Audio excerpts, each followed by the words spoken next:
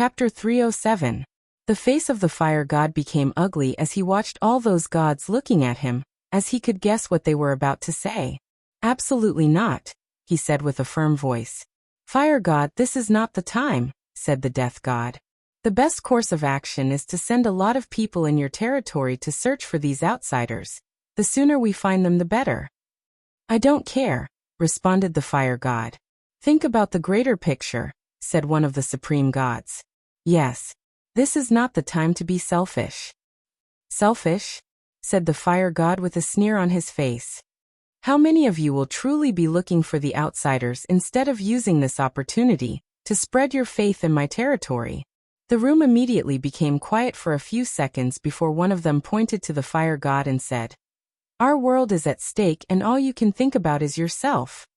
In response, the fire god glanced at him for a moment, then said, The wisdom god just said that these people are from a more advanced world than us that has mastered the power of space. So it is very possible that they have already left the fire realm, and could be anywhere in the 36 realms. How about all of you open the borders to your territories, and let other gods send in their subordinates and search for the outsiders?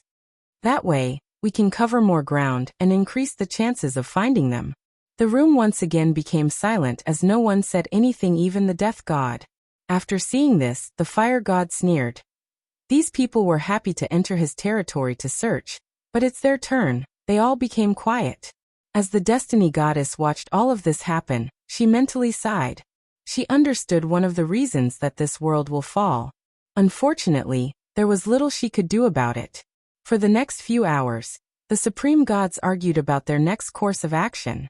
In the end, under the persuasion of the destiny goddess and the life goddess, the fire god decided to allow each of the supreme gods to send 3 gods into his territory. However, these gods can only be true gods and below, and if they show the slightest intonation to start spreading faith or forcefully capturing people, he would kill them immediately. The other gods agreed to his proposition. According to their previous agreement, in each realm ruled by a supreme god, there was a fixed amount of faith that the other supreme gods could gather. If someone broke that limit, he would be dealt with by the others. Once a decision was reached, all the supreme gods returned to their realm. Destiny realm, wisdom heavenly abode. The wisdom god returned to his temple. As soon as he was alone, he smiled brightly, instantly removing the solemn and calm look on his face. Although he could not influence the decisions of his superiors, he still received a lot of benefits. The destiny goddess promised to increase the population under him, so that he could gather enough incense to reach the peak of the divine incense realm. He then quickly calmed himself down. During the meeting, since he was under a lot of pressure, he felt that he might have missed some information. So he quickly reviewed everything again. However, he did get any new relevant information. Did I really miss something? Muttered the wisdom god. Then he smiled and said, Although I'm not good at fighting when it comes to using my mind, no one is on par with me. So I doubt I will miss something. After that, he no longer paid attention to this matter as he waited for his reward. He could tell that great changes were about to take place in this world because of the outsiders. To be precise, great chaos was about to take place. If he plays his cards right, he might receive a lot of benefits. In another heavenly abode, the destiny goddess opened her eyes.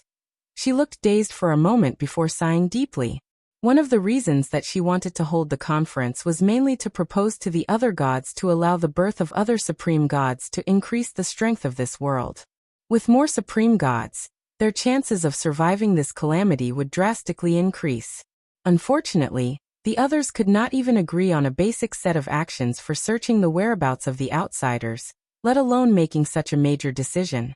The destiny goddess knew that all of them would immediately reject her proposition if she brought it up. After reining in her thoughts, she stood up from her throne and left her temple. Unlike most gods who had golden temples decorated with lavish embellishments, her temple was plain white with little to nothing beside one statue of her. And just like the statue, she was dressed in a plain white robe. An ethereal and mysterious mist seemed to cover her face. After leaving her abode, she directly teleported to another one. And this one was also unique. It was a library attended by an old man that looked like he was about to die. Age spots could be seen all over his face along with countless wrinkles. Despite this, his eyes were not murky, instead, they were quite bright. "Your Highness, to what do I owe this pleasure?" said the old man. As the Destiny Goddess looked at the old man, she was momentarily dazed. "Record God, how old are you now?" "Your Highness, I'm 18,324, 657 years old." 18 million? You're rapidly approaching the title god limit of 20 million. It's all right. After all, death is an inevitable thing for all living beings. And even the supreme gods will one day return to the embrace of Mother God. "That's true," muttered the Destiny Goddess softly. She could not remember how many god of record she has seen and buried in her lifetime. And one day, one of them might bury her.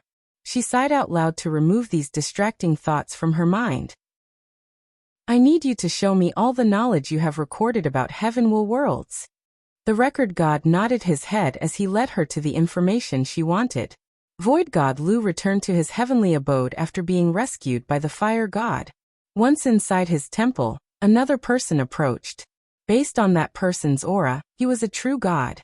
"Your Majesty, what reward did the fire god give you?" said the true god. "Did he give you permission to become a title god?" After hearing the question, Void God Liu's eyes became blood red. He instantly appeared in front of the true god, gripped his head and pinched it. Golden blood, bones and brain fluid drenched his body and decorated the halls of the temple. After, he ignored the filth around him as he sat on his temple. "I was so close to becoming a title god, but now everything is ruined. Outsider, you better not let me catch you." He then closed his eyes to absorb reputation and cultivate. However, what Void God Lu did not notice was a strange black energy that came from his blood and was rapidly spreading through his body. After using the void-breaking talisman, the shadow was teleported to a secret base that he made that was surrounded by formation to prevent spying. Once there, the shadow did not immediately return to meet his commander. Instead, he spent a few days cultivating the part of the Transcending Fate Sutra that involved anti-divination. He had to make sure that these supreme gods could not track his whereabouts anymore. After that, he took out a vat of golden blood. He immediately began to chant a weird formula. As a result, black energy came from his body and entered the blood. A few minutes later, he stopped and nodded in satisfaction. "With this blood possession curse, it should be a lot easier for me to gather information." The shadow then sneered as he placed the blood away. He expected some sort of resistance when placing the curse. However, nothing happened. As such, he was quite disdainful of how lax or carefree the mentality of these gods is. It's like they have no sense of crisis. However, after thinking about it for a moment, he realized that everything made sense. These gods have been at the top of the food chain for so long since nothing could threaten them. So they have lost their natural cautiousness, their fear of the unknown, and their awe of heaven and earth. In some way, they are quite pitiful. Although the crystal wall has protected them from harm for who knows how long, it has also restricted the development of their civilization. Of course, the shadow did not pity these gods. To him, the weaker they are the better. After all, he came to this world to conquer it. The weaker the god civilization is, the easier the task will be to accomplish. Chapter 308. The supreme gods of this world can use the power of law, asked Li Jun with a hint of astonishment as he looked at the shadow in front of him. "So, I was right to be cautious." The information brought back from the shadow did bring the group a bit of surprise. With the strange cultivation system and the powerful crystal wall, this world must have a big secret. "And most likely this secret involves a great emperor," commented Wang Ju.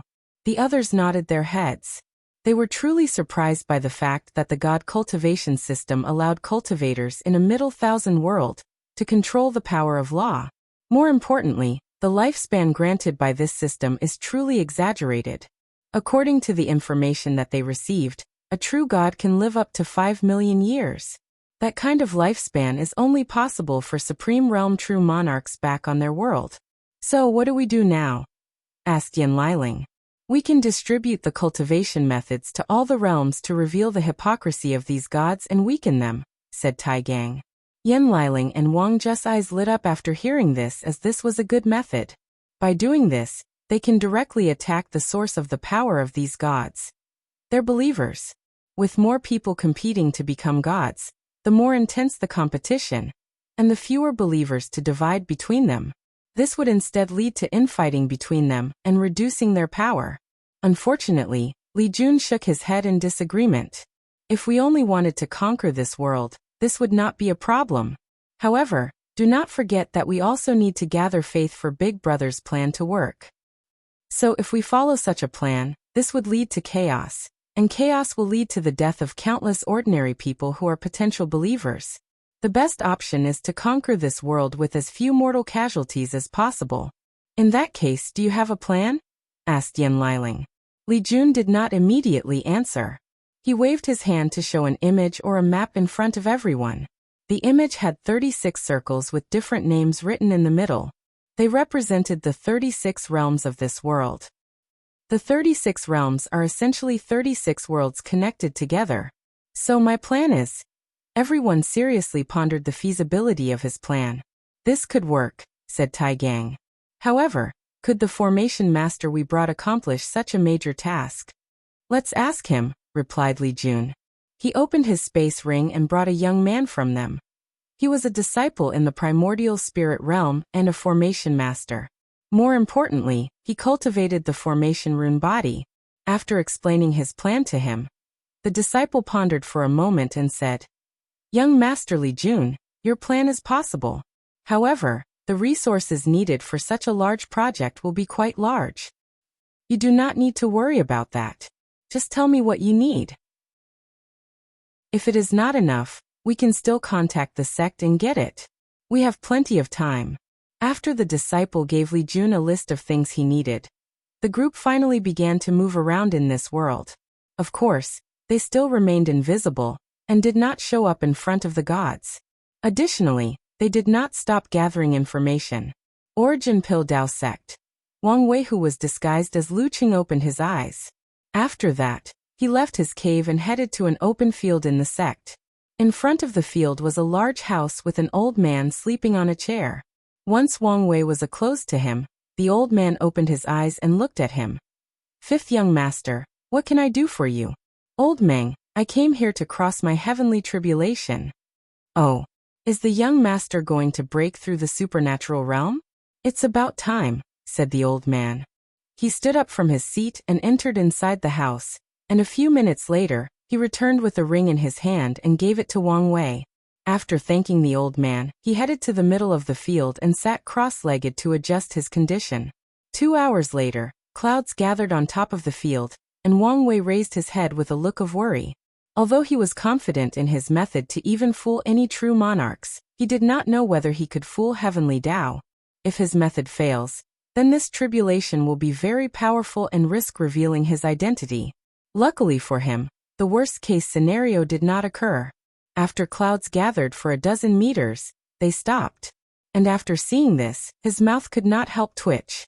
He remembered when he underwent his tribulation. Clouds covered the entire sect and beyond.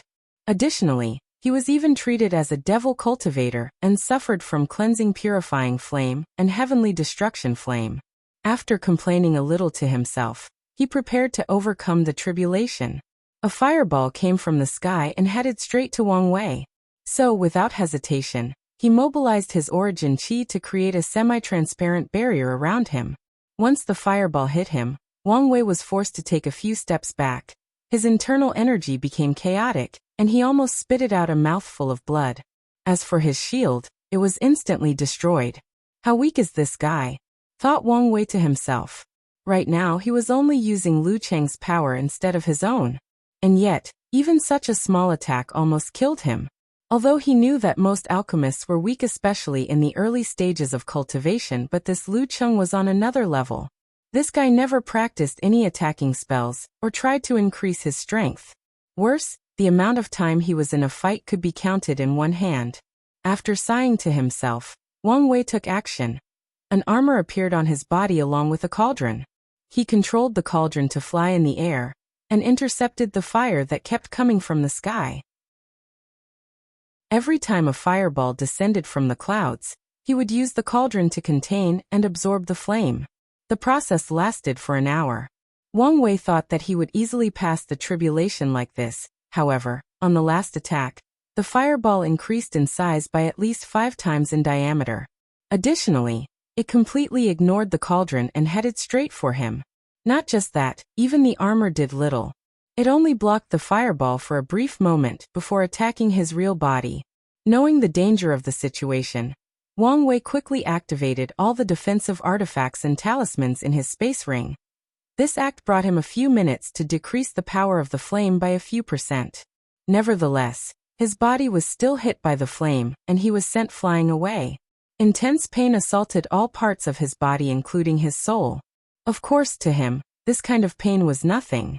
However, since he was playing Lu Cheng, he had to release a few grunts for the people who were secretly watching. After the flame burned his body, he finally succeeded in his tribulation. The ancient lamp appeared on top of his divine altar along with his good fortune flame. During the process, Wang Wei could tell that based on this guy's foundation, he would probably only create a 9 colored flame. For a direct disciple of the sect master of an emperor lineage, this was quite mediocre.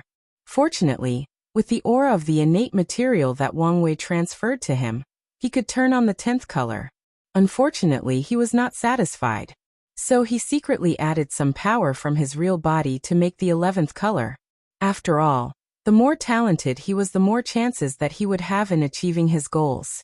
In the future, he will have to slowly build this Lu Cheng's reputation as a genius through many methods.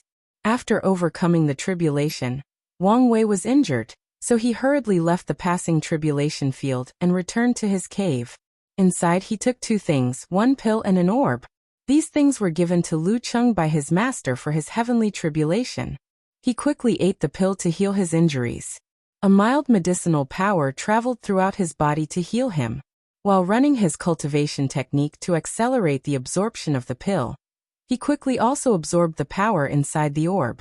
The orb contained a small amount of qi luck that was refined so that it could be absorbed by people.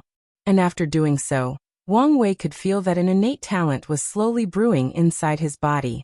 Although he knew that with such little amount of qi luck, the talent will not be much. He hoped that it would not be a normal level talent, but a growth one so that he can have room to maneuver in the future. Chapter 309.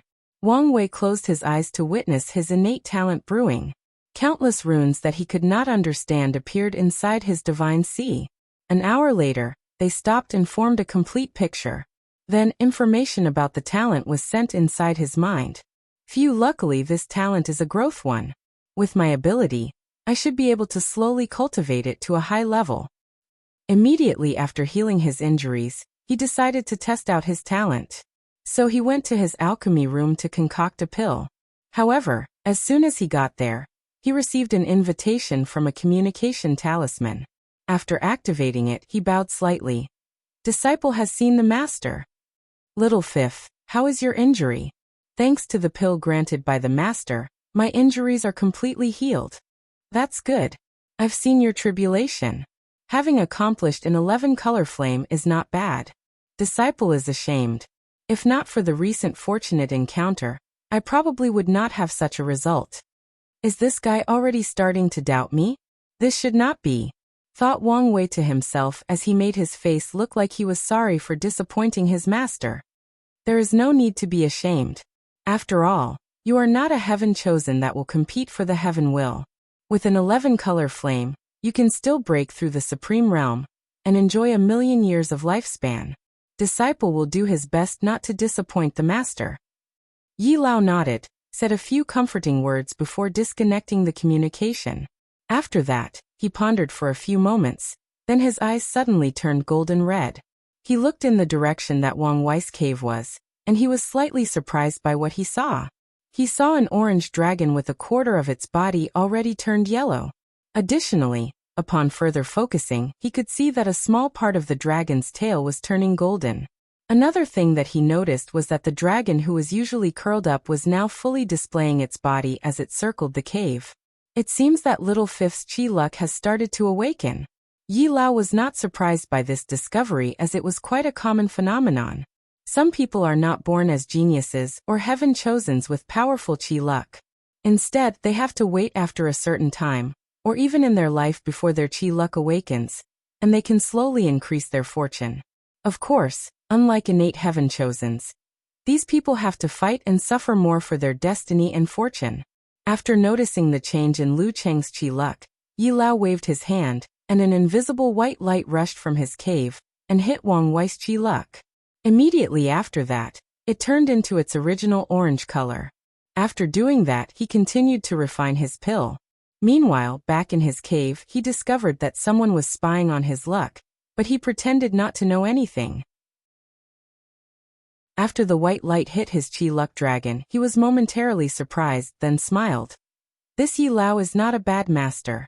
He even hid his disciples' chi luck to protect him from others. He then went back to his business as he was prepared to refine pills. The previous owner of this body was a low-level Tier 2 alchemist, meaning that the highest level of pills he could refine were low-grade earth pills, which are used by supernatural realm cultivators. And from his memories, Wang Wei knew that the success rate of the refinement was quite low, especially since Lu Qing did not have divine sense to help during the process. Honestly, this guy was very lucky to pass the assessment to become a Tier 2 alchemist. He was lucky to succeed in his 4th attempt out of 5. Wang Wei had to shake his head when he saw that memory. He wondered how could the Alchemy Association be so lax to just give this guy such a rank after refining one pill. Of course, he also guessed that the Alchemy Association was not lax, but took into account Lu Cheng's master and bent the rules and gave him the rank. After taking out his cauldron and the herbs needed for the refinement, Wang Wei began. He did not immediately refine an earth-grade pill, but started with the lowest profound-grade pill. Before infiltrating this sect, he also minored in Pill Dao and had some attainment on alchemy. Unfortunately, even since Yan Liling joined the team, he has been a little negligent in his alchemy training. As such, he decided to start over and review the things he previously learned. A 500 years ginseng, root of a blood lotus, red dates and fresh blood drained from a tiger demon heart. As Wang Wei looked at these ingredients, he prepared to place them inside the cauldron to begin the process of refinement. Immediately, his talent activated. He cut off a few centimeters of the blood lotus root. The cut was extremely precise. Then he also shaved off a few pieces from the red dates. As for the demonic blood, he measured the quantity down to the milliliters. So that's why this ability is called precision. With it, I can use the perfect quantity and ratio when using any herbs. One thing that Wang Wei has always complained about alchemy in this world was the issue of ratio. There was no standard for the entire world, so most pill formulas were solely based on the alchemist who created them. Some alchemists created their own system of measurements, while others used vague descriptions like a pinch or a handful on their formula. Some of them even straight out asked people to feel the ratio that they felt was appropriate. As a result of this, alchemy relies greatly on talent, trial and error, and resources. So when he was young, he created a system of measurement for all the alchemists in the sect to use. His goal in doing so was to lower the talent entry for alchemy, thus cultivating more lower-level alchemists for the sect. Unfortunately, back then, many of the alchemists in the alchemy hall disagreed with his approach. These pedantic old men who had their nose up their arse did not care for his status, as they believed he was committing blasphemy against such a sacred profession. Fortunately, his father saw the advantage of this system and quickly implemented it. A few hundred years later, this pedantic old man saw the benefit of this system, and did not dare say anything anymore. Well, at least in public they want. After placing the herbs inside the cauldron, a red flame appeared in his hand, and he began to melt the herbs. His control of flame has to be exact, otherwise the herbs will be destroyed. With his divine sense, he could see everything happening inside the cauldron, and it became easier to control the flame. Once the herbs were melted, he began the process of removing impurities.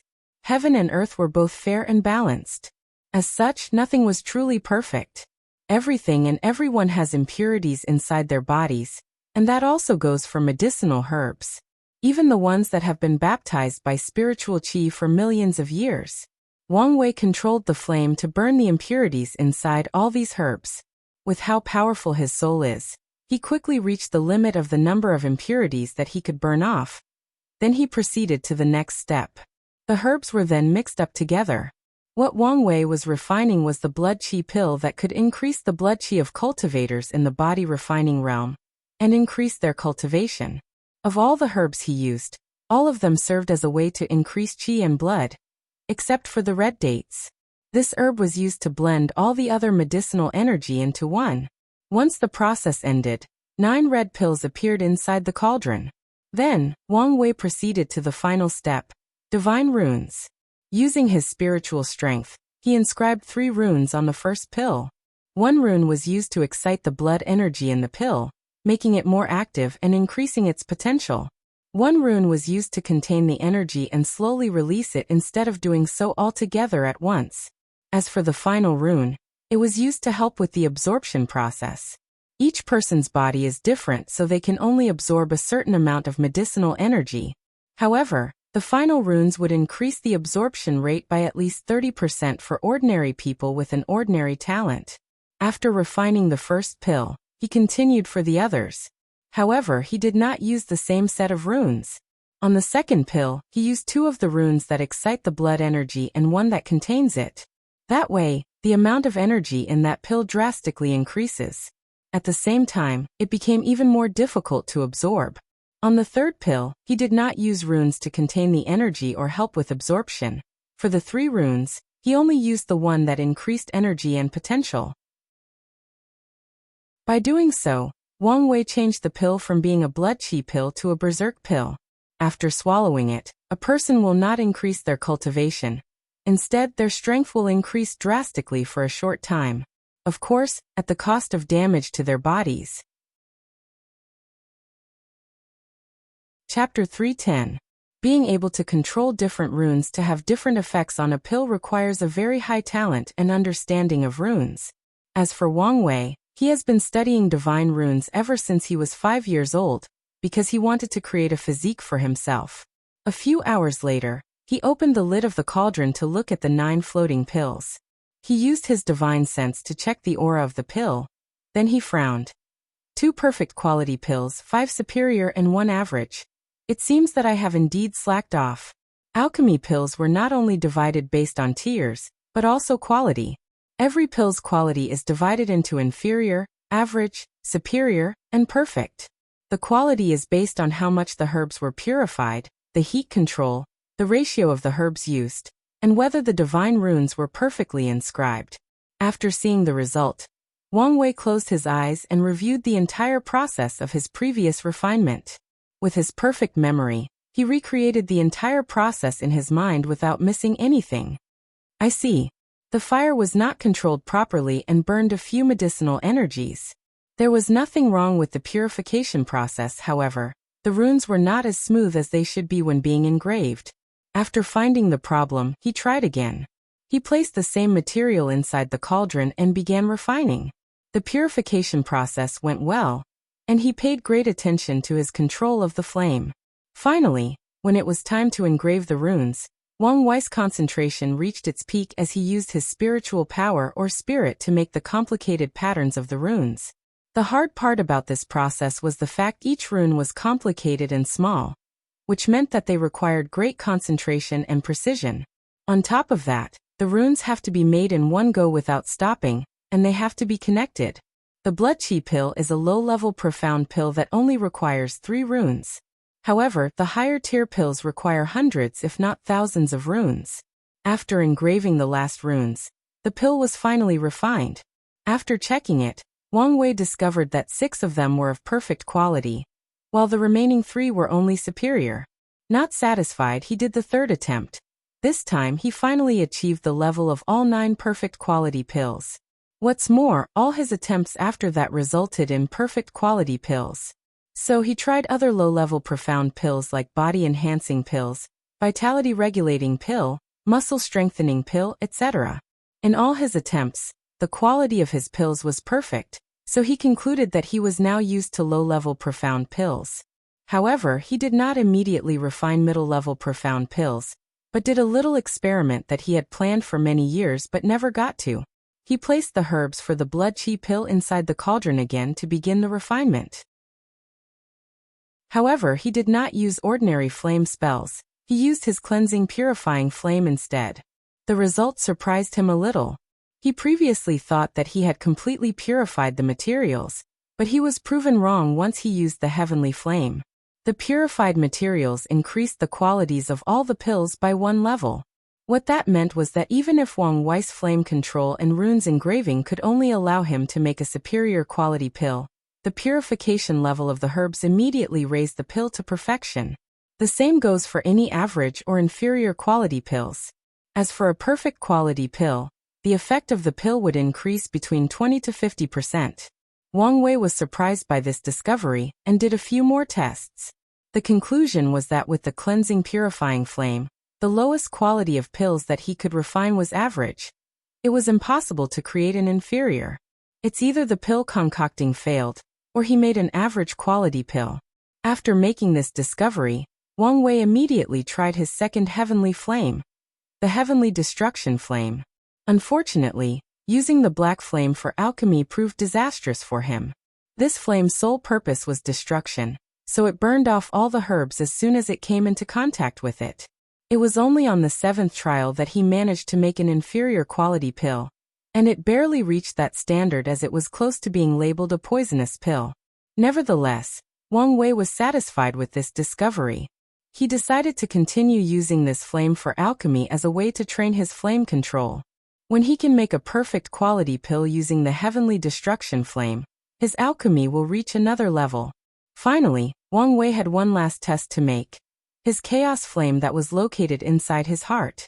A transparent flame that seemed both static and constantly changing color appeared in his hand. Then he refined the herbs with it. To his surprise, he discovered that the chaos flame was not only as good if not better than the cleansing purifying flame. It could also nourish the herbs and improve their quality. For example, the 500 years old ginseng turned into a 1,000 years old one. The root of the blood lotus became bright red instead of the dim red color. The red dates turned purple, and the blood of the demonic beast had a tinge of gold. Wang Wei looked at the 9 pills inside his cauldron that excited a mysterious and profound breath. He took one and swallowed it to feel the effect. And to his astonishment, the perfect pill was at least 5 times more powerful than a regular one. This low-level profound pill could be classified as a middle-level profound pill. He immediately did some tests and realized that no matter how bad the rune engraving process was, the pill will turn into perfect quality ones. And if the process is done correctly, the strength of the pill will increase between 5 to 10 times. No wonder the Flame Emperor was considered one of the greatest alchemists that ever existed, muttered Kong Wei. There were even rumors that he might have surpassed the Danyuan Emperor when it came to pill Dao. It's a shame such a powerful emperor did not create his own lineage. However, he may have left his inheritance somewhere in the myriad emperor world. After reining in his thoughts, Wang Wei finally began to refine middle-level profound pills. He chose a simple pill called Origin Qi Pill, which is the upgraded version of Blood Qi Pill used by Divine Sea Realm cultivators. Just like the name implies, it can increase the origin qi inside a cultivator's body and help them in their cultivation. With the right state of mind, he was able to perfectly control the heat and properly purify the material needed. When it came to rune engraving, he had to be more careful since the pill required 9 runes instead of 3. Many of these runes involved how to stabilize the divine, see once the medicinal energy rushed inside, and also to help with the absorption process. After refining the pills, 2 of them were of superior quality, while the rest were perfect. So he refined a few more cauldrons until he could only refine perfect quality. Then he refined other middle-level profound pills like Divine Sea Expansion Pill, which increased the size of the Divine Sea and allow cultivators to hold more Origin Qi. Origin Qi Controlling Pill can help cultivators increase their control over their Origin Qi. Purifying Qi Pill, which can purify Origin Qi and increase the quality. Just like that, 3 months passed and Wang Wei never left his cave. He spent all his time on alchemy. In front of him was still a cauldron with 9 pills inside, and he was in the process of engraving runes on the pill. After engraving the 81st rune, the process was completed. So he opened the lid of the cauldron and looked at the result with satisfaction. I've finally mastered making low-level earth pills and caught up with Lu Cheng's skill. Wang Wei himself could only be considered a middle tier 2 alchemist, as the highest level of pill he ever refined himself was a middle-level earth pills which are used by divine body realm cultivators. After all, he could ask for any pill he wanted, and once Yan Liling joined the team, he became a little lazy. However, he was now going to take advantage of his current predicament to fully develop his alchemic talent. Alright, let's refine the middle-level earth pill. Unfortunately, he could not find any of the herbs necessary inside Lu Cheng's space ring. So he took out a talisman to ask for herbs. However, he suddenly paused midway. He realized that he was not in the Dao opening sect, and could just ask for what he needed, and someone would bring it to him. According to Lu Cheng's memory, even as the disciple of the sect master, if he wanted herbs and materials, he needed to use sect points. After realizing this, Wang Wei wondered if he should just use the material inside his space ring. In the end, he decided otherwise and finally left his cave. Chapter 3:11. After leaving his cave, Wang Wei followed his memory to fly towards the exchange pavilion. He soon arrived in front of a wooden house that looked like 3 houses stacked on top of each other. In the middle house, a plaque with the character, Exchange Pavilion, written in black. After entering inside, the first thing he noticed was that the inside was way bigger than the outside. He guessed that a space expansion formation was placed inside. Many disciples were walking everywhere inside, and no one paid attention to him. Based on body movement and facial expression, he could tell that some people recognized him, but they just ignored him. With a calm look on his face, he went to one of the many booths. He took out his token, and once the people in line saw it, they gave way for him, so he came to the front of the line. "What can I do for you, fifth young master?" asked the female disciple that was in charge of this particular booth. "I'm here to hand over some pills in exchange for sect points," responded Wang Wei blandly before taking a space ring and handing it over to the girl.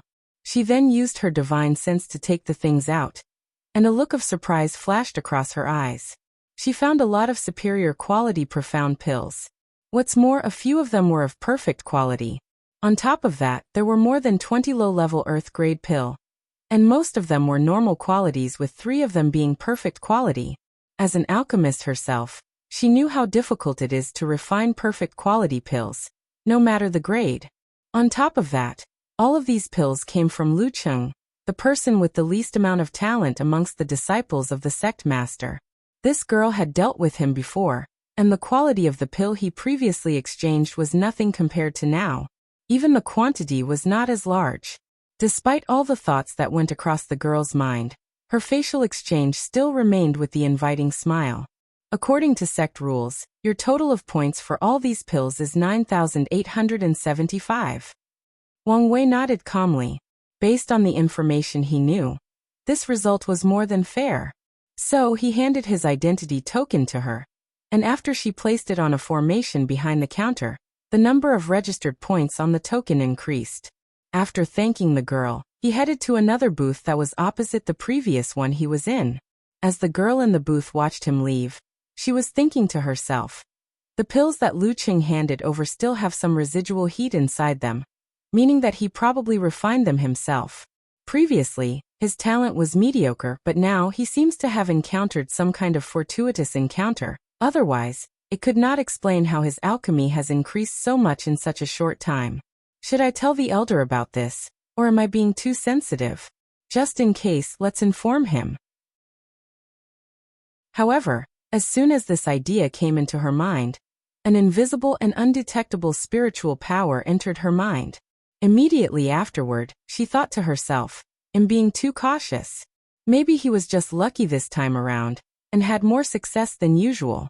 Meanwhile, Wang Wei did not use his token to get in the front of the line this time, since it was not that long. While waiting, he thought to himself, I wonder how deep Fu Kaiyun's control over this sect is. Just now he quickly read the fate line of the girl in the booth, and learned that she was secretly one of the people that supported Fu Kaiyun in the sect. After making this discovery, Wang Wei did a quick read on many other people, and more than 2/3 of the people behind the booths were his people. That meant that Fu Kaiyun had full control over people of power in the Origin Dao Pill sect. I feel bad for my cheap master. His sect is not under his control. Wang Wei was pondering whether he should get rid of Fu Kaiyun, so that his plan could go more smoothly. According to his original plan, he wanted to impersonate one of Fu Kaiyun's disciples since he had the most power in the sect. However, after his research, he learned that most of Fu Kaiyun's disciples will either die or become mediocre. They usually showed excellent talent in the early years, but later they became mediocre. As for the truly extraordinary one that had hope of inheriting his ability and skill, they all died under strange and mysterious circumstances. In the world, there has never been a lock that is kept locked forever. So, rumors of the fact that Fu Kaiyun secretly killed his disciples have long spread to the world, leading to his terrible reputation. Of course, that's just one of the reasons. While Wang Wei was thinking about his next step of action, it was already his time. He looked at the disciple in front of him, and he knew that he was also one of Fu Kaiyun's people. "I need the material on this list," said Wang Wei.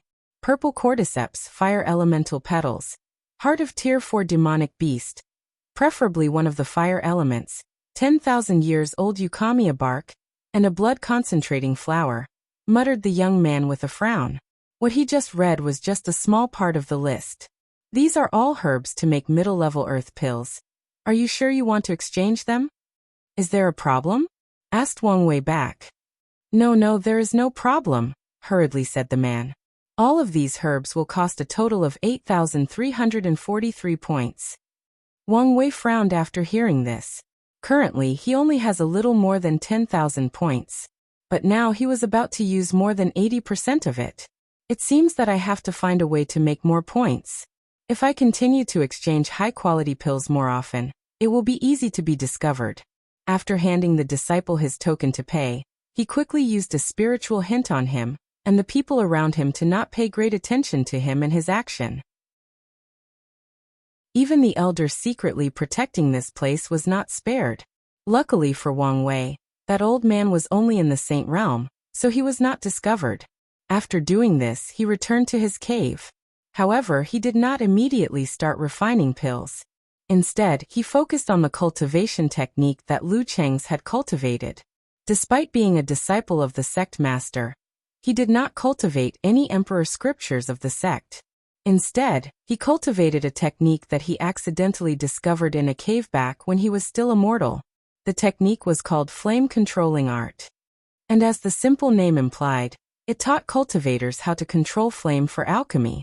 This technique was divided into 12 layers. Unfortunately, Lu Cheng only had 6 layers, and as such could only cultivate to the primordial spirit realm. Knowing that this technique had no future, he told his master about it so that he can change to a better one. However, Yi Lao told him that this technique was strange, and only by cultivating to the 6th level could he change to another one. Wang Wei always felt that this technique was special. To be precise, it seemed as if it was incomplete, and he was not referring to the fact that it only had half the layers. To him, it was like someone took a more powerful technique and simplified it to make it easier for other people to learn. Another thing that made him suspicious was the conversation that Lu Cheng had with Yi Lao when he first showed him the technique. The sect master was too nonchalant. A cultivation technique that could teach people how to properly control flame should be very valuable to an alchemy sect. Yet, Yi Lao did not show any interest after Lu Cheng showed it to him. He even swore an oath not to tell anyone else that he was cultivating it. After knowing that something was wrong, Wang Wei wanted to find the answer. So he used his power of fate to deduce the cause and effect of this cultivation technique. He wanted to find its origins. Unfortunately, his deduction did not produce any result. So he changed his calculation and wanted to know if this technique was related to the origin Dao Pill sect. He still could not get an answer. So he deduced if the technique had any relationship with sect master Yi Lao. He finally got an answer, and a positive one at that. Wang Wei's eyes lit up after this as many thoughts rushed through his mind. He had many theories, however, there was too little information as of now. For the next week he stayed in his cave, then left for the sect's library. He wanted to check if there was any technique that could help people increase their flame control. And the answer was negative. Without pause, he headed to another person's cave. He wanted to check one last thing about this technique before making any theories or deductions. Chapter 312. After arriving at his designated cave, Wang Wei saw that the entrance had a formation, so he just stood in front and waited. He knew that the owner would be aware of his arrival. A few minutes later, the formation was activated and someone came out. Wang Wei knew that person was a servant, so he just nodded his head to him and followed the ladder. Soon, he was led into one of the rooms inside the cave. As soon as he entered, Wang Wei felt that heaven and earth changed. It was like he was in a different place where the laws were completely different. The feeling was similar to when he first arrived at the academy. A small world? Thought Wang Wei as he continued to follow the female maid.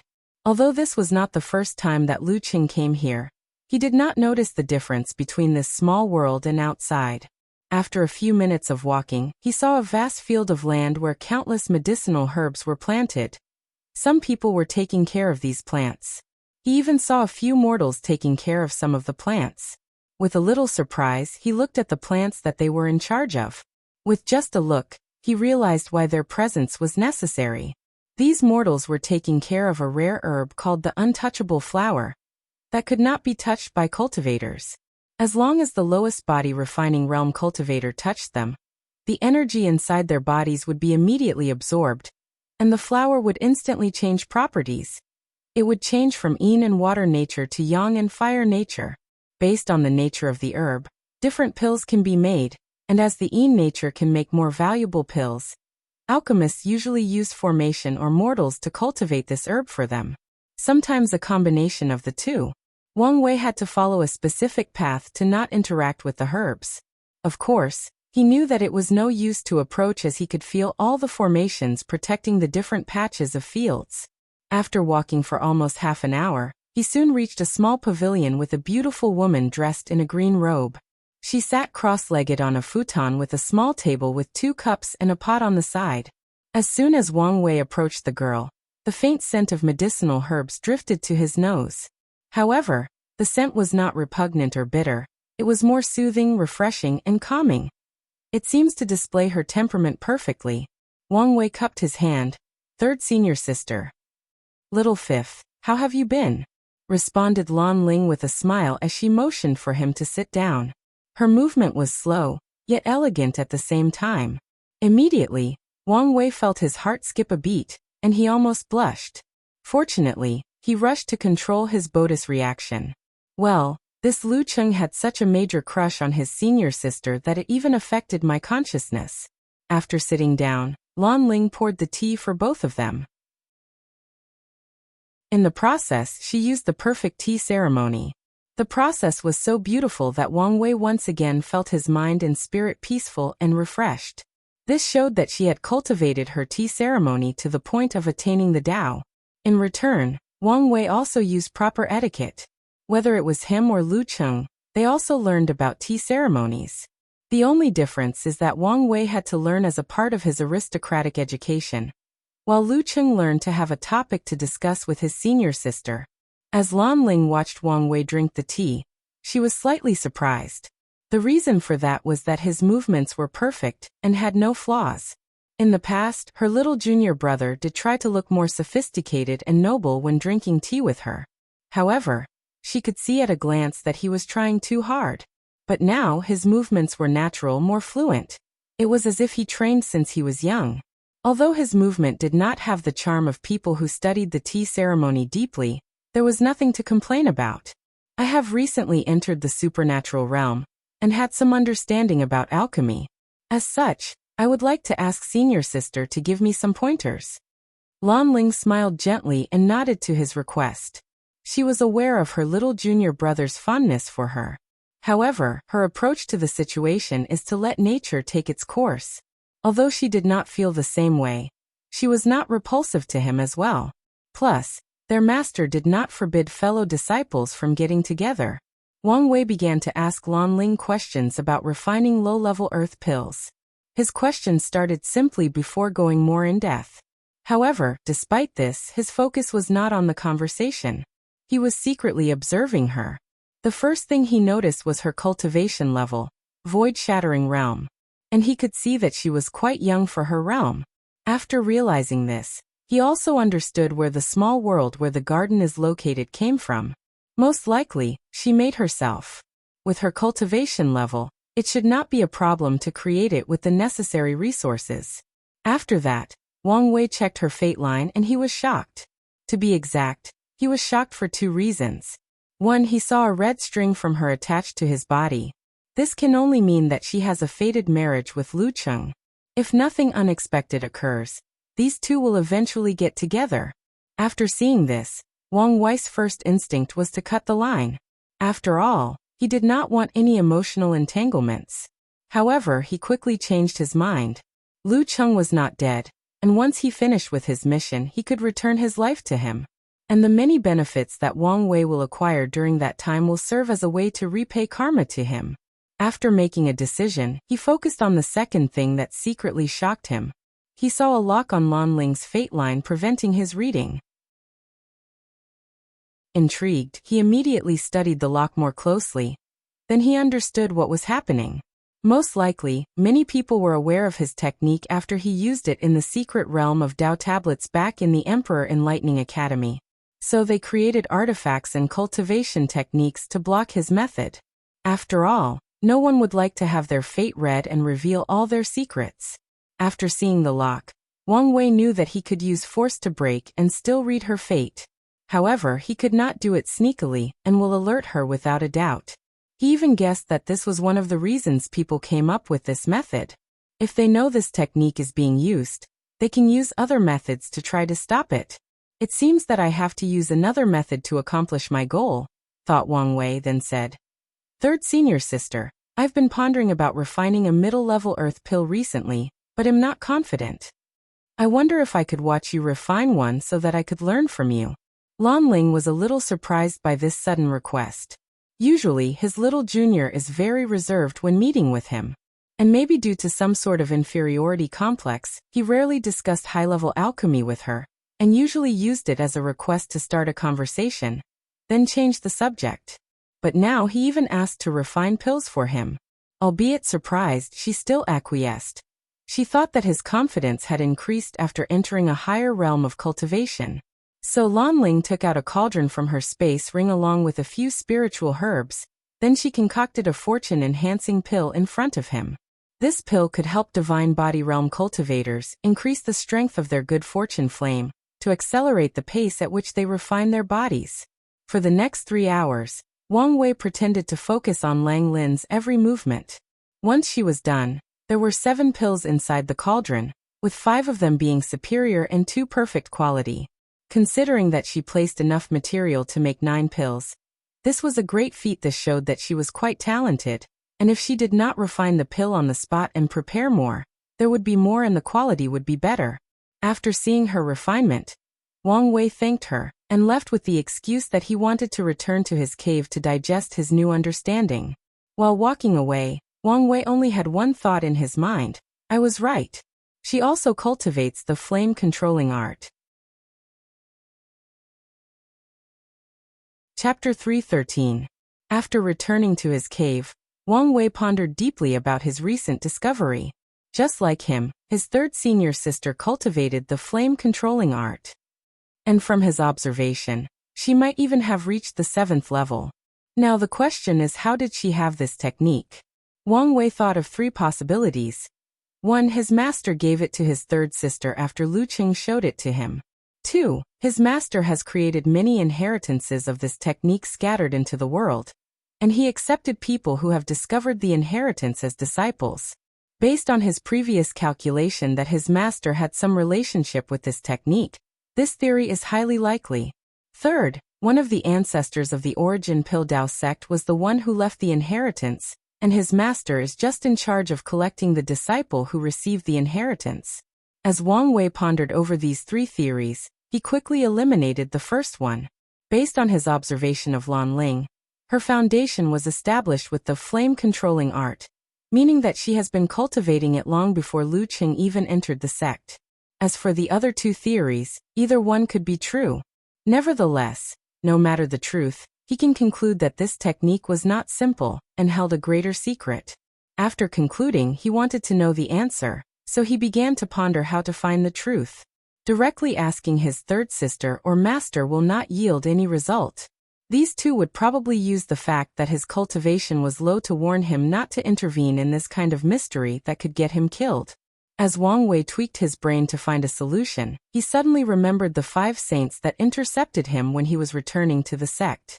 Lu Cheng is a pretty mediocre person in the sect, so who would send 5 saints after him? For what reason? The only special thing about him is that cultivation technique. I should not have killed all of them at once, muttered Wang Wei with regret. He wished he had left at least one alive to search for information. Nevertheless, he could guess who sent them. Fu Kaiyun. Wang Wei guessed that he might also have some suspicion about Lu Cheng's cultivation method, and sent his people to check it out. As long as Wang Wei investigates from there, he will eventually find something. However, he did not immediately set out but instead started to take a deeper look at the flame-controlling art. Previously, he only took a glance at it, and used the 4th level to break through the supernatural realm. A few weeks prior, after Wu Hong watched Wang Wei leave for the southern continent, she left the sect and headed for the western continent. She broke the space, and in just an instant, she crossed the central continent and arrived on the other side. Soon after, Wu Hong found herself on a mountain range. After sensing the nearest place with life, she broke the space and appeared there, floating in the air as he gazed downward. What she saw was a man dressed in a red robe sitting cross-legged in the middle of a village. He was absorbing a bunch of red energy that came from all the dead people of the village. Based on the blood on his body, Wu Hong could tell that this man had just slaughtered this village himself, and he was using their blood to cultivate. With just a glance, she could tell that this man's talent was horrible. The highest level of cultivation he should reach is probably the body refining realm 3rd or 4th layer. Yet this man's current cultivation level was the Divine Sea realm. To be precise, he was in the Peak of Origin Lake. She could guess how many people he slaughtered to reach that level. Without saying anything, she used her divine sense to search his soul. The poor guy did not have the time to react or realize what was going on. He bled from all the orifices of his body as his soul was destroyed. So, I'm currently in Tiger King domain, not far from the children's heart domain. Wu Hong waved her hand and all the bodies of these villagers were buried, and a large grave was erected in the middle. Then, she broke the space again and headed for her destination. After arriving in children's heart domain, Wu Hong headed to a place called Black Stripe Forest. Once there, she saw many cultivators headed inside the forest to hunt demonic beasts and search for opportunities. Unfortunately, at the entrance of the forest, a group of people dressed in similar uniforms would stop anyone coming out of the forest and asking for tax. And if someone refused, they would be directly killed and their space rings taken away. Of course, the majority of people did not refuse as they were used to this already. With a glance, Wu Hong, who was invisible, identified these people taking taxes. They were from the Beating Heart cult, a devil emperor lineage with one great emperor. Ignoring these people, she entered the forest. Using her divine sense, she found her destination in the southern part of the forest. Wu Hong then appeared in front of a small cave. After seeing it, she immediately frowned, then quickly entered. Soon, she found herself in a small secret realm that was darkly light with a red ambience. However, as soon as she entered, there were no guards, no puppets, or formations to prevent her from moving forward. As such, Wu Hong's frown increased. She headed unimpeded directly to the core of this. All she saw was a small table with nothing inside. She searched for a while but did not find anything. Did Du Hu already get the curse of hatred? According to the timeline, it should have been a little later. After not finding what she wanted, she left the secret realm and headed straight to the Devouring Heart domain, which was the location of the Beating Heart cult. Once she arrived, no one discovered her presence. However, she could hear some of the conversations that the disciples were having. "Brother Yu, did you have a breakthrough in your cultivation?" "Only because of luck," replied Brother Yu with a smug look on his face. "If I remember correctly, your last breakthrough was only 5 years ago. Brother Yu, there must be some secret. How about sharing it with your little brother?" "There is no big secret. I was lucky enough to get the heart of a child born on the most time of the year. After absorbing it, of course, I made a breakthrough. Brother Yu, don't lie to us.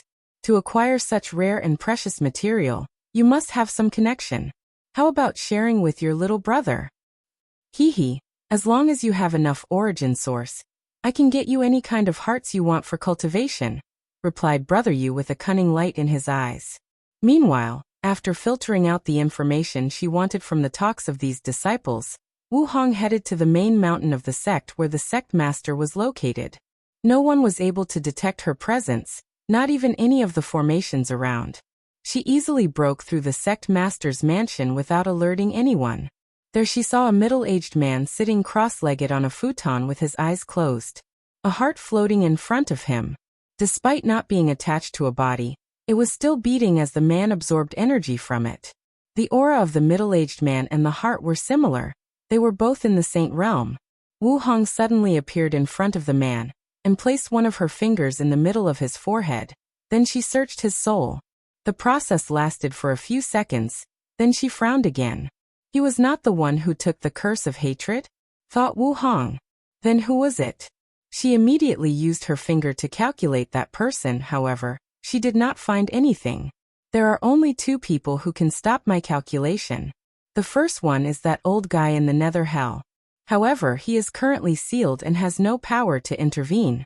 Plus, it does not benefit him in any way. The second being Heavenly Tao. She paused for a moment. Could it be intervening because it's related to Wang Wei? She did not have an answer, and she did not care at the moment. What she cared about was her next action. In the previous timeline, Wang Wei suffered from that curse. For more than 10,000 years, he was in constant pain as his soul was slowly corroded and tortured. It almost drove him insane. And since he did not have his paragon soul with him, he was helpless and on his own. No matter what method the Tao opening sect used, they could not remove the curse. Wu Hong's purpose was to retrieve it in advance and prevent this from happening again. However, too many things have changed in this timeline. Well, there is no need to care that much, muttered Wu Hong. Since he could survive the curse in the previous timeline and benefit from it, there should be no problem. After all, his current self is much stronger, and it's not even a comparison. After thinking about this, she left the site of the beating heart cult. As for sect master Du Hu, he did not die but passed out as his primordial spirit was injured. Chapter 314. After leaving the beating heart cult, Wu Hong broke the space and traveled back to the central continent. However, she did not return to the Tao opening sect, but headed to the east side of the continent. Soon, she found herself in the lifeless domain, which was located at the very corner of the continent, with the ocean that separated the continents not too far. She floated in the air as she looked at her surroundings. The clouds were red, and they were constant, static or never changing. Not a single one moved from their places, and it seems that they have been like this for eons. The soil was gray. It was as if they were devoid of life. No plants, animals, or even living beings could be seen from hundreds of miles on. The dichotomy between the ground and the sky gave the entire place a dreary and desperate atmosphere. On top of everything else, there was not even a single ounce of spiritual energy, and the space was turbulent, making it very difficult to teleport. A baleful aura could be felt everywhere, trying to influence the mind of anyone who steps foot in this forbidden domain. Wu Hong could feel that the laws of heaven and earth in this place were chaotic, even destroyed. If any void-shattered realm or saints were to step here, they would lose the ability to use the power of law. Only supreme true monarchs who have their own Tao fruit would not be affected. After a quick glance around, she flew toward one direction. She did not teleport this time. She flew for a few hours with nothing or no one in sight. And with her speed that is faster than light by many times, she traveled a great distance. When she was close to her destination, she finally saw someone. It was an old man dressed in tattered robes with dirt all over his body. His long hair was disheveled and had no shoes on. He seemed to be muttering something nonstop. Unfortunately, his words were nothing but rambling. They made no sense whatsoever. Wu Hong could tell that this man was a saint trying to use this place as a way to temper his Tao heart. Unfortunately, his primordial spirit was corroded by the baleful aura, and he became crazy. She looked at the crazy old man with a look of appreciation. Not anyone had the will to try such a harsh method of tempering themselves. Additionally, she could feel that this old man was still struggling to retain his sanity. Nodding her head gently, Wu Hong pointed her finger at him. Then a white light entered his sea of consciousness. Countless runes appeared and sealed a red aura that was surrounding the old man's primordial spirit. Immediately afterward, he regained consciousness. The old man looked around but did not find anything. Nevertheless, he still cupped his hand and bowed. "Thank you, Senior, for saving the life-saving opportunity. If you can report your name, this younger generation promised to repay this karma one day." The old man waited for a while but did not hear anything. However, a slight surprise flashed across his eyes, and hurriedly said, "Thank you, Senior, for passing the law." A few seconds ago, he received a cultivation technique that allowed him to absorb the baleful aura in this place to increase the strength of his primordial spirit. Once his primordial spirit increases in strength, it will be easier for him to understand the laws between heaven and earth. Additionally, his soul will be more resistant to spiritual attack and interference. And this is not even the greatest benefit that this technique will bring him. With it, his chances of breaking through the supreme realm have increased from less than 1% to 10%. For him, this was the greatest fortunate encounter of his life. The old man immediately knelt on the ground and kowtowed 3 times, then left in the opposite direction. Although he would like to meet the senior and maybe even get to know them, this way, he might get even more benefit. However, he controlled his greed instead and was satisfied with what he got. Meanwhile, Wu Hong left after giving this man a chance. The reason she did that was that she learned the concept of being an old grandpa that likes to give fortunate encounters to worthy people from Wang Wei. You can say that it has become a hobby of hers. After leaving the old man, Wu Hong flew for a few more hours before seeing a small, old cottage. With just a glance, one could see the vicissitudes of time from the old cottage.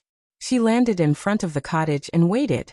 A few seconds later, a middle-aged man dressed in plain black came out. He looked at the beautiful woman in front of him. At first, he was perplexed how someone actually discovered this place before the appropriate time. However, as soon as he laid eyes on Wu Hong, his hands trembled slightly. "Empress, is that you?" She nodded her head slightly. Then a complicated rune appeared in front of her. As soon as it manifested, Wu Feng felt a slight trembling from his bloodline. "It really is you. What generation are you now?" asked Wu Hong. "It has been so long that I forgot," replied Wu Feng. "However, our family has been keeping guard since you left, never breaking our oath." "Very well," commented Wu Hong. Then, she pointed her finger at the man. A white light flew from it and entered his body. During the process, the man did not hesitate nor show any fear. To him, if the Empress wanted to kill him, he would take the blade and hand it to her. Or better yet, doing it himself. A few seconds after the white light entered his body, a black sphere came out of Wu Feng before dispersing. Then he suddenly felt refreshed, like a mountain was removed from his shoulder. His appearance changed from that of a middle-aged man to a youngster no more than 25 years old. "I have sealed and removed all the hidden injuries caused by the constant baptizing of baleful aura. With your current supreme realm strength, you should be able to live a few more million years. Now lead me to it." Wu Feng bowed and led Wu Hong into the cottage. The space instantly became a little crowded, but neither of them minded. After taking out a token, Wu Feng activated it, and the ground opened up, revealing a set of stairs. The two then slowly descended with Wu Feng taking the lead. They soon passed through a long and dark corridor to find themselves in a large and empty space. In the middle was a massive red doorframe or gate that was probably hundreds of thousands of miles in height. Countless formations could be seen around that gate, and all of them exuded the aura of a great emperor. As Wu Hong gazed at this gate, a slight smile appeared on her face. She could tell that these formations served as a seal, and the first one was laid by herself eons ago. She then took out a small orb and handed it to Wu Feng. "If nothing unexpected occurs, in this generation, the family will be freed from this mission. When the time comes, with this, you should be able to become an immortal venerable, attain immortality and pursue your own dreams and goals." "Dreams and goals, huh?" muttered Wu Feng with a wry smile. All I have ever known was my mission. Do I even have dreams and goals? Finding out about this answer is also a good option. Wu Feng nodded his head as he looked at the orb. He was hesitant about accepting it. Although his family has been guarding this place for many years, it was just a preventive measure. Nothing of significance truly happened, so they did not do much. At the same time, they received many benefits. Whoever is chosen to become a guardian will receive all the necessary resources needed to cultivate to the supreme realm. There is no need for you to doubt whether you deserve such a reward, said Wu Hong. How many people do you know could keep an oath for billions of years? After hearing this, Wu Feng was no longer polite and accepted the gift. He then bowed to Wu Hong before returning from the direction that she came. As for her, she headed straight to the gate. As soon as she approached, many of the Emperor formations activated and prepared to destroy and annihilate her. With all these formations, any ordinary great emperor would be instantly slaughtered. However, a strange wave came from Wu Hong's body, stopping the activation of these formations. Then a white transparent door appeared in the frame, and she stepped into it. Soon after that, Wu Hong was teleported to a very dark and gloomy space. She smelled the air and muttered, "The smell of slaughter, death, sin, and depravity. 9 Devil Gods world, it's been a long time." Chapter 3:15. After arriving at the 9 Devil Gods world, for a moment, she had a look of nostalgia on her face. The majority of her earlier years were greatly influenced by this world and its race. And even after ascending to the Eternal Ascension world, she faced some trouble from the devil race.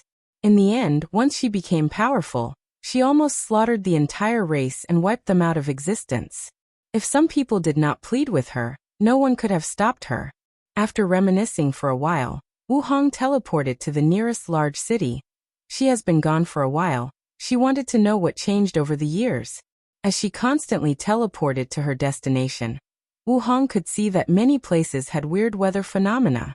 Thunder, flames, tornadoes, sword chi, and space turbulence existed in large quantities in most places, making 80% of the world inhabitable. As for the habitable places, the spiritual energy between heaven and earth was thin, resources were scarce, and the population was small. As for the devils that lived in this world, they all looked weird and fierce. The majority of them had humanoid bodies, but their faces were usually different animals like lions, tigers, elephants, etc. Most of them also had fangs, claws, and tails. Another prominent point about them was the fact that they were really tall. Most devils were at least 3 meters, and this was the minimum height. As Wu Hong floated over the city and watched everyone go by, she could see the desolate looks on these devils' faces. All of them seemed bleak and full of despair. They go about their lives like they have nothing to live for, no hope, no desire for tomorrow. Ignoring these devils, Wu Hong suddenly appeared in the biggest house of this city, the City Lord Mansion. With a wave of her divine sense, she secretly searched his soul. However, a frown appeared on her face soon afterward. She received little information from him. "Well, I should not expect any from a little supernatural realm devil," muttered Wu Hong. She realized that if she were to search each city little by little, too much time might be wasted. In that case, let's not waste time. Her divine sense madly spread out from her body, and she searched everything in sight. She saw countless cities that were scattered all over, with great distances between them. As for the roads between these places, all of them were inhabitable by weak life forms. So few devils actually lived there or built any form of civilization. After searching a few million miles in radius, Wu Hong finally discovered a place worth visiting. Immediately, she teleported to a city far away. Young mansion. A bunch of devils sat inside a room discussing something.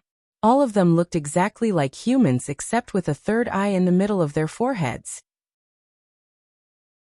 Patriarch, with this 100,000 years old willow tree branch, our Three Eyes clan can have another void-shattering realm powerhouse, said one of the devils to the man sitting on the throne. Indeed, that's good news, replied the patriarch. What's the good news? Suddenly ringed a voice. Haven't I already said it? The birth of a new void. As everyone turned their gaze to the old man that walked in the room, they became stiff, and no one said anything at all. The old man shook his head as he scanned the people in the room. Look at all of you, happy about a little grade 7 cultivator. Can't you guys have any prospects? He then looked at the patriarch. And you? You should be ashamed cultivating that cursed origin system. The old man seemed to become angrier. We are the proud descendants of devil gods. Our ancestors conquered worlds, enslaved myriad races, slaughtered emperors and immortals. Yet, you're all happy for such little accomplishment. All the upper echelons of the Three-Eye clan lowered their heads, not daring to look at the old man. After seeing this, the patriarch sighed.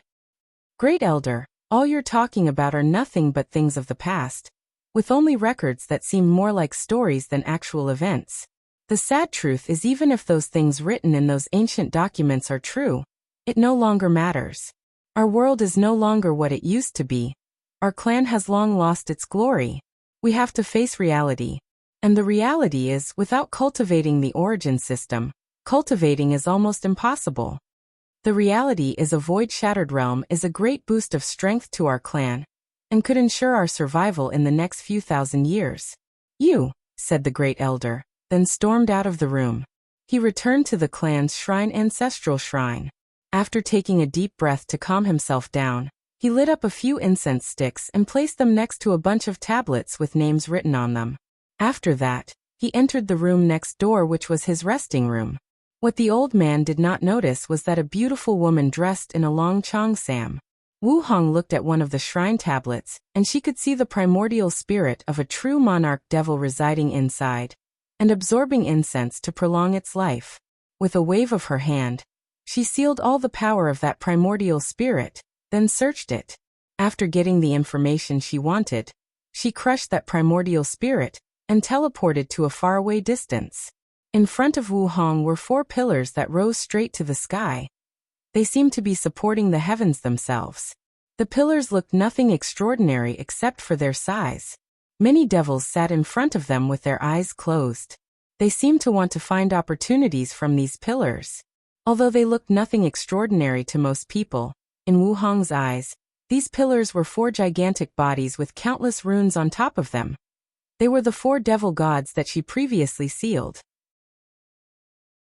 As she watched them, she could feel that they were extremely weak because of being sealed for so long. Wu Hong did not pay attention to them and checked the seal on them. And as expected, nothing was wrong with it. After all, she placed it herself and she knew how powerful it was. After nodding her head in satisfaction, she was prepared to leave. However, she felt something was wrong. As a powerful cultivator, she is in harmony with heaven and earth. If she feels that something is wrong, there must be a reason. Immediately, she released her divine sense to search the space of the seal, but nothing was discovered. She then calculated the secrets of heaven with her finger, but nothing was discovered as well. Then her pupils turned purple, and she saw a bunch of threads attached to the devil god's body. These threads were not fate lines but karma threads. Wu Hong looked at the 1,000 of threads. Then she found one that was special. To be exact, her intuition told her that this was the one she was looking for. She followed the thread. Her vision broke through countless restrictions of space to reach the place where the thread was connected to. Then, she saw a world that was connected to the 9 devil god world. Additionally, this world was very well hidden. Most ordinary great emperors would not be able to find it. As Wu Hong looked at this world, she frowned and thought to herself, another thing that has changed in this timeline. And this time, the changes might not even be related to Wang Wei. Wu Hong understood the concept of the butterfly effect. A single change could lead to countless ripples. And in this case, the ripples might even spread across space and time. After pondering for a brief moment, her vision continued to follow the thread and entered the world. She saw a large continent full of devils. At the center of that continent was where the most powerful force was located, and they happened to be the same race as the devil god that she used the karma technique on. Wu Hong continued to follow the thread, and she finally saw that it was connected to a young devil with a human face and 2 horns. After seeing this, she then looked at the karma threads of the other 3 devil gods, and they all led to the same world, except that they were located on 3 other continents. Wu Hong smirked and muttered, I see. These guys plan to kill themselves. then use their bloodline descendants to revive themselves. She did not care about these people's plans. How could it be that easy to get rid of her seal? In their situation, they can't kill themselves as her seal will actively prevent this. After smirking for a few seconds, she continued to observe the 4 continents of that world. Unlike the 9 devil god world, this small one is very prosperous with abundant spiritual energy and resources. Additionally, all the devils living there are the most talented and with the best bloodline. All the powerhouses of their races currently reside in that world. As she continued to observe, Wu Hong guessed that in this timeline, someone may have secretly helped the devil race preserve some strength. Otherwise, with her sealing the chi luck of this entire race, they couldn't grow to that level. It seems that this generation's cleanup will be quite interesting. She did not care about this small world and the survival of the devil race. With her observation, she could see that the most powerful cultivator in that world was a quasi-emperor. Let's leave this mess for Wang Wei to fix. Anyway, it's not my problem anymore. Chapter 316. After checking on the subworld attached to the 9 devil gods world, Wu Hong had one last place to check before leaving. Her vision penetrated countless distances, until she saw a mass of white fog made of tiny lines amalgamated together. Around this fog were myriad runes that formed a circular cage. The fog kept banging against all corners of the rune cage. Unfortunately, the cage did not budge, not even the slightest. After seeing this scene, she nodded her head in satisfaction as she muttered, "The seal I placed on this world's heavenly Tao does not have any problem. In that case, I am relieved." She then left and returned to the place where she first landed. Since this world was completely sealed, she could only enter and leave from that single portal. Once she arrived at her destination, she returned to the Myriad Emperor world through the gate. This time, she did not go to see Wu Feng and silently departed. Wu Hong did not stay long in the Myriad Emperor world. Once she left the lifeless domain, she once again broke the void and entered the endless void. She glanced at her homeworld for a few seconds before teleporting away. For the next few hours, she gathered a bunch of floating debris scattered in the empty void. These debris were pieces of destroyed worlds. After gathering 360 of them, Wu Hong placed each piece in a specific place. Then, with a wave of her hand, many runes appeared in the void and formed a complicated pattern with the pieces. Once she was done, a formation was created. Wu Hong sat cross-legged in the middle of the formation, closing her eyes to feel something. She stayed in that position for a month before opening her eyes. Finally found it. This was harder than expected. After muttering these words, she activated the formation.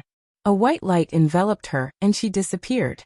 As for the 360 world debris, they destroyed themselves after she left. Wu Hong opened her eyes to find herself floating above a large city with many people going about their business. The majority of these people were human, but a lot of races could also be seen. In fact, this large city could be described as 10,000 races gathering city, with how many diverse races gathered. Even the architecture of the city displayed how diverse the city was. Some houses looked like ordinary human places of living, mostly made of spiritual woods. Some houses had spikes and creatures' heads as decoration. Some seemed submerged underwater. Some were floating in the air. Some were on top of very large trees. As Wu Hong looked at all of this, she was not surprised. Instead, she knew that this was the tip of the iceberg for this city. Her view suddenly changed and she could see that this so-called city was a large continent floating in the void, surrounded by a thin protective barrier. The size of this continent was at least equivalent to 100 domains back on the Myriad Emperor world. On top of that, many other subworlds were attached to this continent. Wu Hong's eyes penetrated these subworlds and saw different ones. In some of them, people of different races were battling one another. In another one, they were massacring the devil race only. On another, many people sat cross-legged, seeming in deep meditation. She could see that this world was modified to increase cultivation speed. In another world, many races sat in front of a large tree which seemed to help them become better enlightened on the Tao. In one world she saw a giant mountain, and as people slowly climbed it, they were caught in illusion. By breaking through the illusion, they can improve their state of mind. In one of them, the world was different regions based on elemental powers. For example, there was the fire region, the thunder region, the ice region, the gravity region, etc. People were using this world to temper their fleshly bodies, and as long as they lasted for a certain period of time, a weird energy would enter their bodies and help the process. Wu Hong could see that all these worlds were nothing but the tip of the iceberg, so she did not look further. Instead, her eyes focused on a list in the middle of the main world, or the floating continent. Her eyes looked at a specific name and thought to herself, I can't believe that the person who attended the slaughter trial in this timeline is Lin Fan instead of Wang Wei. The name she was looking at was written in bold. Lin Fan, Absolute Chaos Physique, Myriad Emperor World. Rank 2345th. She looked at the list for a moment, then said out loud, Come out. A few seconds later, a handsome man dressed in a blue robe appeared next to her. He looked at her up and down. Empress Wu. Who else would it be? How is that possible? Responded the young man. You have flesh and blood, and a soul. With how strict heavenly Tao controls the lower dimension, it should be impossible for you to leave a clone here. Old Thief Nether, and many people have managed to do so. What's wrong with me doing it? Old Thief Nether is nothing but a little Empyrean. As for other people, that was a long time ago when the control was not as strict as now, replied the young man. Well, aren't I also a little Empyrean? Replied Wu Hong nonchalantly. However, the youth shook his head as he stared at her.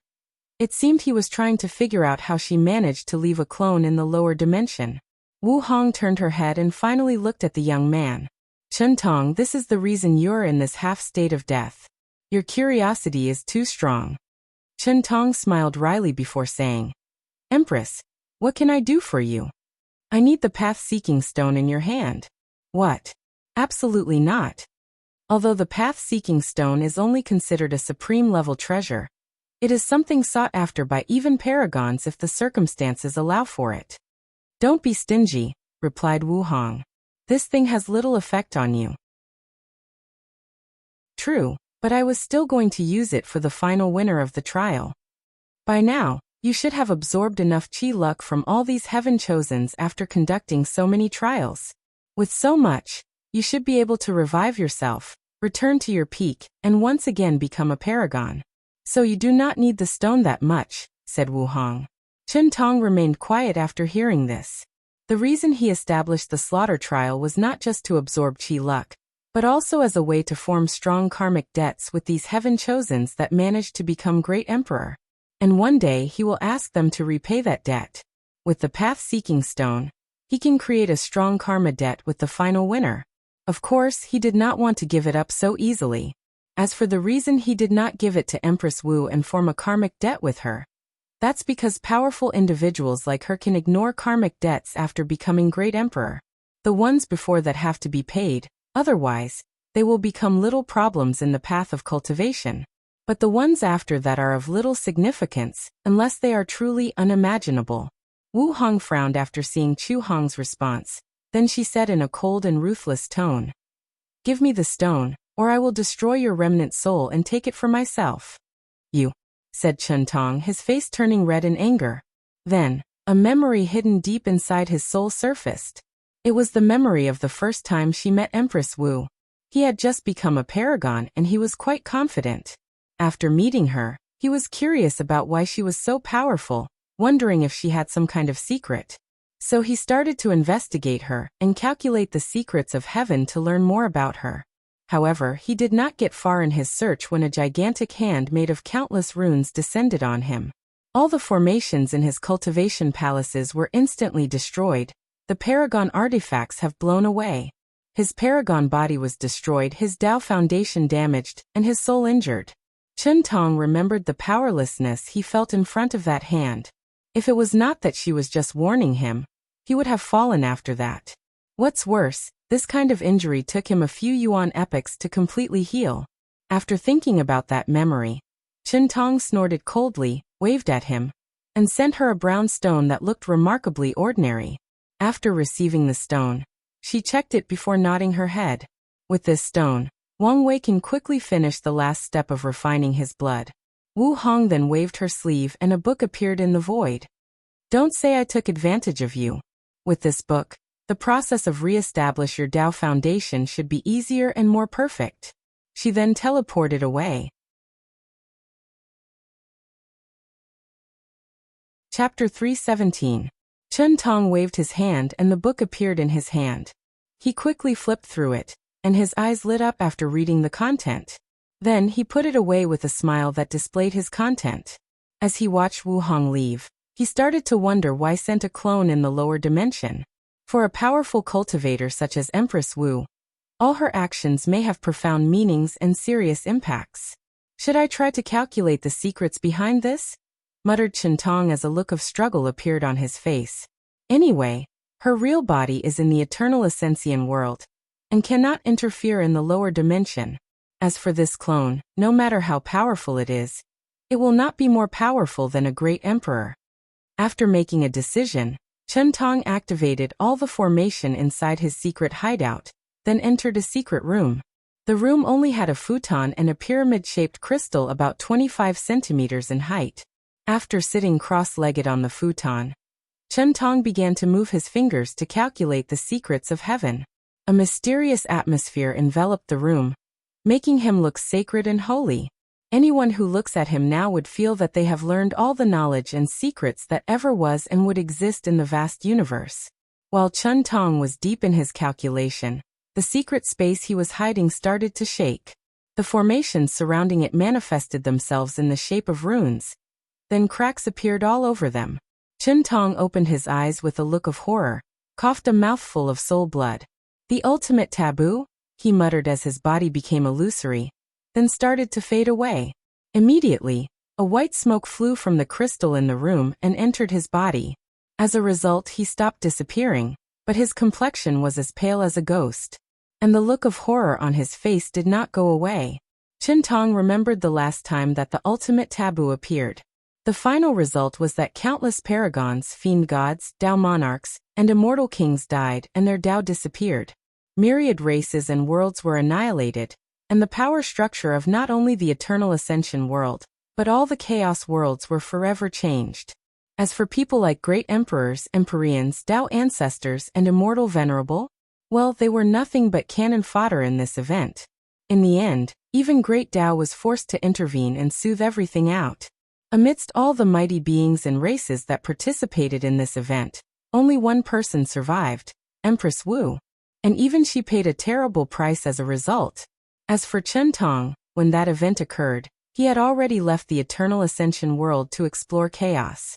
And once he heard about it, he hurried back home. Unfortunately, as soon as he returned, some people did not want him to participate and reap the benefit, so they besieged and killed him. If it was not for the powers he was granted as an eternal emperor, he might have been dead for real. Chen Tong took a deep breath to calm himself down to remember the information he had about the ultimate taboo. Could the Empress want to try again? He muttered. Probably not just her, but many of these dead old guys are probably waiting for the situation to revive themselves. In that case, should I hurry up? Once his thought process reached there, Chen Tong stopped as he seemed to remember something. He gritted his teeth as he cursed. I can't revive now. Damn those 7 parasitic bastards. They used to be nothing but a bunch of weak cowards. But now... Chen Tong stopped talking as he felt a mysterious power blocked by his formations. He knew that it was his cursing of those people that made them sense it. If he was at his peak, this would not be a problem. Unfortunately, now he is nothing but a remnant soul. So he sighed deeply while thinking to himself. You guys will have your day of reckoning. He then sat back on his futon and used the crystal to stabilize his injury. He knew that his injury was very serious and would even greatly delay his resurrection. Nevertheless, he was still satisfied with the information he just received. With it, he can prepare earlier and have an advantage. This time around, he was determined to participate in the ultimate taboo and reach the benefit. As for the danger that lies ahead of him, he did not care. To him, truly dying in the pursuit of the Tao was worth it. After Wu Hong left the slaughter trial, she did not travel far before feeling Chen Tong's prying into her secret. Honestly, she was not surprised as this was his character which has not changed after so many years. After shaking her head, she took out a unique void boat from her space ring as a form of travel. After using her origin essence to activate it, the boat broke the space to travel in the far distance. And this time, her destination was quite far. With each space jump of the boat, she traveled from one world community to another. The fact that her void boat had such ability showed how powerful it truly was. After traveling for more than a month, she finally arrived at her destination. It was a giant shield that looked like an egg floating in the void. Unlike the Myriad Emperor world where people could see the 5 continents floating in space, the world shield that surrounded this world had an immortal-like fog that blocked people's vision from the outside. As Wu Hong gazed at this world, she could not help reminiscing. This world is called Pursuing Longevity World, and has a great relationship with Wang Wei. In the previous timeline, Wang Wei failed miserably during the Heaven Will battle. He was no match for Di Tian, not even close. Luckily for him, the latter did not want to kill him, so he along with a few other participants survived. After this failure, Wang Wei was not discouraged, and was prepared to seal himself in bloodstone for many generations to wash away his karma, then try again. Unfortunately, tragedy soon befell him and his loved ones. After becoming an eternal emperor, Di Tian tried to resurrect his wife but failed. No matter what he tried, he could not bring her back. In the end, he became convinced that the method to succeed lied with the knowledge from Wang Wei's past life. As a person who cultivated the Tao of reincarnation, it was quite simple for him to realize that Wang Wei was reincarnated. After coming to this conclusion, he headed for the Tao opening sect demanding Wang Wei's memories. The latter refused, an act which sent Di Tian over the edge. So, a war began between those two. Unfortunately, despite the 9 emperor formations and artifacts of the sect, despite the countless sleeping Tao ancestors and immortal venerable, despite the hidden methods left by the previously departed emperors, the Tao opening sect lost this fight and was completely destroyed by Di Tian. After all, the latter was not just a normal eternal emperor, but a unique and powerful one. On top of that, since the sect no longer had the protection of the spirit of epic, they could not rely on their chi luck or on heavenly Tao to survive. Just like that, the most powerful sect of the Myriad Emperor world was destroyed, forever gone from the annals of history. In the final battle, as Wang Wei watched all his friends, family, and loved ones being massacred by Di Tian, he wailed in agony at how powerless he was. He blamed himself for what happened, for letting his ego get the best of him. So, out of spite and hatred, he detonated his soul to prevent Di Tian from getting what he wanted. However, he was not dead. In that timeline, he did not cultivate the Tao of fate. Instead, he cultivated the Tao of life and death and the Tao of reincarnation, just like Di Tian. So right before his death, he managed to successfully cast a reincarnation spell to be reborn into another world, the Pursuing Longevity world. Although Di Tian tried to pursue him into reincarnation, luck was in his favor as the powerful being in the Forbidden Land, the Nether Hell, did not want anyone to interfere in the lower dimensions reincarnation, so he intercepted Di Tian and prevented him from chasing. Wu Hong sighed as he woke up from her memories. Hopefully things will not end the same way this time. And if fate is truly irreversible and things return to the original track, I will remove all my restraints and intervene, no matter the price I have to pay, she muttered. Then with a firm gaze, she stepped into this world. No amount of hesitation could be seen on her face from now on.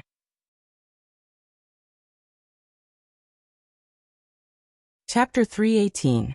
As soon as Wu Hong entered the Pursuing Longevity world, she felt a terrible constraint of the surrounding. It was like she was a giant squeezed inside a small bottle. The smallest of movement, even breathing too hard, would cause the entire bottle to collapse. Additionally, not long after she entered, she could feel a mighty and indifferent will slowly waking up, and it seemed that it was because of her. This world's heavenly Tao seemed very active. Is there a reason for this? Thought Wu Hong with a frown on her face. From her knowledge, the response of heavenly Tao to foreign intruders is different. For lower thousand worlds, heavenly Tao is very weak, so it's very protective of its world. So anyone with cultivation higher than the divine Altair realm, it will try its best to expel invaders. Middle Thousand Worlds is a little different. Their defense mechanism is that it will restrain the cultivation of any foreigners. So once they enter, they have to spend time adapting to the laws of the world. This is especially prominent for cultivators from different world communities who cultivated different systems. As for Great Thousand Worlds, their heavenly Tao will not interfere with any foreigners below the supreme realm. However, once a foreign true monarch enters, his or her cultivation will be suppressed, making them adapt to the laws of the world, just like foreigners of Middle Thousand World. Lastly, Heaven Will World. The heavenly Tao of this level of world usually does not care about foreigners that intrude into their world. Even with foreign great emperors, the only time they will interfere is if such a level of cultivator starts destroying the world. Then they will release divine punishment thunder to stop them. For example, if a supreme realm foreign cultivator intruded into a heavenly world and started slaughtering cultivators and mortals alike, heavenly Tao will not care. However, if a great emperor, Tao ancestor, or a mortal venerable did that, then it would intervene. Of course, all this information is for most worlds. Some of them are special and follow different regulations, just like the world that Wu Hong was currently in. As soon as she entered, she felt that the heavenly Tao of this world was awakened and heading towards her way. Not wanting to deal with many complications, she immediately sealed most of her cultivation and breath. Soon after doing this, she felt that the will coming towards stopped and retreated.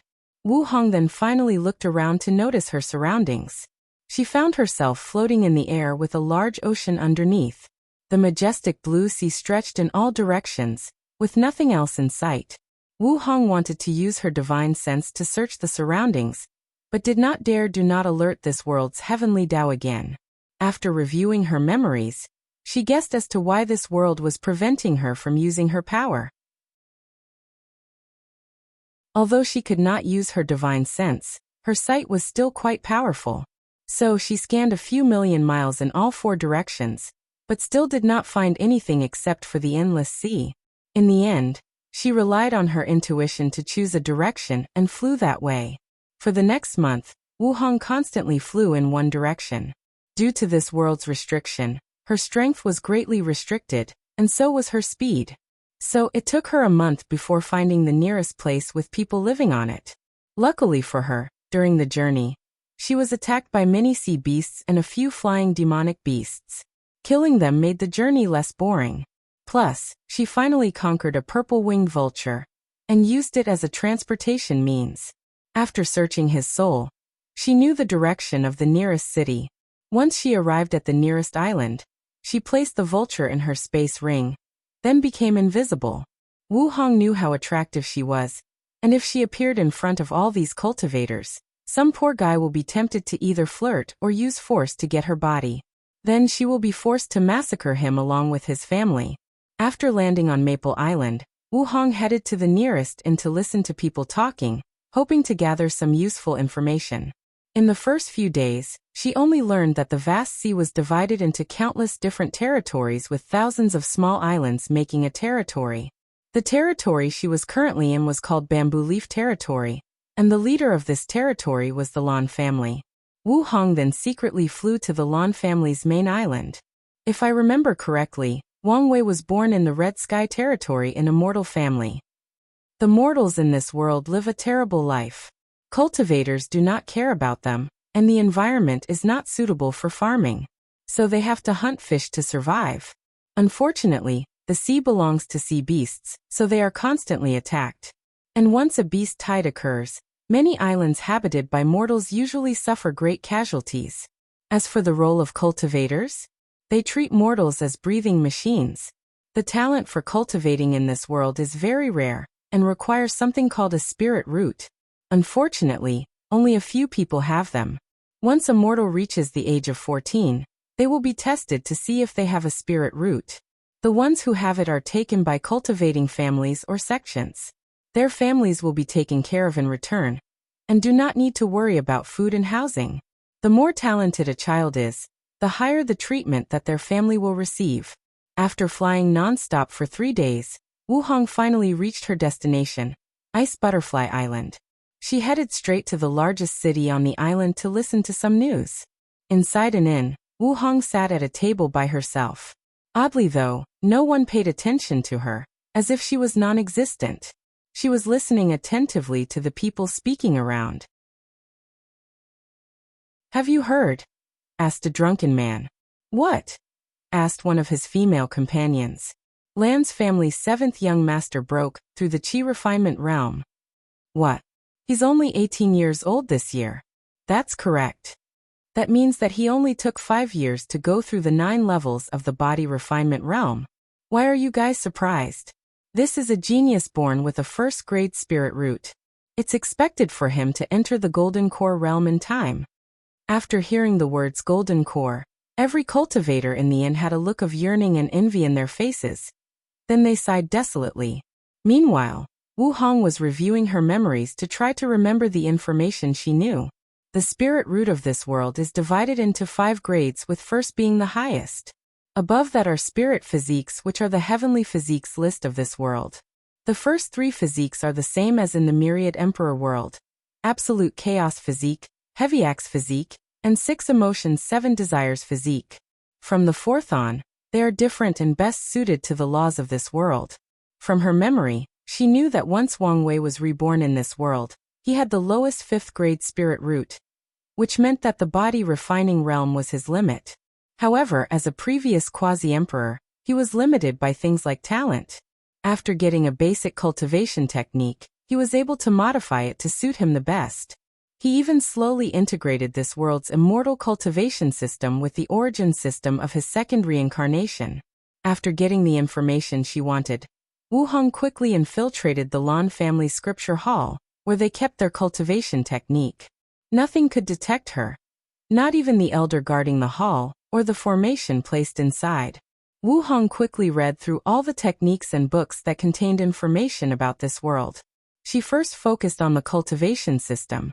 Cultivators in this world start with the body refining realm, where they use the spiritual qi of heaven and earth to temper their bodies. After reaching a certain level, they go through a process called qi building, where they introduce qi into their dantian and enter the qi refining realm. Once the amount of qi inside their bodies reaches a certain level, they have to liquefy it and turn it into mana. By then, cultivators have entered the foundation establishment realm. Once mana reaches a certain level, it will have to compress again into a core, thus entering the Golden Core realm. This realm is very important for immortal cultivators, as they can ascend from the mortal world to enter the spirit realm. After learning about this, Wu Hong knew that her guess was correct. The reason that Heavenly Tao suddenly took notice of her was the fact that her power exceeded the mortal world. If she used too much of it, she could destroy it. After finding the truth, Wu Hong was not happy as she faced another problem. She could not directly break the void to enter the spirit realm. Every time she tried, she felt a strong warning.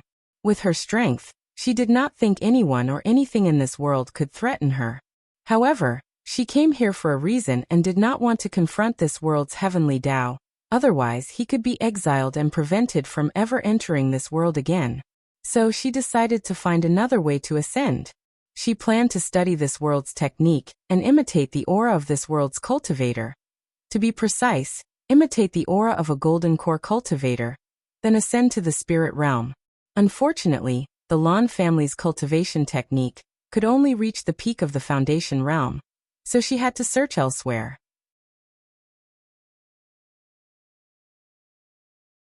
Chapter 319. After exiting the Lan family scripture hall, no one noticed Wu Hong's existence. Then, she changed her aura to resemble the peak of the foundation establishment realm. Soon afterward, she felt the powerful constraint around her being lifted. From now, she can use a little more of her power in this world. This world seemed very repulsive of foreign cultivation system. I wonder why? She did not find the answer to this question in her memory. So Wu Hong decided to check it out if she has the chance. Wu Hong's next destination was Wuxia continent. The place she was currently at was nothing but the sea region with limited resources and few cultivators. The true center of this world was the Wuxia continent, where immortal families and sects reigned supreme. After searching around, She learned that if she used her current strength to fly there, it would take her a few hundred years to arrive. And that is only if she will not be attacked by sea beasts and flying demonic beasts. So Wu Hong decided to find another method, which was to hire people who had the means to travel there. After looking around, she learned that the Blue Spirit Chamber of Commerce was the only power in the sea that could travel to the Wuxia continent. Unfortunately, the price was exuberant and not many people could afford it. In the end, she had to calculate the secrets of heaven to discover a few spirit veins in uninhabited islands. With these spiritual stones, she was able to afford the ticket. As Wu Hong boarded the ship of the Blue Spirit Chamber of Commerce, she was a little annoyed. With her strength, she doubted anyone in this world was truly her match. Unfortunately, all her strength was restricted, limiting her means of doing things. For example, if she was not limited, she could either break the space to arrive at her destination or fly there. At worst, she could even refine a flying treasure to get there.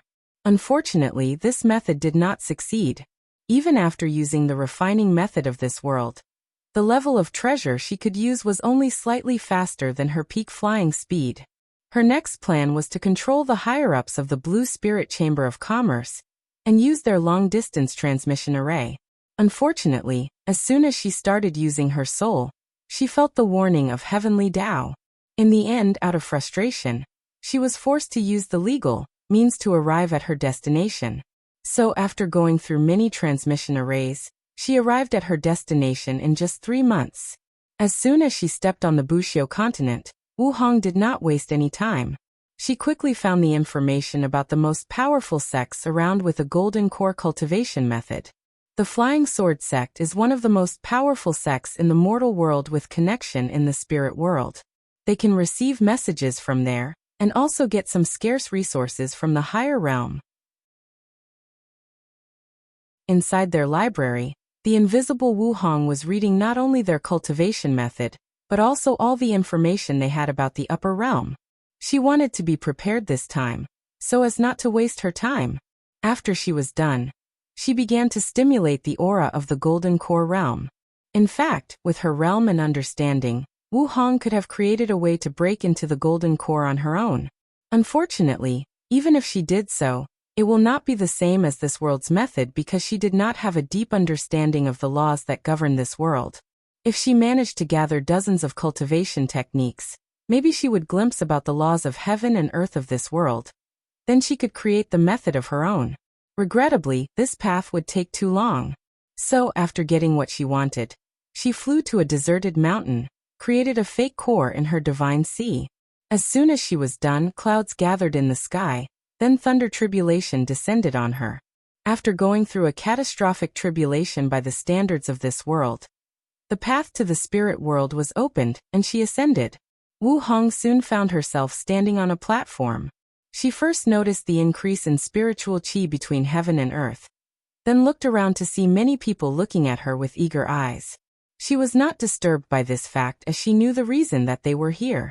One of the people looking at her muttered out loud, "What a powerful Tao foundation.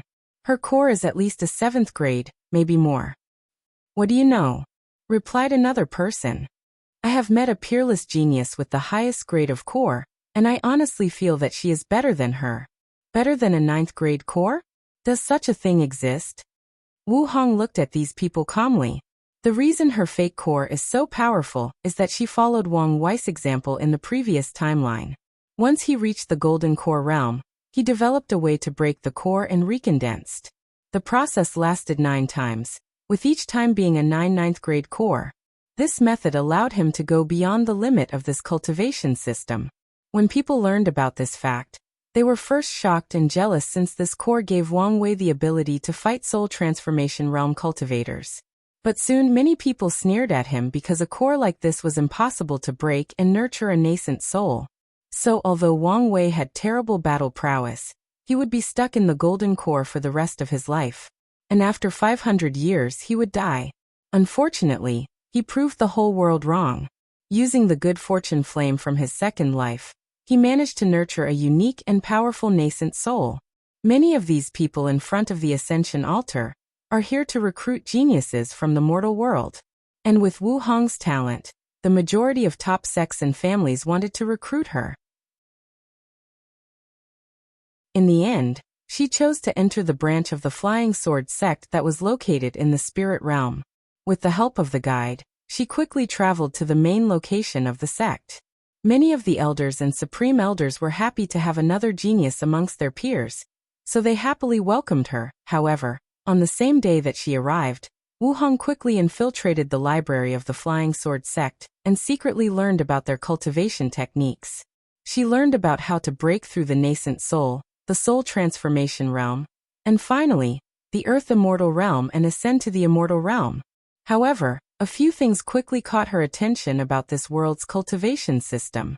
The first thing is the drastic change of lifespan increase. A golden core cultivator can live for 500 years, nascent soul for 2,000 years, and soul transformation for 5,000 years. However, earth immortals can live for 10 million years. This kind of lifespan can only be achieved by a few quasi-emperors back in the myriad emperor worlds. Another thing that caught her attention was the fact that to break into the earth immortal realm, understanding the laws is not necessary. From Wu Hong's understanding, in the endless void, all cultivation systems are divided into 9 grades or tiers, with the 10th grade being the emperor realm. Additionally, by the 7th grade, most cultivators start to comprehend the law. Some of them do it earlier, but the majority will do it by the 7th grade. However, this immortal system does not. As Wu Hong watched the cultivation technique, she muttered, "To reach the earth immortal realm, you have to use your soul to capture a ray of immortal qi between heaven and earth and baptize the souls and body." She paused for a moment. Immortal qi? How is that possible? From what she knows, immortal qi is required for supreme realm powerhouses or tier 9 cultivators to become immortal venerable. And only great emperors can use their powers to take immortal qi from the higher dimension and refine it to be suitable to be used. So, how could this world have immortal qi? Without hesitation, Wu Hong began to investigate. She did not think that this world had immortal qi, otherwise, Wang Wei from the previous timeline would have told her. Unless the changes done to this timeline have such a far-reaching effect. She closed her eyes to enter deep meditation. Shen then controlled her primordial spirit to resemble the divine soul of soul transformation realm cultivators of this world. Finally, she began to try to capture a ray of immortal qi between heaven and earth. A few minutes later, she opened her eyes and muttered, "So that's how it is. The next few days are Christmas Eve and Christmas, so do not expect any chapters. If I have time and am in the mood, I might release one. But please do not expect anything. Merry Christmas and Happy Holidays."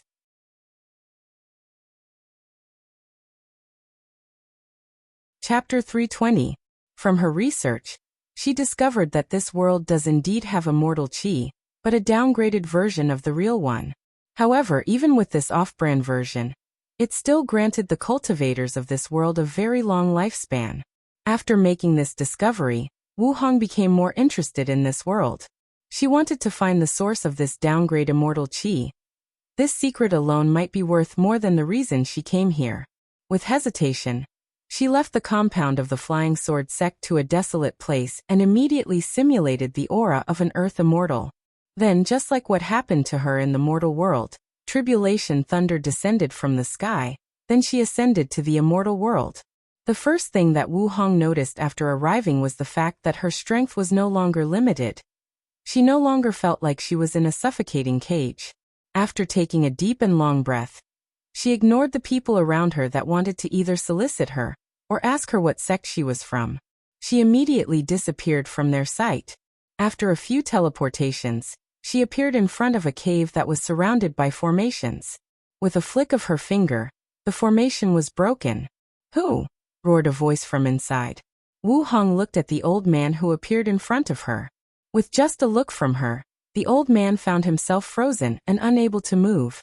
A look of horror appeared in his eyes. After pointing her finger at his forehead, Wu Hong quickly searched the old man's soul. However, she was still gentle and did not leave any problems for him. She quickly learned that he was a heavenly immortal, which was this world's equivalent to supreme realm. After the earth immortal is mystic immortal, followed by heavenly immortal. Finally, the heavenly immortals can compete for the heaven will and reach the realm of immortal emperor. My guess was correct, muttered Wu Hong with a voice only she could hear. This world does not practice law, but focuses on accumulating energy to sublimate it. Wu Hong knew of cultivation systems that only focus on only accumulating energy. These kinds of systems usually sacrifice one thing for another.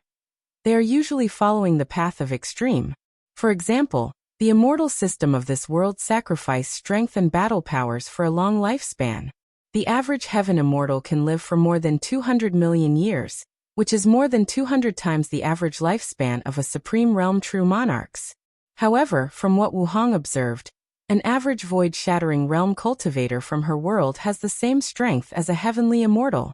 On top of that, there is another flaw in the cultivation system that focused on energy accumulation. They usually create very weak great emperors. Controlling the law is a process of slowly training to control the great Tao. However, since energy-based systems do not have this training wheel as support, once they absorb the heaven will, it becomes harder for them to control the great Tao source of a great emperor. Wu Hong along with many great emperors despise energy-based system. The reason is that these systems are not training cultivators to become great emperors, but to become immortal venerables. The highest level of energy that mortals underneath the great emperor realm can bear is immortal qi. So, the ultimate end of the energy-based system is to turn whatever energy that they cultivate to immortal qi and achieve immortality. After getting the information she needed from that old man, Wu Hong pondered whether she should search the source of diluted immortal qi in this world first, or accomplish her original goals first. After pondering for a brief moment, she decided to accomplish her goals first as she might have to confront this world's heavenly Tao when doing the second one. So, based on the information she received from the old man, she headed to her destination, the ancient Magus region. The immortal world is divided into countless regions ruled by powerful sects with emperor lineages. However, the ancient Magus region is one of the few ownerless regions of this world, because it was the site of an ancient battlefield where countless powerful beings fought and died. As a result of this, many secret realms and inheritance is left there. The many different emperor lineages did not want other factions to occupy such a place full of resources, so an accord was reached that no one was allowed to occupy the region. After arriving at her destination, Wu Hong could see many cultivators flying in the air, heading to different places trying to find a fortunate encounter. They usually used a sword, a gourd, or a crane. These were the most flying tools. After a quick investigation, she quickly realized that the cultivators of this world relied too heavily on their magic weapons. This should be a way for them to make up for their lack of combat powers. Nevertheless, she had to agree that compared to the origin artifacts of her homeworld, the magic weapons of this world were indeed way more powerful. Wu Hong used her memory to search a specific secret realm. After entering it, she became very cautious. Instead of using her absolute strength to rush straight to the core, she passed the trials one by one.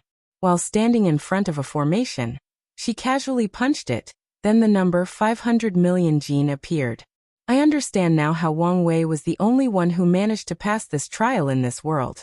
With him recultivating the ancient desolate body scripture, it should be easy for him to reach the minimum requirement of this trial. After muttering these words, Wu Hong waited for a few seconds before she was teleported to a simple room with only a small mat in the middle. On the mat sat an illusory old man dressed in a black robe. The old man had one distinguishable feature about him. His skin was bright red. With just a glance, Wu Hong could tell that this was just a recorded message. My name is Dao Monarch Qianwu. If you're reading this message, it means that I have already fallen. Although I had expected this outcome, it still saddens me that this finally arrived. Honestly speaking, I have no real request. As a insurgent's heaven chosens, my life was fantastic and I have no regret. My only wish is that you do justice to my inheritance. After the old man's figure disappeared, 2 books appeared on the mat. Wu Hong sighed as a look of respect appeared in her eyes. In the endless void, the final destination of all cultivation systems can be summarized into 3 paths. The Emperor Path, the Tao Path, and the Immortal Path, which corresponded with the 3 realms of Great Emperor, Tao Ancestor, and Immortal Venerable. The Emperor path is the superior one, and the difference in strength between the other two is quite vast. An ordinary Great Emperor can easily slaughter hundreds of Tao Ancestors and 10,000 Immortal Venerables. The gap is simply immeasurable. However, nothing is set in stone. Between heaven and earth, there are a few geniuses who decided that they will not succumb to their fate. They won't bow down their heads. Through secret techniques, weird cultivation techniques, or powerful weapons, these geniuses managed to decrease the gap in strength between them and great emperors. They are called insurgents heaven-chosen. There is only one way to become one of them: having the strength to defeat a great emperor at the same level. Wu Hong has actually read about Tao monarch Qianwu, as he was one of the most powerful insurgents heaven-chosen of his time. When he was in the Tao Ancestor realm, he could defeat great emperors. When he was in the Tao ruler realm, he could defeat empyreans. And even when he entered the Tao monarch realm, he could defeat paragons. During his era, the power of the insurgents heaven-chosens reached its peak. Unfortunately, his overwhelming influence was detrimental to the power of paragons, so his existence could no longer be tolerated. In his last battle, he fought against 4 paragons for a month before he was executed, and he still managed to heavily injure one of them. This man should have been a legend in the world, a hero whose name spread through the ages. Regrettably, the people who orchestrated his death did not want this to happen, so they forcibly erased his name from history. It was only because of Wu Hong's high status and strength that he learned about it. With a wave of her hand, the 2 booklets floated to her. One of them explained the life of Tao monarch Qianwu. Unfortunately, it was only his early life. Wu Hong used her divine sense to write the rest of the story based on what she knew. Then she placed a seal on it that required the right occasion to be removed. As for the second book, it had the title, Fiend God Body 12 Revolutions. After flipping through it quickly, she sighed. It's a shame that only the first 9 revolutions are in here.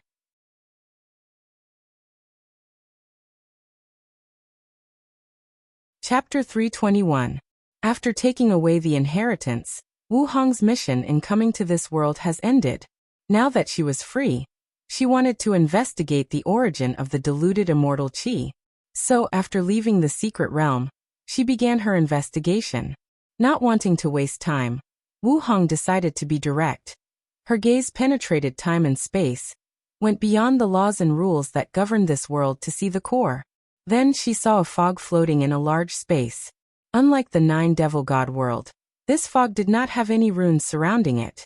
However, there was a blue floating orb in the middle that seemed to be spitting out energy. Wu Hong sealed all her aura and breath.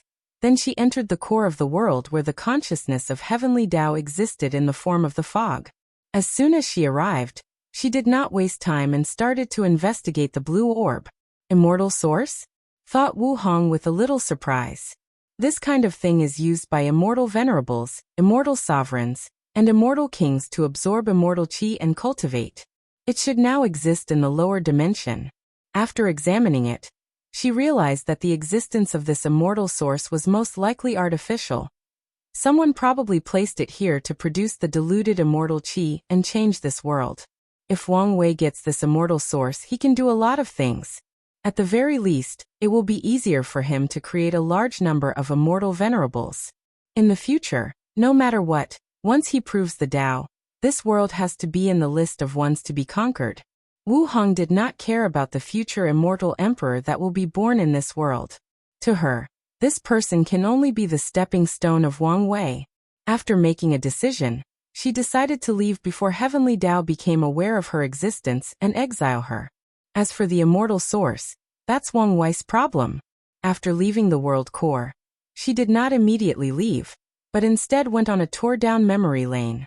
She visited many places in her memories related to Wang Wei. In her eyes, she could see a young man with red hair that slowly rose through power. His eyes were cold and indifferent.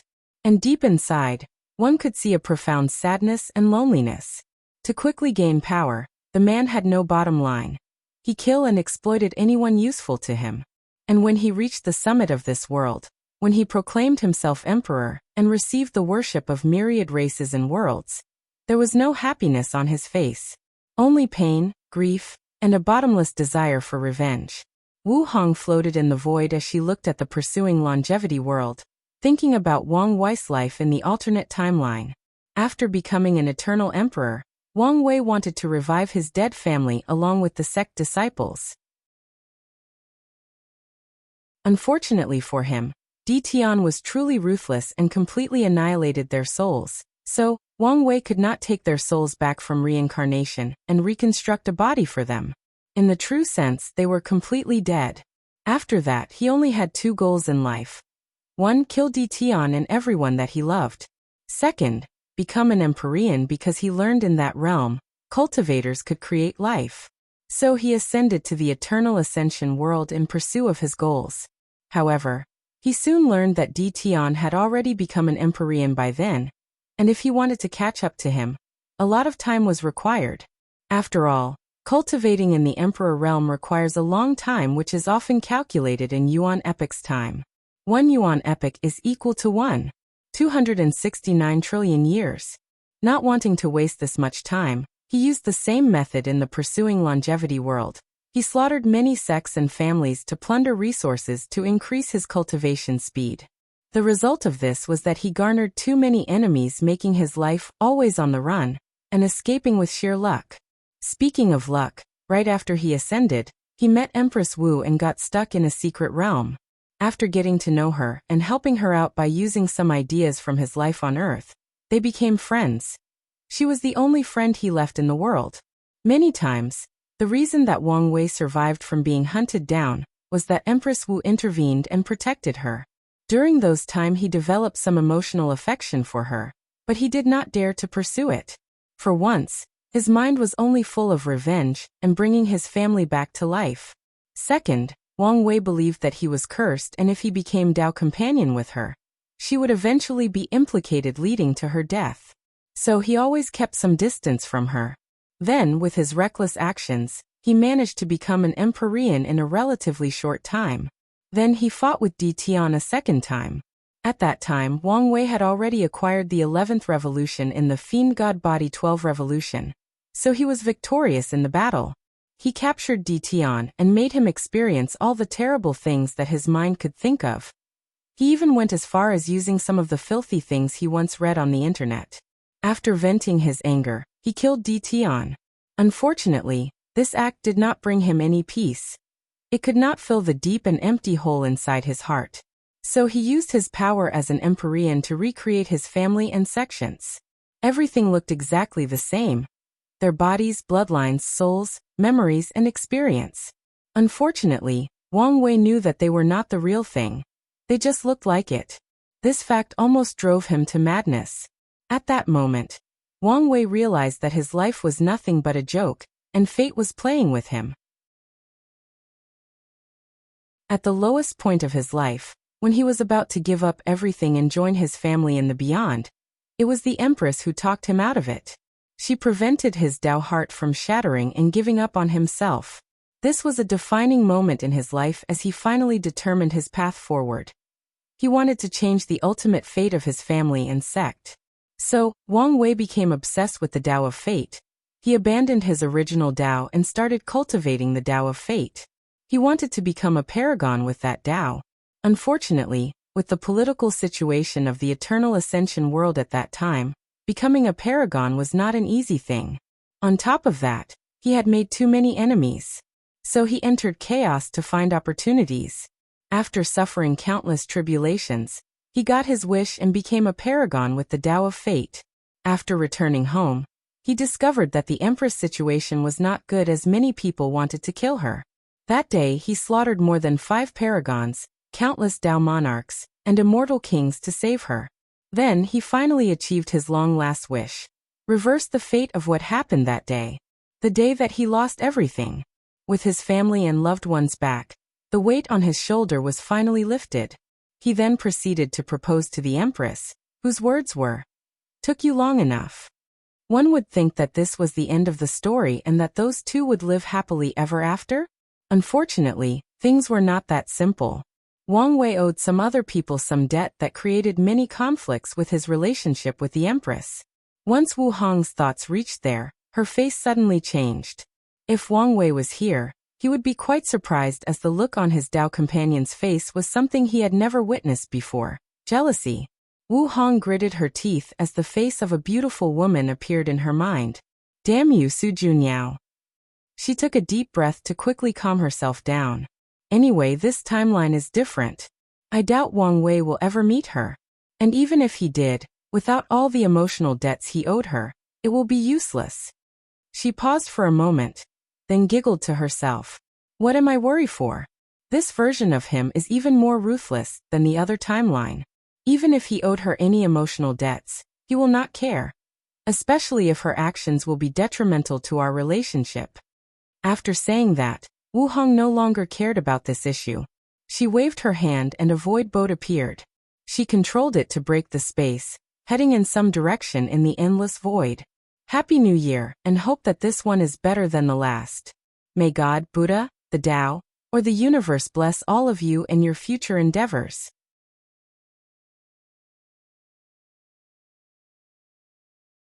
Chapter 322. Myriad Emperor World, Southern Vermilion Bird Continent, Fire Tempering Domain, Origin Pill Dao Sect. Wang Wei opened his eyes. 3 days have passed since he decided to cultivate the controlling flame art, and he has reached the 6th level. This technique is not that difficult, especially since he already witnessed the power of the 7th level from his 3rd senior sister. On top of that, Lu Qing already cultivated to the 4th level, so he only had to learn the 2 remaining levels.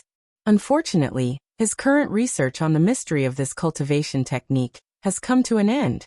With his current identity, the best way to find out is to either ask his master or his 3rd senior sister.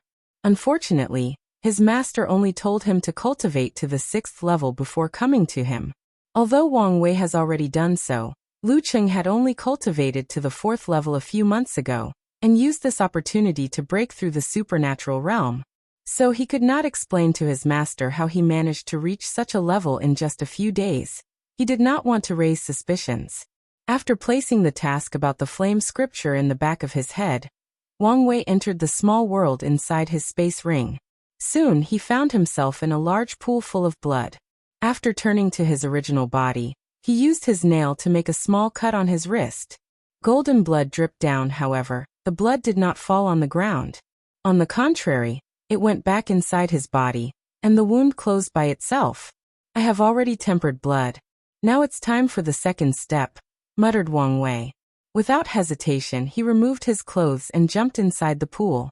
As soon as he entered, he began to run the ancient desolate body refining scripture. A white light flew from the blood pool and entered his golden. A large amount of vitality was then infused into his body. The blood refining part of the scripture was divided into 3 parts: blood tempering, vitality absorption, and enlightenment. The first part is self-explanatory. Use any means necessary to temper the blood inside the body. Remove the impurities until the blood is thick and golden. Wang Wei used the cycle of the 5 elements from his organs and his good fortune flame to temper his blood, so he already reached the requirement.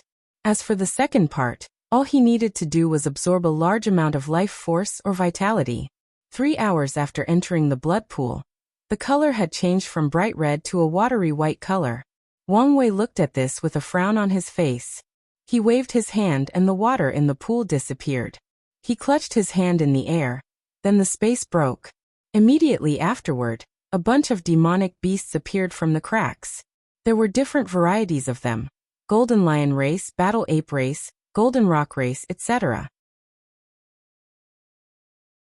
There were more than 10,000 of them, and all of them had 2 things in common. They had emperor bloodline flowing through their veins and had a cultivation of the supreme realm. Wang Wei used his divine sense to check these demon races, and he could feel that their auras were very unstable, most likely because they were force-fed medicines to reach their current realms. If they were humans, this would be almost impossible to cultivate so many supreme realm powerhouses with resources alone. This was different for the demon race, as they relied mostly on their bloodline.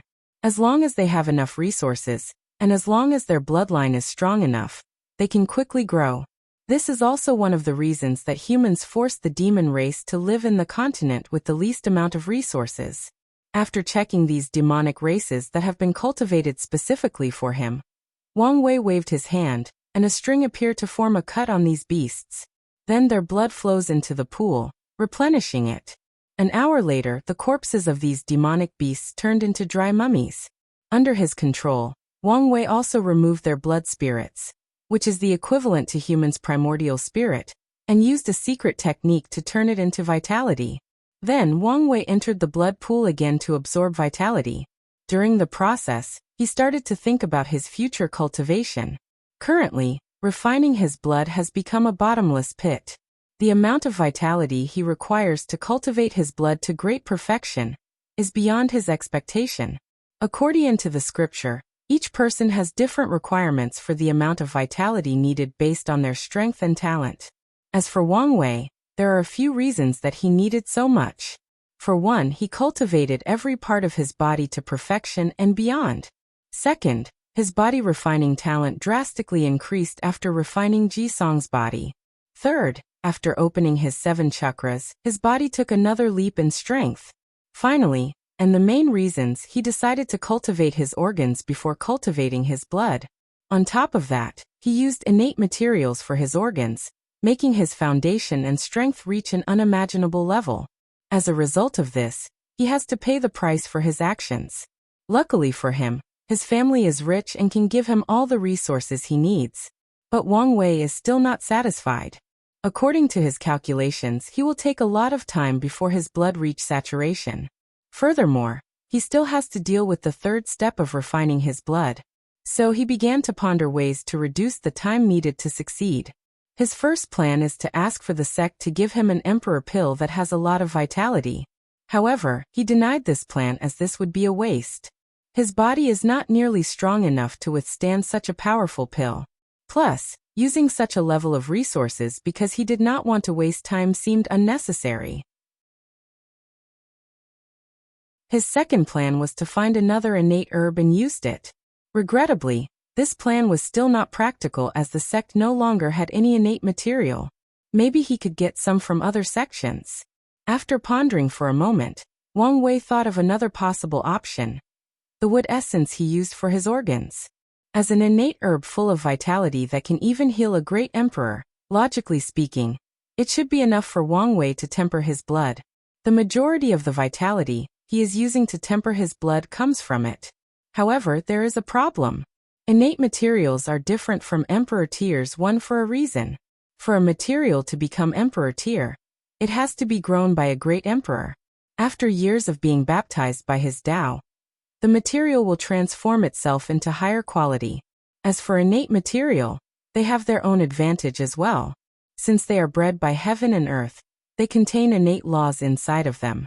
If someone gets such material, the innate law has a lot of benefits. For example, if some mortal was fortunate enough to acquire an innate treasure, then that person is set for life. They can study the innate laws inside of the material, and it became very easy for them to cultivate and comprehend the law. The innate material is a perfect teacher that slowly teaches its owner about the laws of heaven and earth, making the lesson as easy and understandable as possible. As for emperor materials, they do have laws inside of them as well. However, it is the law of the emperor that cultivated them. Not only are those laws difficult to understand, but it also belongs to someone else. If someone comprehended them, they might acquire some powerful divine abilities, but their path of cultivation would be forever cut off. When it comes to innate herbs, they also have some law embedded inside of them. If someone wanted to use them to their fullest potential, they have to activate the power inside of them. And what's the best way to do so? Comprehend the law inside of them and resonate with it. However, here comes another problem. To be able to comprehend the law, a primordial spirit is required, and Wang Wei does not have one. He once asked Wu Hong if his paragon quality could bypass this restriction. She told him that it was possible, but a certain price must be paid. For example, he has to change to another cultivation system and recast his Tao foundation. Of course, he could still comprehend the law without a primordial spirit or changing cultivation system. The only problem is that his heaven-defying comprehension will be rendered to an ordinary genius. In other words, he will take a very long time to comprehend the law. Wang Wei frowned as his thoughts reached this conclusion. Wait, he suddenly muttered. Why am I in such a hurry? He realized that his state of mind was wrong. He seemed in too much hurry for success. Right now, he was at the peak of the divine body realm while most of his competitors were still in the human stage. Even if he took his time to either cultivate his blood or reach the primordial spirit realm, it did not matter. He was just given them time to catch up to him. Additionally, having a faster cultivation speed did not really matter that much in this world. Even if he cultivated to the quasi-emperor realm as soon as possible, he could not reach the next realm. Only after most if not all the members of his generation reach a certain realm will Heavenly Tao create the Heaven Will and launch the Bat of Emperor. So, Wang Wei took a deep breath to calm himself down and adjust his state of mind. He could take his time to comprehend the law in the wood essence. No matter how slow it would still be useful once he succeeded.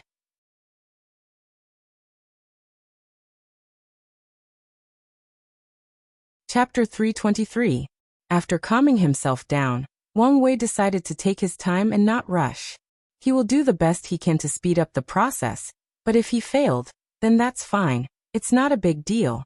Plus, he already had an idea in mind. In the exchange pavilion, he saw that sect points could be used to exchange the Phoenix Heart Pill, which is one of the most famous pills unique to the Origin Pill Dao sect. Alchemists are weak by nature compared to other cultivators, as they spent most of their time refining pills. As such, in ancient times, they focused on better ways to save their lives in case of danger. Most alchemists have healing pills on them in case they need to heal, but it is still possible to be killed even before they have the chance to take it out. So many alchemists of the Origin Pill Dao sect who wanted to deal with this problem came out with a solution. The Phoenix Heart Pill. Although the name has Phoenix in it, the pill recipe does not have anything to do with that legendary innate demon. The pill is one full of vitality that is lodged inside the heart of the alchemist. Once he or she is injured, it will instantly release the vitality to heal them. This was a way for alchemists to acquire a powerful healing ability similar to body refiners. Unfortunately, over the years, the material to make this pill has become very rare. So it is not as common as it used to be in the ancient emperor era. Now there are only two ways to exchange for this pill. One is being the heaven chosen of the Origin Pill Dao sect that will compete for this generation's heaven will. Wang Wei pondered whether he should show enough talent to become the sect's heaven chosen. However, after thinking about it deeply, he refused that idea. The current political landscape of the Origin Pill Dao sect was a mess. His master, despite being the sect master, has very little power and is constantly fighting with Fu Kaiyun. If he were to become the sect's heaven chosen, he could foresee that Fu Kaiyun would do everything possible not only to assassinate him, but also reduce the number of resources he would receive. There is no way he would be treated with the same level as the Dao Opening sect or other emperor lineages. Furthermore, becoming the sect's heaven chosen would draw too much attention to himself.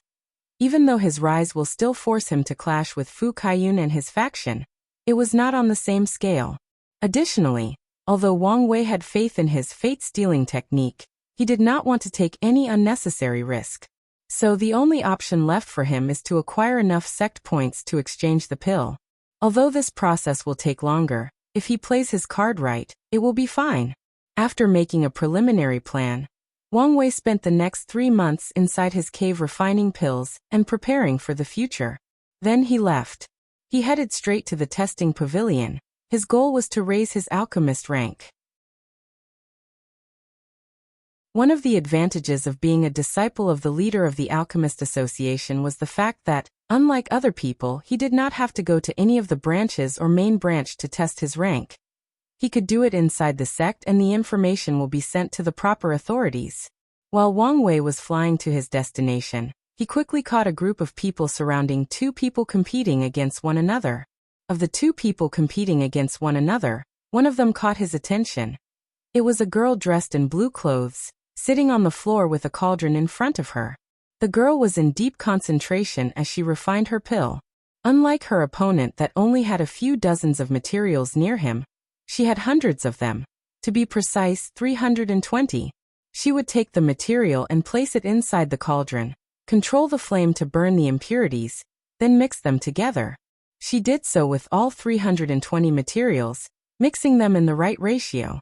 A few hours later, her opponent started to inscribe runes on the pill, but she was still removing impurities from the material and mixing them. Once everything was done, she started to condense the liquid herbal mixture into pills. Soon, both of them were done and they showed their pills. What they were refining was the top-level Earth Tier pill, Primordial Spirit Condensing Pill.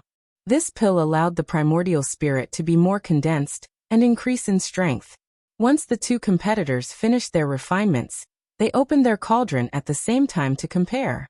The boy managed to refine 4 pills, with 3 normal grades and 1 superior grade. The girl made 6 pills with 4 normal grades and 2 superiors. So the winner was decided. The boy coldly snorted as he said, "So what if you win? This world is ruled by rune alchemy. There is no room for you material alchemy people.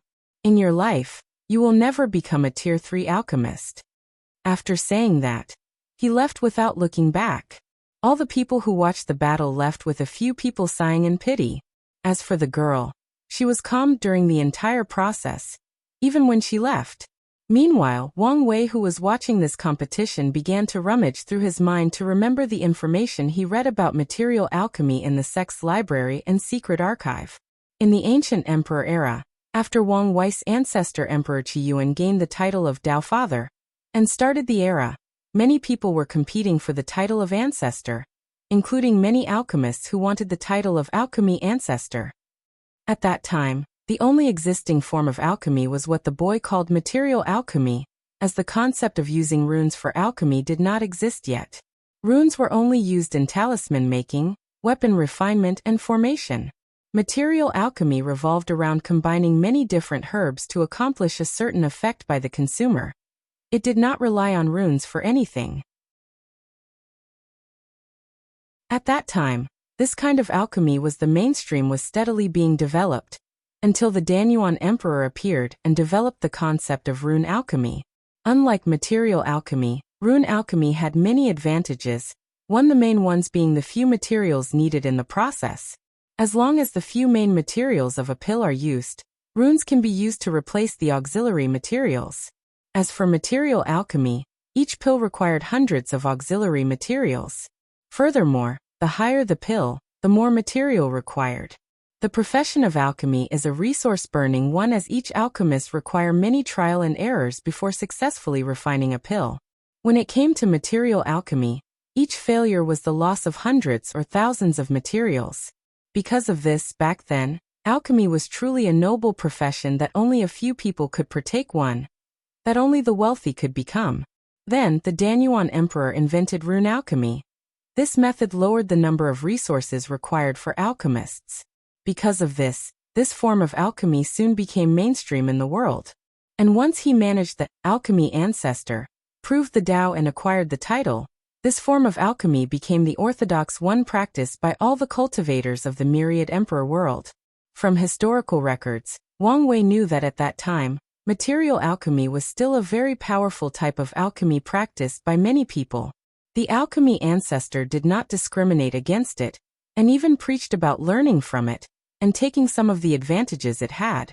Unfortunately, his descendants were not as open-minded as him. The other great emperors of the origin pill Dao sect started a campaign to forever suppress it. They destroyed countless pills recipes, ruined the reputation of material alchemists, and erased some of their contributions to the world. Things got so bad that at some point, the only recipe for material alchemy left could only refine top-level profound pill, that only divine altar realm cultivators could use. It was only after the sect did not produce a great emperor for so long that material alchemy got a chance to breathe and develop. However, without many people developing it, the highest level of pill that they could make now was top-level earth pills. While floating in the air, Wang Wei was thinking about the alchemy ancestor and rune alchemy. From the records he read, material alchemy is the mainstream of the majority if not all worlds in the endless void. Most alchemy system is a variation of this. Using runes for alchemy probably did not exist. In one of the books that he read, it was implied that the concept of rune alchemy was most likely invented by the alchemy ancestor and spread through other worlds' communities. Based on the little information that I've read about Danyuan Emperor, why do I feel that this guy was not ordinary? That he was more than he seemed on the surface, muttered Wang Wei as he watched the girl fly away. Personally, he also agreed with rune alchemy becoming the mainstream of the world. Based on the resources needed to cultivate an alchemy master, imagine if material alchemy was the mainstream of this world. After so many eras, how much resources would have been used and wasted? The number is simply astronomical. Not to mention that there would never have been as many alchemists throughout history without rune alchemy. Although, he still thought that the great emperors of the Origin Pildao sect went too far on their suppression of this form of alchemy. Although these guys used the issue of resources as an excuse for their actions, Wang Wei could see that they were doing it for luck.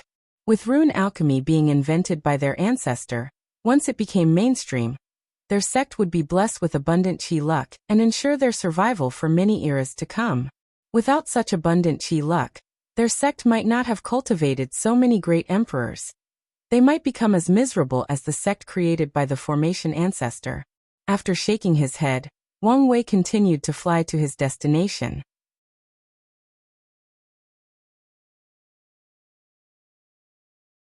Chapter 324. After flying for a while, Wang Wei finally arrived at his destination. He walked in with great pride, heading straight to the counter and registered for his test. According to the rules of the Alchemy Association, each participant of the test has to pay a certain fee, no matter the success or failure of the test. Because of Lu Cheng's master and status, he can receive a discount for the fee. Unfortunately, it was not free, secretly complained Wang Wei. Although he was rich, Lu Cheng was not. So with a pained expression, he paid the fee for the test. Meanwhile, during the entire process of registration, he had to ignore the weird look that some people gave him. He guessed their reasons for doing so. Lu Cheng was nothing but a low-level Tier 2 alchemist. But now, a little over 3 months after breaking through to the supernatural realm, he was applying to become a middle Tier 2 alchemist. Wang Wei ignored their chatter and lined up like everyone else. His eyes scanned the surroundings, then an idea came to him. He secretly hypnotized one person and had the person approach him, have a short conversation with him before leaving. Then he waited for his turn. This wait lasted for a full 3 hours. Finally, Wang Wei along with 5 other people entered a large room. The first thing he noticed after entering the room was the 5 old men floating in the air, while sitting cross-legged. They all had white long hair and beard, had tan skin, most likely because of always being around intense flames for alchemy. Additionally, a faint scent of medicine could also be detected from them. The 5 old men looked at all the participants, only briefly pausing on Wang Wei before ignoring him. The old man in the middle, who was referred to as Elder Fonglai, said, "You should all be aware of the rules. You can refine any Middle Earth grade pill. To pass the test, you have to refine at least 3 pills with normal quality. You can have as many trials as you want during the allocating time. Now show me your materials." All 6 of them took out the materials needed for the refinement. Then the 5 old men used their divine sense to check and ensure that nothing was wrong or any cheating did not occur.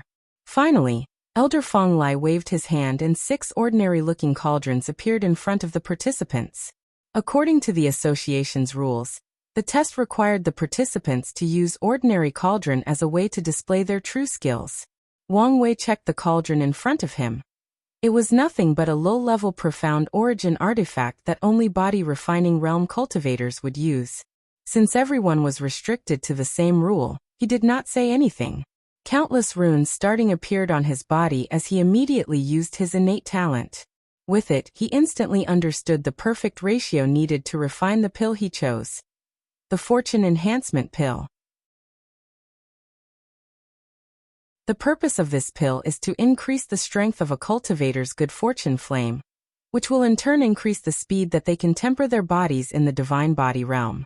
This pill is quite popular amongst cultivators, and the difficulty to refine it is between middle to the upper levels. After Wang Wei used his innate talent, the 5 judges were not surprised, as many alchemists have innate talent that helped them in pill concocting. In this group along, there was another person who was also using his innate talent.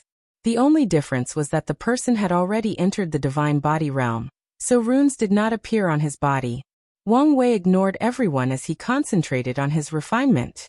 After using his talent to get the perfect ratio for his recipe, he did not stop there.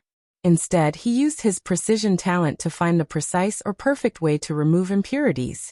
After controlling the flame properly to do so, he melted the herbs into liquid, mixed them into one before condensing the mixture into pills. Finally, he engraved the necessary runes. After Wang Wei finished, he ended up with 3 normal pills and 2 superior ones. The judges checked the pills, nodded in satisfaction before giving him a badge with his newly updated status as a middle tier 2 alchemist.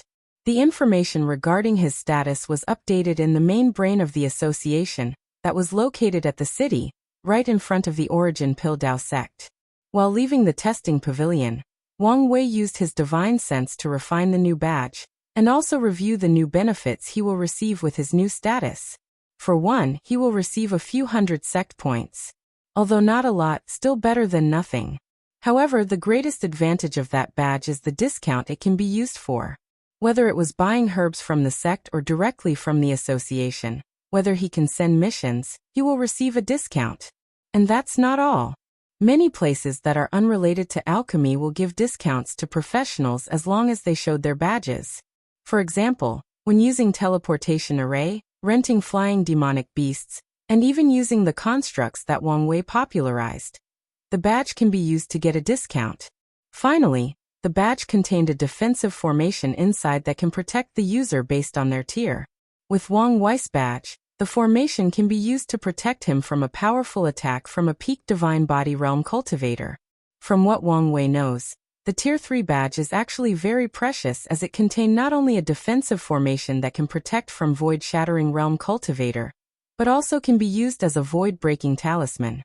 That way, once the alchemist is in danger, they can run away. Even if the opponent blocks the void, they can still tear it open and run away. The badge is one of the reasons that many professionals are eager to join the associations, especially the loose cultivators. After all, the badge is equal to a second life for them. After leaving the pavilion, Wang Wei flew back to his cave. However, midway through, he received a communication talisman and changed his destination. Disciple has seen master, bowed Wang Wei. Little Fifth, I've heard the news about your promotion, congratulations, said Yi Lao. It seems that my master's power is not as bad as I imagined. Not even a few minutes after my test he already received the news. However, from his body language and tone he seems to wonder about my sudden increase in alchemic ability, thought Wang Wei, who placed a happy smile on his face as he said, Master, it's all thanks to innate talent. At first, it could only be used to find the perfect ratio of herbs to use for alchemy. Then I thought to myself, why not try to use to find the precise way to remove impurities in the herbs? Then it worked. I could not believe it. Now I have so many ideas. Maybe I can use it to find the perfect way to control flames and, more important, to engrave runes. If can succeed, I cannot imagine what I could achieve in the future. As Yi Lao watched his excited apprentice babbled on, his eyes lit up in surprise, albeit his face remained calm. If his disciple succeeds to develop his innate talent to this level, his alchemy talent would reach an unimaginable level. Yi Lao became excited after hearing this. This is one of the advantages of the origin system as a cultivation method. With the right innate talent, a mediocre person can quickly become extraordinary as long as they develop their talents in the right direction. Good, good, good. Yi Lao repeated his words 3 times. You did well, little Chung. You did not disappoint your master. I have finally removed this guy's suspicions. Plus, from now on, I do not have to worry about showing too much talent. Wang Wei personally developed Lu Cheng's innate talent in that direction to display his talent and be more favored by his master, thus also increasing his chances at achieving his goals for coming here. Truth be told, he has even more ideas for the development of this talent. For example, in the future he wants to develop this precision talent to apply to other things. For example, develop the perfect way to apply physical strength, the perfect way to control origin essence, the precise way to apply the soul. Finally, the precise way to control the law. Although Lu Cheng's ability seemed to be limited to only alchemy, for now, Wang Wei will try to develop in these directions. If he succeeds, he will not return that talent to Lu Cheng after giving him his body back. Even if he fails, he will try to develop a cultivation technique that has these effects using that talent as a springboard, just like Empress Wu did with her universal seal. After being praised by Yi Lao, Wang Wei displayed a happy face, followed by a little shy and embarrassed appearance. Then, a look of hesitation appeared on his face. Little Cheng, do you have something in your mind? Master, I've been wondering about the controlling flame art. Is there a problem? If there is something that you do not understand, I can explain it to you. No, it's not this. While I was waiting for my test, a disciple named Jiang Yu approached me. Based on my brief conversation with him, I could feel like he was interested in what cultivation method I cultivate. I don't know. I somehow feel like this technique has some secret. Yi Lao frowned after hearing this. According to the information he received, someone did approach Little Fifth. And that guy also belonged to Fu Kaiyan's faction. Has he already suspected something? With a calm look on his face, Yi Lao said, "You do not have to worry about anything. As long as you cultivate it to the 6th stage and break through the primordial spirit stage, you will know everything." Master, I feel like, with the combination of my innate talent, I should be able to cultivate to the 6th stage really soon. The controlling flame art is a weird technique that not only showed how to control flame, but can also be used as a cultivation method. As such, it is possible to cultivate it to a high level without reaching the realm, as long as you have enough talent. I understand that you're curious, said Yi Lao. But you have to understand, some secrets cannot be known without the appropriate strength. It seems that I have to find another way to quickly learn the secret of this technique. Wang Wei nodded his head, chatted with his cheap master for a while before returning to his cave. Sorry about the mistake. I even got the chapter title wrong using the S title.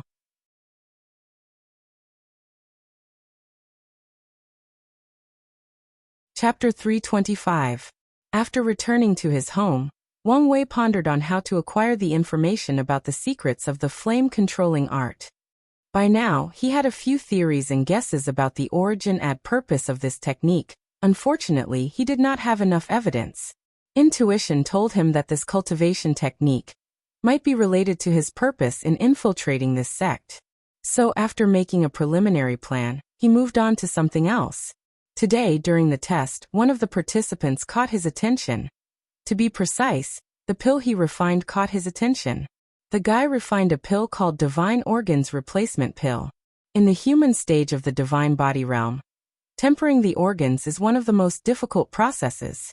Unlike the other body parts, once injured, it is very difficult to heal and could lead to permanent damage. If not tempered the appropriate amount, then once a cultivator break through the shattered void realm, and their bodies are baptized by the law, then their organs will collapse leading to instant death. This is where the Divine Organs Replacement Pill came into place. Once consumed, a cultivator can instantly grow a fake, divine organ capable of withstanding the power of law. Of course, using this pill meant that your foundation is not solid, and the void-shattering realm will be the end of the cultivation path. Furthermore, there is also a high chance of failure when doing this. Nevertheless, for many people with poor talent, this pill is a lifesaver for them. Before coming here, Wang Wei had heard about this pill but never saw one. This is because the recipe is exclusive only to the Origin Pill Dao sect. After watching that disciple refine that pill, he finally realized an important aspect of his infiltration that he had overlooked. His situation was the best possible time for him to steal many of the secret recipes that the Dao opening sect did not have, and bring them back. In terms of alchemy or other professional heritage, the Dao opening sect has a complete heritage that goes all the way to the emperor tier. This is all because of the effort of the second great emperor of the Li family, Li Zheng, who took the name Miscellaneous Study Emperor. As his name suggested, this emperor was interested in studying many things during his life. He studied pill refinement, talisman making, weapon forging, formation, divination, yin-yang calculation, puppeteering, medicine nurturing, beast breeding, beast controlling, etc. He went as far as studying things like literature, poem, calligraphy, chess, military development, and many more. With his long lifespan and talent, he studies too many things. Although he proved the Tao with the 5 elements and created the 5 elements foundation scripture, he did not stop studying all kinds of miscellaneous things after becoming a great emperor. One of the reasons that the Tao opening sect has so many pill recipes, knowledge about runes that allowed them to cultivate professionals on their own, is because of him. The Miscleanout Study Emperor single-handedly increased the foundation of the sect. Despite this, it did not change the fact that compared to sects that specialize in different professions, the sect was still lacking in many aspects. However, Wang Wei discovered that he had the perfect opportunity to close the gap with these specialized sects and further increase the foundation of his own sect. Well, at least, when it comes to alchemy. After making this realization, he decided to learn as many recipes as possible while here. If necessary, he has to use his status as the disciple of the sect master to his advantage. So, with a complete plan for the future, he got back to his alchemy. He was also taking this time to study the other profession as well. In recent years, he has been slacking. Heavenly Abode Realm. Li Jun looked at the disciple in front of him. Is it done? Yes. After more than a year and countless resources, it's finally finished. In that case, it's time to begin. Because of the difference in time flow, although only 3 months passed in the Myriad Emperor world, a year and a half passed in this world. During this time, the gods have been searching for Li Jun's group non-stop. Well, at first they were. After searching for a few months and not discovering anything, the majority of these gods started to give up. To them, they were mighty and lofty divine beings. How could they waste their time doing something as lowly as searching? Unfortunately, this world was very hierarchical. Since the supreme gods had others to search, they could not openly disobey. So the title gods started to do the bare minimum while ordering the void gods under them to search with their full strength. At first, the void gods did so, but after not their search was proven futile, they also started to do the bare minimum while ordering the true gods under them to their best searching. In that way, things started to escalate as the upper gods ordered their subordinates to do their best while they slacked off. In the end, only the little divine shrine cultivators who were only slightly more powerful than mortals were forced to search with all their strength. As for the supreme gods, the majority also did not care. They thought that maybe the outsiders already left their world. When it came to the Destiny Goddess prophecy, they believed that she might have been wrong. If not for the fact that she brought up Mother God during the council meeting, not many people would have believed her anyway. Today was ordinary for the people of the heavenly abode world. Even the gods thought so as well. Many of them were doing their usual daily 30 minutes to hour investigation before returning to their heavenly abode. However, something out of their control occurred. In the death realm governed by the death god, countless circles with runes inside of them rose from the ground into the sky. There were thousands of them covering the entire realm. Formation, muttered the death god with an ugly look on his face. He immediately wanted to act, but it was too late. The formation activated and surrounded the entire death realm. Immediately, the gods felt a change between heaven and earth, especially the void gods and above. They could not get access to their heavenly abode, meaning that they could no longer use its power to increase their strength, heal themselves or replenish their divine energy, and they cannot use the power of space. More importantly, they cannot even enter their heavenly abode as the formation blocked the space. The gods inside these abodes found themselves stuck and unable to leave. A dark energy wave suddenly appeared in the sky. Then a middle-aged man dressed in black clothes appeared in the sky. He was the death god. Because his heavenly abode is fused with him, he used his power of law to break the space restriction. Unfortunately, only he could leave. The good news was that he could still use the power of his abode. As the death god looked at his realm, he could see countless armies surrounding different strategic places, mostly areas in the Death Kingdom where the power of incense is most concentrated. Just like the Fire Realm, the most powerful force in the Death Realm is a kingdom created by the Death God and ruled by his descendants.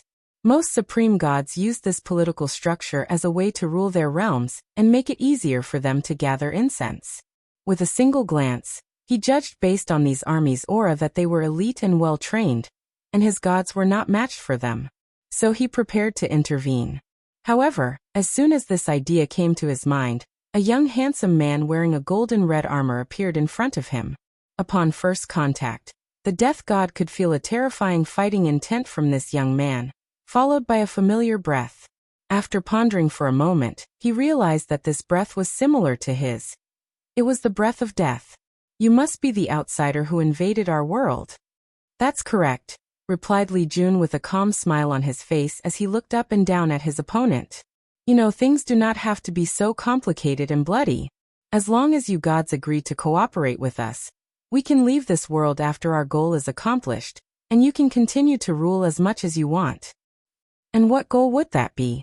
I declined to comment. Hee hee, laughed the death god sarcastically. Your words are not sincere. If you really wanted to cooperate, you should have contacted us and stated your terms and conditions. You are partially correct about this. However, one of the fundamental truths of the universe is that only people of equal strength can negotiate with one another. The death god's face became ugly as he said with a slightly raised voice. So, you guys want to kill the most powerful god to display your power, then advocate for communication and diplomacy? Li Jun paused for a moment. To be honest, we did not know that you were the most powerful god. We chose to attack you simply because your realm is the largest territory of all the supreme gods. This answer infuriated the death god. His opponent's meaning is obvious. To them, it did not matter how powerful the gods were, they could all be killed.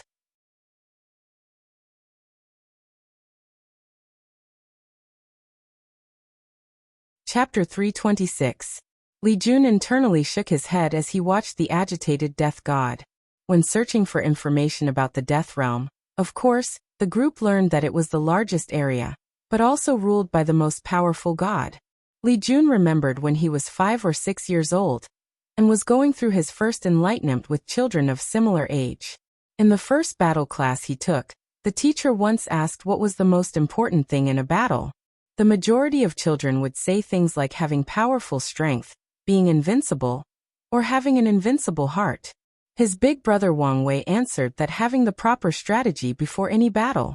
The teacher praised him but said that he was wrong. The teacher told him that the most important thing is the state of the mind. First, make sure that you are in a calm state of mind, then do whatever possible to disturb your opponent's state of mind. According to that teacher, any extreme emotion is detrimental to battle. As long as a person is not calm enough, they could not apply their full power. Even if a person can gain an increase in strength because of rage, it is only momentarily, and would also make such an opponent have many flaws in his actions. In that class, that teacher boldly declared that no matter what cultivation a person is, even a great emperor, without a calm state of mind, they cannot fully display their strength. So, the teacher taught them how to use their words to agitate their opponent. Li Jun remembered how his big brother's lips twitched in disbelief and muttered softly, "So we're learning on to trash talk?" Li Jun once asked him what trash talk was, but he refused to answer him. It was not until they began to cultivate and asked again that he learned. His brother then taught him a bunch of vulgar ways to insult an opponent to disrupt their state of mind. Li Jun was shocked and swore that unless he was truly in despair and on the verge of death, these words will never come out of his mouth. After all, his mother raised him properly. Li Jun ignored the angered death god. With a swing of his arm, a weapon rack with 18 different weapons appeared behind him. This was his proven Dao artifact. Li Jun took out a blue halberd before the rack disappeared. His aura skyrocketed as he locked on to the death god. "Are you ready? Today should be your last day in this world." The death god did not answer him but waved his hand. He mobilized the power of the law to create a gigantic black hand, descending on Li Jun. The sky became gloomy as the hand covered it. Countless souls screaming and wailing could be seen and heard from the hand. Boom! The hand hit Li Jun, causing a massive energy wave in the sky for hundreds of thousands of miles long. Luckily, the formation that surrounded the realm prevented the shockwave of this attack to hit the ground. The wind blew away the smoke in the position of Li Jun. All the people on the ground looked with bated breath. The gods had a sneer on their faces, while both Li Jun's Slaughter Dao Legion and Taigang's undead legion had a calm look on their faces. Once Li Jun's body was revealed, there was not even a scratch on him. His head was raised in the sky, seeming to look in a certain direction. "That's how it is," he muttered to himself. "How can you be perfectly fine?" asked the death god with slightly trembled hands. Although this was not his full strength, he still used more than 70%. Yet his opponent was perfectly fine. Li Jun sneered after hearing this. After his defeat at the hands of Feng Lijuan, although he benefited from Wang Wei's words and entered enlightenment, he was still a little lost. He wanted to drastically increase his strength in a short time, so he wanted to find the war talisman from the talisman ancestor. However, Wang Wei told him instead of relying on something so uncertain, it's better if he trained more. So Wang Wei trained him. He turned Li Jun into a proper body refiner. Unfortunately, Li Jun did not have the talent to cultivate the ancient desolate body refinement scripture. To cultivate this scripture, specific talent is required. The talent to find the Tao rhyme or essence of heavenly materials and treasures. Wang Wei's grandfather, despite his cultivation talent, did not have this specific talent. As for his father, he did not want to cultivate this scripture. His path was that of a pure swordsman. And swordsmen do not need powerful bodies. They pursued the extreme of attacks. To a swordsman, the best defense is the ultimate offense. If the swords in their hands cannot kill their opponent, they do not need to have a strong body to survive. To them this was a shame.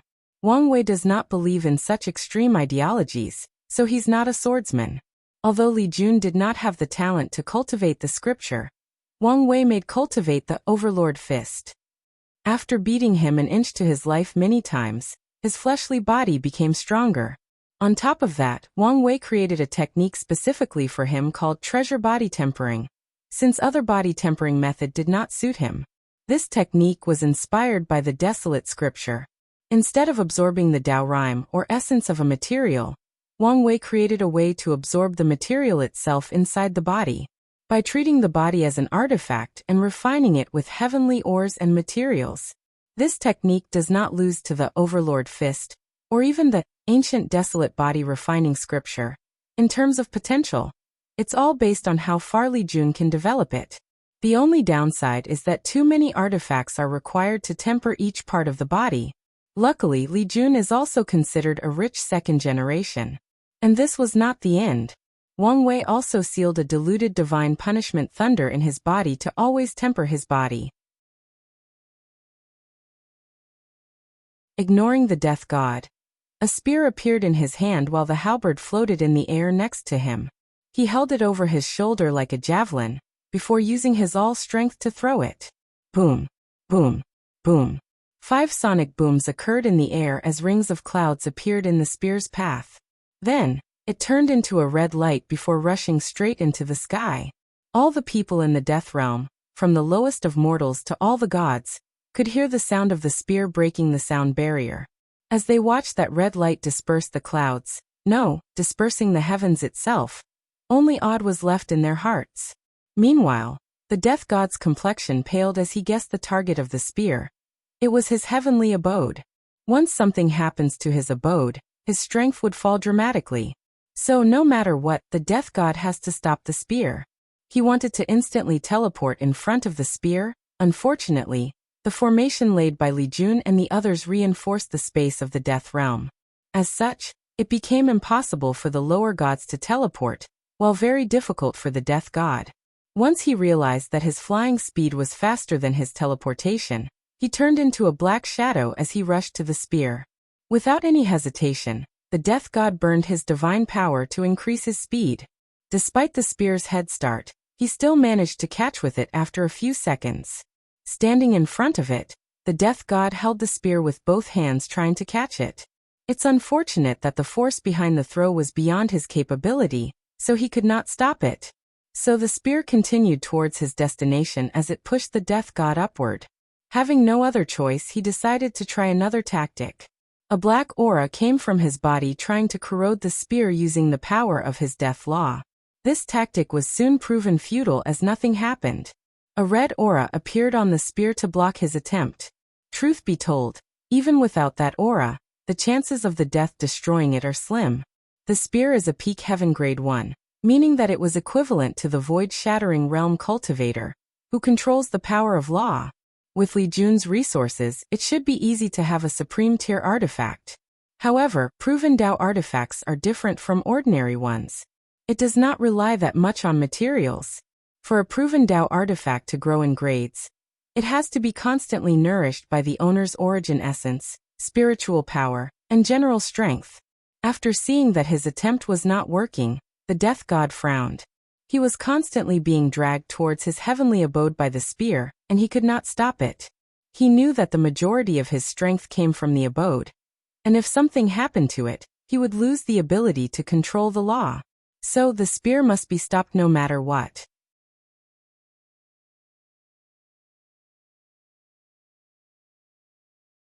Chapter 327. Since using pure strength could not stop the spear, the death god decided to use tactics. So, while holding the spear in one hand and being dragged, he took out a scepter with the other hand. He concentrated all his power and hit the spear again, this time not trying to stop it, but changing its direction. Then, the death god moved away from its path. The spear flew to the sky at maximum speed until it hit the shield that surrounded the death realm. It did not penetrate it, only slightly shook it. This small reaction did not matter for the people inside, but this was important news for the ones outside. Outside of the death realm, the 35 supreme gods floated in the void as they looked at the shield that suddenly appeared and separated the death realm from the rest of the world. They finally realized that the outsiders have started to act against them. And what shocked them was that their first move was so large in scale. Previously, when they faced invasions from other worlds, of them were as powerful or efficient as this one. As such, the majority of them became flustered and did not know what to do. They began to argue between them about their next course of action. Luckily, the Destiny Goddess and the Life Goddess stood up and took charge. They asked the remaining people to use all their strength to try to break the shield and see what was happening inside. Unfortunately, no matter what method they used, the shield remained unaffected. But they did not stop their assault. Meanwhile, the death god became more furious after Li Jun's attack. In his infinite life, he had never suffered such humiliation. He looked at his opponent furiously, before flying away to his heavenly abode. Under his control, the abode turned into a small star, and was absorbed by the death god. Instantly, a powerful aura emanating from his body covered the entire death realm. The aura was powerful, deadly, making the souls of all living things tremble and worship him. Fortunately, the Slaughter Legion and Undying Legions had a vast amount of slaughter chi in their bodies from their intense training. As soon as that aura wanted to invade their minds, a red aura suddenly enveloped these legions and protected them. As for people like Wang Ju, Tai Gang, and Yan Liling, they could not care less about such tactic of intimidation. Li Jun raised his head to look at the death god as he muttered to himself. His strength increased from the beginning of the shattered void realm to the peak. He can even be considered a half-saint. The fighting intent in his eyes increased. Although he was only in the divine body realm, his strength was equal to people in the saint realm after being trained by Wang Wei. He could kill ordinary saint, fight equally to genius saint, run away from heaven-chosen saint. Only heaven-defying saints like sect master Wang Tian could instantly kill him. Of course, this classification only applied to people who just entered the saint realm. So the death god's current strength could only slightly raise his fighting spirit. He rushed towards his opponent with the halberd in his hands. With his armor, he looked like a god of war going through war. He swung it down with tremendous force. The death god was momentarily caught off guard by Li Jun's speed and reaction, so he could only instinctively raise his scepter and block. A powerful force came from the clash, forcing him to fly away a dozen kilometers before he managed to control himself. Once again, the death god felt humiliated. As a god, he was forced into this situation. He raised his hand and said out loud, "Death Judgment." A huge book suddenly appeared in the sky, gleaming with the power of law. It locked on Li Jun and began to scan his body and soul with some weird method. Finally, characters that composed of his name were slowly being written in the book, and Li Jun could feel that his lifespan was slowly dissipating. He could feel that once his name is completely written, he would die. He controlled his origin essence to turn into death chi to surround his body. Then he cut off the connection of this book to himself. Regrettably, his actions were partly successful. He did not completely cut off the connection, but drastically decreased the rate at which his lifespan is decreasing. According to his calculation, he probably will lose 5 years of lifespan after 24 hours. To him, this was plenty of time to end this battle. Li Jun looked at the death god who had an ugly look on his face, and swung his halberd once again. This time he did not use direct confrontation of brute strength, instead used an origin ability. A gigantic halberd of similar size to the book materialized, before rushing towards it. Its whole purpose was to destroy the book. As the death god did not want this to happen, he immediately took action. A colossal arm came out of his body to block the spear. The arm was devoid of any skin and flesh. It only had red bones. The sky trembled because of the confrontation of these two. Powerful and large-scale shockwaves spread like wildfire in all directions.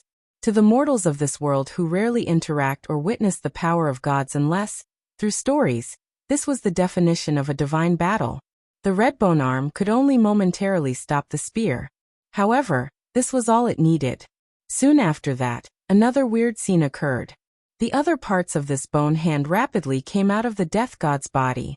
Then a massive red bone giant with a beating heart under his ribs showed up. With 2 hands, he held the halberd that was descending towards the book. Taking this opportunity, the death god blessed the judgment book with his law power and increased its strength. Li Jun felt the rate at which his lifespan is decreasing rapidly accelerated. He frowned before saying, "I originally wanted to play with you a little to learn how strong the supreme gods are and how they fight. Now, I do not want to anymore." After hearing that the supreme gods could use the power of law, Li Jun and the group knew that this world was not simple, and wanted to gather more information. So their plan was to use this fight to learn about the gods. And in this brief battle, Li Jun already learned something important. To be exact, he confirmed a theory that he had. These gods do not control the law, they can borrow its power. This is the reason that even though the death god controls such a power law as death, yet he was still so weak. It's not just because their god civilization has been isolated for so long making them underdeveloped. Middle Thousand World cannot give birth to cultivators that control the law. However, the gods of these worlds use the unique state of this world along with their unique cultivation system to borrow the law and use it. Li Jun wondered who came out with this cultivation system. Although it had many flaws and restrictions, it is still an ingenious one. He did not believe for a second that the aboriginal people of this world created it.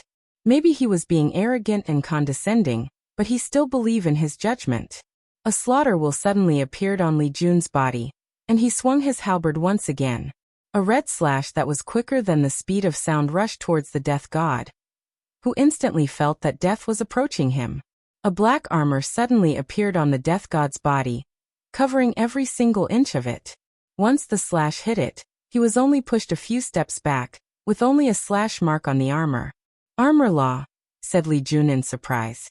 This is a secret technique that is controlled by most Holy Land and above in the myriad Emperor world.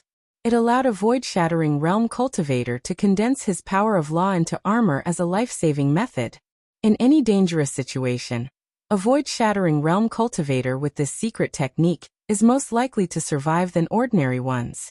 This technique is strictly controlled to ensure that disciples of these high-level sects have an advantage over lower-level sects that do not have a deep background or foundation, and loose cultivators. According to regulation accepted by all cultivators, for a sect to proclaim itself as a holy land, not only does it need to have a certain number of Saint Realm cultivators, it also needs to have an armor law secret technique along with a few other conditions. This is the reason that Li Jun was a little surprised after seeing the death god use this technique. He wondered where he got it from. Li Jun's eyes lit up as he realized that the secrets of this world are deeper than he imagined.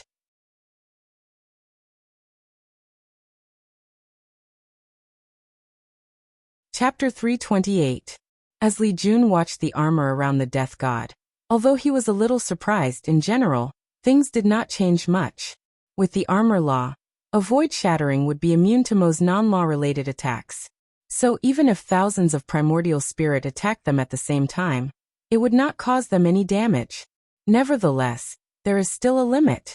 As long as an attack reached a certain level, it can still be broken. So he decided to use an attack from his newly created Slaughter Dao code, from being enlightening by the 3,000 Dao orbs. A river of blood that covered the entire sky appeared behind Li Jun. He looked like the sovereign of blood, like a mighty god of war that has only left trails of blood and destruction behind him. Li Jun raised his halberd to control the blood sea but suddenly stopped.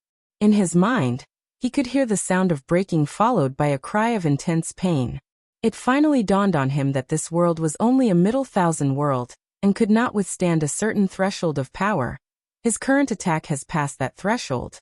Truth be told, his short battle with the death god reached the power of void-shattering realm, which should be higher than the threshold of this world. However, since Heavenly Abode world is a special one, it was not that affected. However, the attack that Li Jun was about to use to break the death god's law armor was too powerful. After making this discovery, Li Jun dispersed his attack, an act which bewildered the death god. He thought that something might have happened to his opponent. Maybe the tide of this war will sway to my advantage, thought the death god. Unfortunately, his thought was very wrong. Li Jun took out a jade talisman to communicate with someone. A few seconds later, the formation in the sky shone brightly, then a look of horror happened on the death god's face. His armor slowly dissipated. "What have you done to Mother God?" he roared out loud. "Why can't I feel my connection with her?" Death God tried to mobilize his power of law, but nothing happened. He had lost his power as a supreme god. "Mother God? Is that what you people called the heavenly Tao of this world?" asked Li Jun, quite fitting, I guess. "Answer my question. We have long speculated that the power of law of your supreme gods came from heavenly Tao. As long as the connection between the two of you is broken, all of you should lose that power." The death god immediately became flustered after hearing this. All the gods revered heavenly Tao and considered her as their creator, their mother. Hence the name. They believed that although she rarely intervened in the world, her power was supreme and almighty. But now these outsiders have proven to have the ability to interfere with her, and even cut off the blessing that she gave them. Li Jun could read his change of emotions with a single glance. Internally, he shook his head. This is the difference between a powerful world and a small one. The way they see and understand the world is completely different. This manifests in the form of advanced civilization. The gods of this world never fathomed that someone could affect heavenly Tao. However, to Li Jun from a powerful world, completely enslaving the heavenly Tao of a middle thousand world is a very common thing. After shaking his head, Li Jun took out a sealing artifact that looked like a bead, preparing to seal the death god. Right now, the latter's strength has decreased from a half-saint to the primordial spirit realm. An accident then occurred. The death god, who was flustered and anxious, suddenly started to burn his soul and the majority of the incense inside his heavenly abode. Li Jun flicked his finger to throw the bead at an incredible speed. Once it arrived in front of the death god, the latter was instantly swallowed by it. However, Li Jun could feel that he was a step too late. As he held the bead in his hand, he could see the body of the death god inside, seeming to be in a forced sleep. After sighing, he used a teleport spell to arrive on top of the Death Kingdom capital.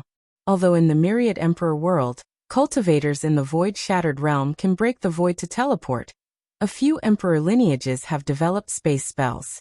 However, a requirement of origin essence is required before learning or using the spell. Otherwise, the user will instantly be drained of his energy. "Did something happen?" asked Yan Liling after seeing Li Jun's arrival. Yes, the death god used some kind of secret method to bypass the formation and send some information outside. "Would that affect our plans?" "Most likely," replied Li Jun nonchalantly. Nevertheless, he did some that worried. He then handed the bead to Wang Ju. "See if you can search his soul to gather any information." "Where are you going?" she asked back after taking it. "I just received news that the supreme gods are constantly attacking the formation. So I'm going to control the formation to prevent any accident, and also reduce the resources to maintain the formation." Everyone nodded their heads to him, before focusing on their own tasks. Still, before disappearing, Li Jun still said, "Don't forget your reports." Before coming to this world, Wang Wei tasked them to write a report on the things to be aware of during interplanar war between different worlds. He wanted to be prepared for the future by preparing some sort of standard or guideline that can be applied to many worlds. Of course, this guideline will be a general one. The majority of worlds are different, so different approaches have to be taken.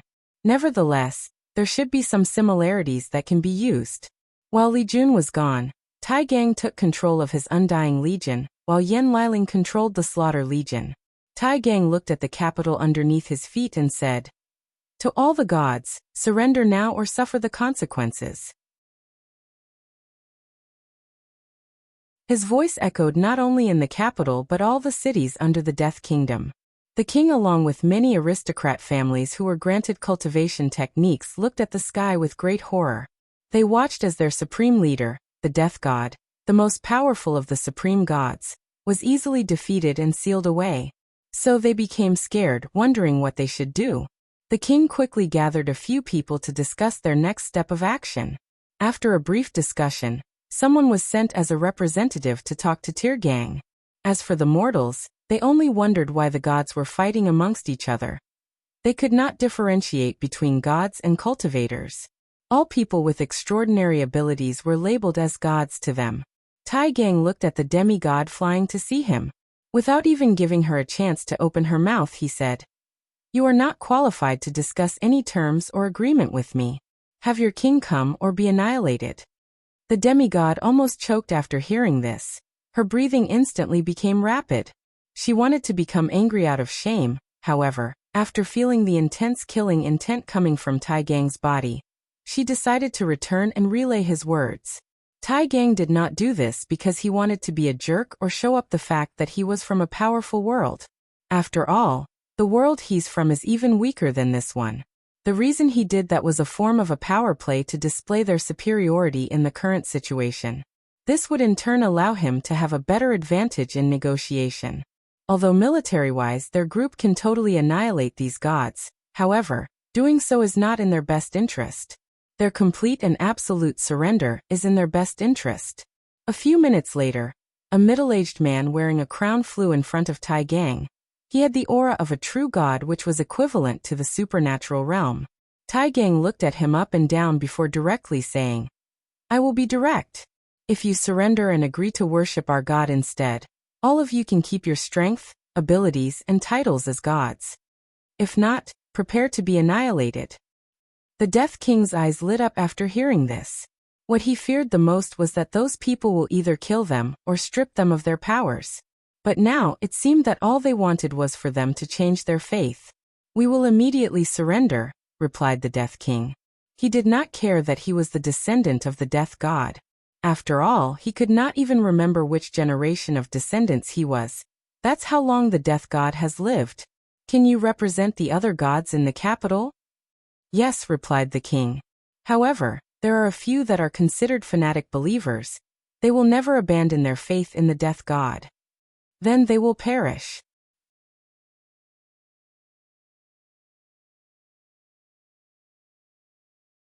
Chapter 329.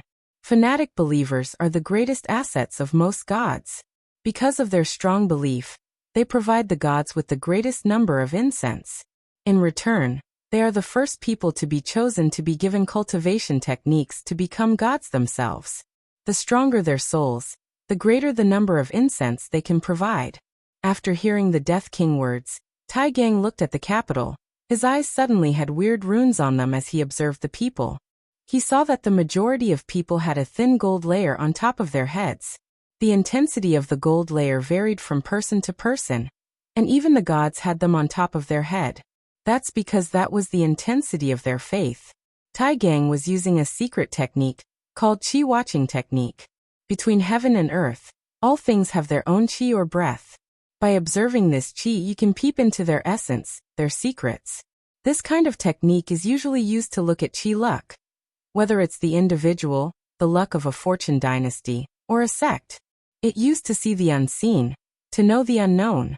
Since Wang Wei's eyes had the natural ability to see these things because of his paragon soul, He did not have to learn this kind of technique.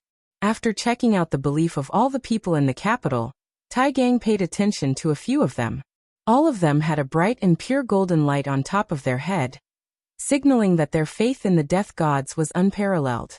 Taigang flicked his hand, sending myriad lights from his body.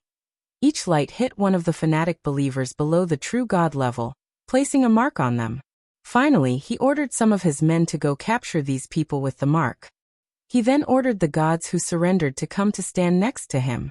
Since he did not trust the majority of them, he instantly locked all of them in case they decided to go back on their words. As for the people who refused to surrender, Taigang no longer persuaded them. He ordered his army to slaughter anyone who prevented them from occupying the capital. With the power of the Undying Legion, anyone who stood in their ways was killed. And it was not even close to a fair fight. The gods were slaughtered and their golden blood flowed like rivers. Their bodies were then collected for further study. Conquering the capital along with the following cities was quite easy. A fact which greatly annoyed Taigang, as his immortal army did not have a chance to truly display their undying ability with his innate talent. Luckily for him, this battle was not close to being over. The majority of gods were stuck in their heavenly abode and could not leave. So were their legions of gods. So after rapidly settling all the territories of the Death Realm, Taigang began his crusade in these abodes. His first victim was a title god who went by Corrosion God. As soon as he invaded the heavenly abode, Taigang saw a large army made of demigods and below waiting for him. This made him very happy. So he ordered his legion to begin attacking. Then the nightmare of the Corrosion God began. It did not take long before he discovered that the soldiers in this army were immortal. It did not matter whether they were stabbed through their hearts or head, whether their blood was drained, or their skin corroded by acids. They will heal instantly. On one occasion, he saw one soldier had his head cut off. However, the person next to him hurriedly took his head and reattached it. After seeing this, he became scared and decided to run away. Unfortunately for him, he was killed by Taigang with one punch. After conquering this heavenly abode, he rushed to the next one. The majority of them surrendered after Taigang showed them the fate of the Corrosion God along with his followers. And some of them decided to try to run away from the Death Realm. Others fought back. One particular title god called Slaughter God discovered the flaw of the Undying Army. So he ordered his men to instantly kill the soldiers of the Undying Army, preventing them from sharing life force to heal themselves. In the end, although they won the war, there were still some casualties. After this event, Taigang no longer wanted to play around. So every time he attacked a heavenly abode, he used radical means. His first step of action has always been to blow up the abode, thus weakening the power of the void gods and title gods. After that, he captured the one that surrounded while killing the ones that resisted. While Taigang was rapidly conquering the Death Realm, outside of it, all the supreme gods did not stop attacking the shield created by the formation. However, they suddenly stopped as they felt that some reaction coming from the formation. An illusory figure appeared in front of them. It was Li Jun. All of them watched the young man in front of him with wariness while remaining silent. Finally, the Destiny Goddess asked, "Are you the leader of the outsiders?" "Yes, and you can call me Li Jun," he replied with a smile. He then looked at all of the supreme gods. The majority of them looked like humans, but a few had animals' features with humanoid forms similar to the devil race. "Why have you invaded our world?" she asked with a stern voice. "Of course, it's to gather incenses," replied Li Jun as he analyzed these people based on their facial expressions. "I can honestly tell all of you that we have no intention of occupying your world for a long period of time. After we accomplish our goal, we will leave. After all, we are from a more powerful world. There is no need to stay in this small world that is basically a cage." Li Jun secretly observed that some people's body language changed after he said the word cage. A few seconds later, the Thunder God asked, "What is the world you are from? How powerful is it?" Li Jun gave a knowing smile after hearing this question before continuing explaining. "In the endless void, there are myriad of worlds and they are divided into 4 grade. Mortal world. This is the lowest of worlds. The spiritual qi between heaven and earth is gone, making it impossible to cultivate or for any extraordinary individuals to be born. Then there is small thousand world. The highest level of cultivation is tier 3, or what you call demigods. Followed by middle thousand world. Your current world is this level. The highest level possible is tier 6 or title god. The third level is called greater thousand world, which can give birth to tier 9 individuals. Finally, there is the world that we came from referred to as Heavenwell world. These worlds can give birth to beings known as Great Emperors. As soon as Li Jun said the word Great Emperor, a message entered the mind of these supreme gods. Great Emperor, an existence that has transcended the shackles of life and death, standing above myriad races and worlds. The faces of many of these gods became unsightly after understanding the implications behind these words. What you said does not make sense, hurriedly said the destiny gods. According to you, our world could only give birth to title gods. What about us supreme gods? She was correct, thought many of the gods. However, Li Jun responded calmly. You should be aware that your world is special. Because of this special nature, you supreme gods have the power of tier 7. This is most likely because of whoever created that crystal wall and your cultivation system. Many of them suddenly remembered a legend of their worlds. A legend about a supreme being from beyond the stars that came to this world long ago. He was credited as the first god that ever existed, and rumors have it that he or she was the one who created the crystal wall to protect this world. Older gods like the Destiny Goddess and Life Goddess knew more about this legend than the majority of these other supreme gods, but they tried to control their expression to remain as calm as possible. Li Jun smiled as he continued. There is no need for any contradiction between us as we will not stay for long. As long as any of you cooperate with us, I can promise to take you outside with us to experience the broader world. If that does not appeal to you, I can even leave our cultivation system to you, so that you are no longer restricted by your believers and the power of incense.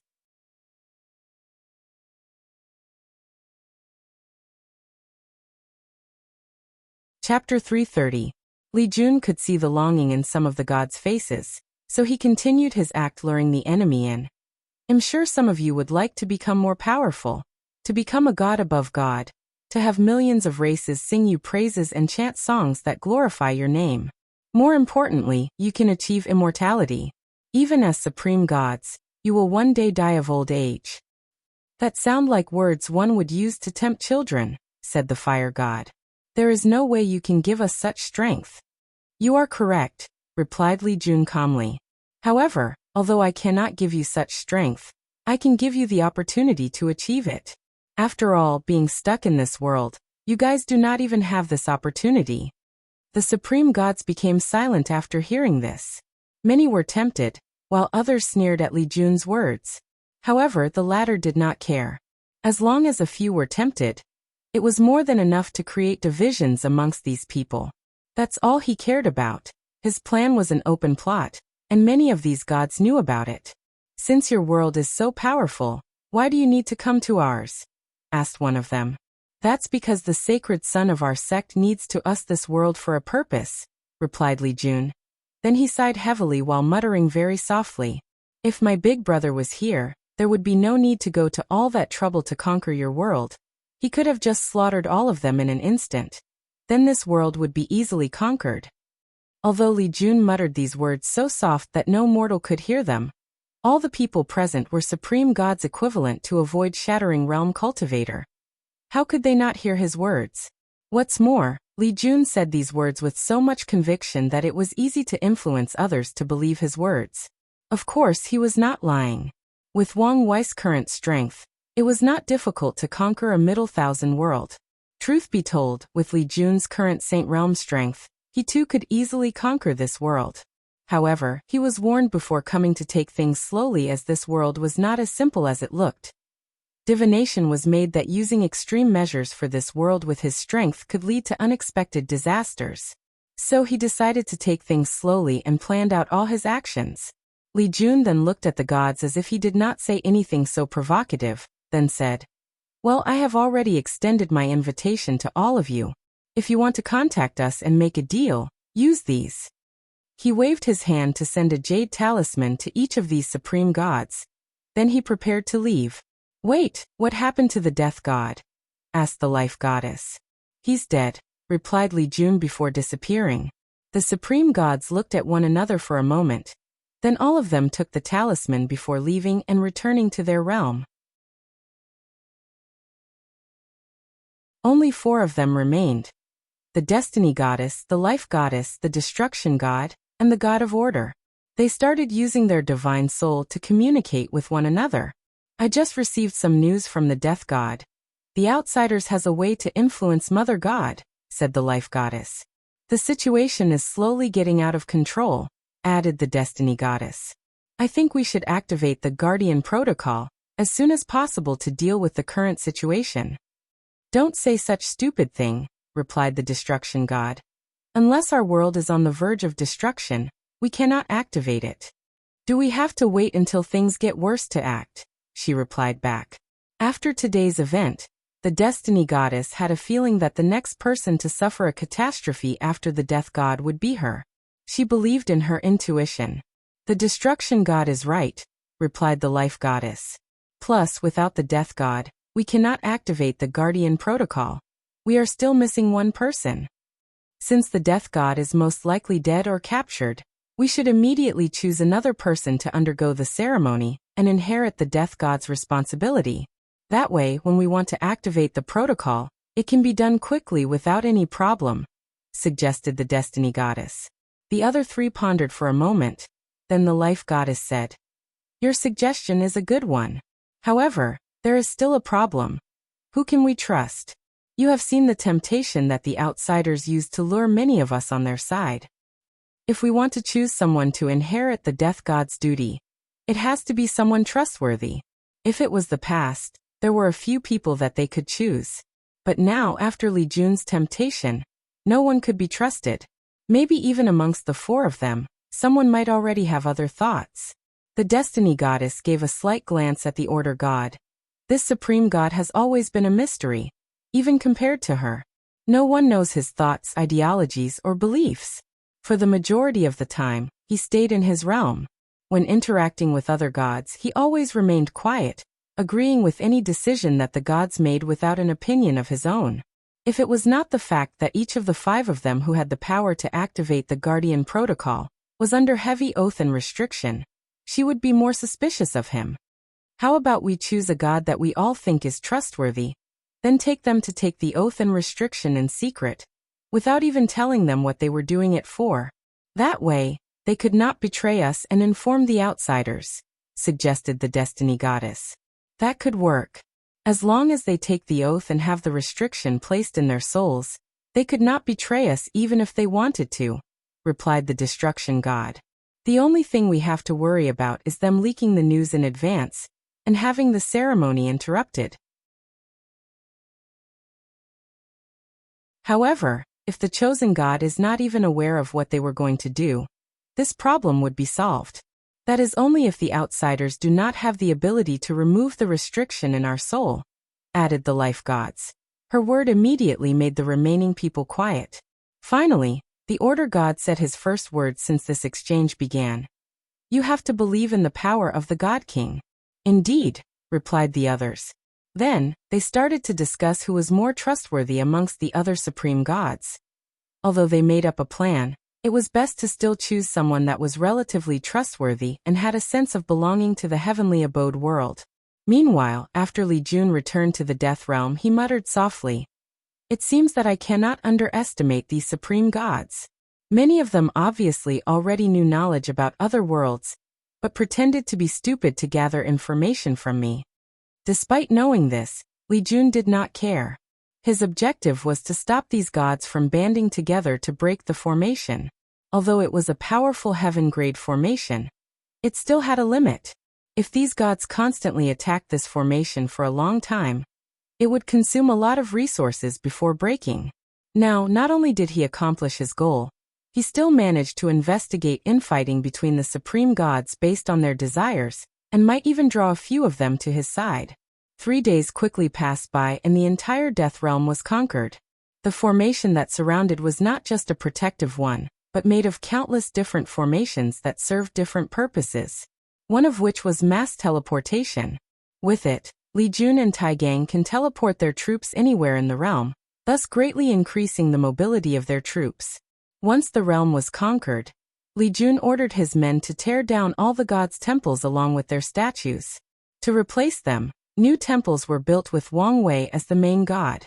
They spread his name as the god of fate that controlled the fate of all living beings in existence. The one who weaves the threads of destiny, determining their fate the moment that they are born. In his temple, the river of destiny is used as his symbol, always portrayed under his feet. Then, the soldiers started to spread this belief throughout the realm, encouraging mortals and gods alike to offer their faith/incense to him. However, the process still encountered some resistance. Oddly, it was not from the gods, as they were used to offering their allegiances to more powerful gods. The resistance came from mortals. The change of faith affected them the most since their livelihood was affected. For example, the people who worshipped the goddess of harvest used her blessing to increase the yield of their fields. With this blessing, they have enough food to feed their family. The people who worship the life goddess can cure their diseases. The god of earth prevents them from suffering from disasters like earthquakes. The good of wood can help them build houses and shelters. To tackle this situation, Li Jun and the others began to create social reform in the name of the god of fate. Only then did the problem slowly alleviate. Inside the royal palace, Li Jun and his group were having a discussion when Wang Ju walked in. "There is an unexpected problem," she said.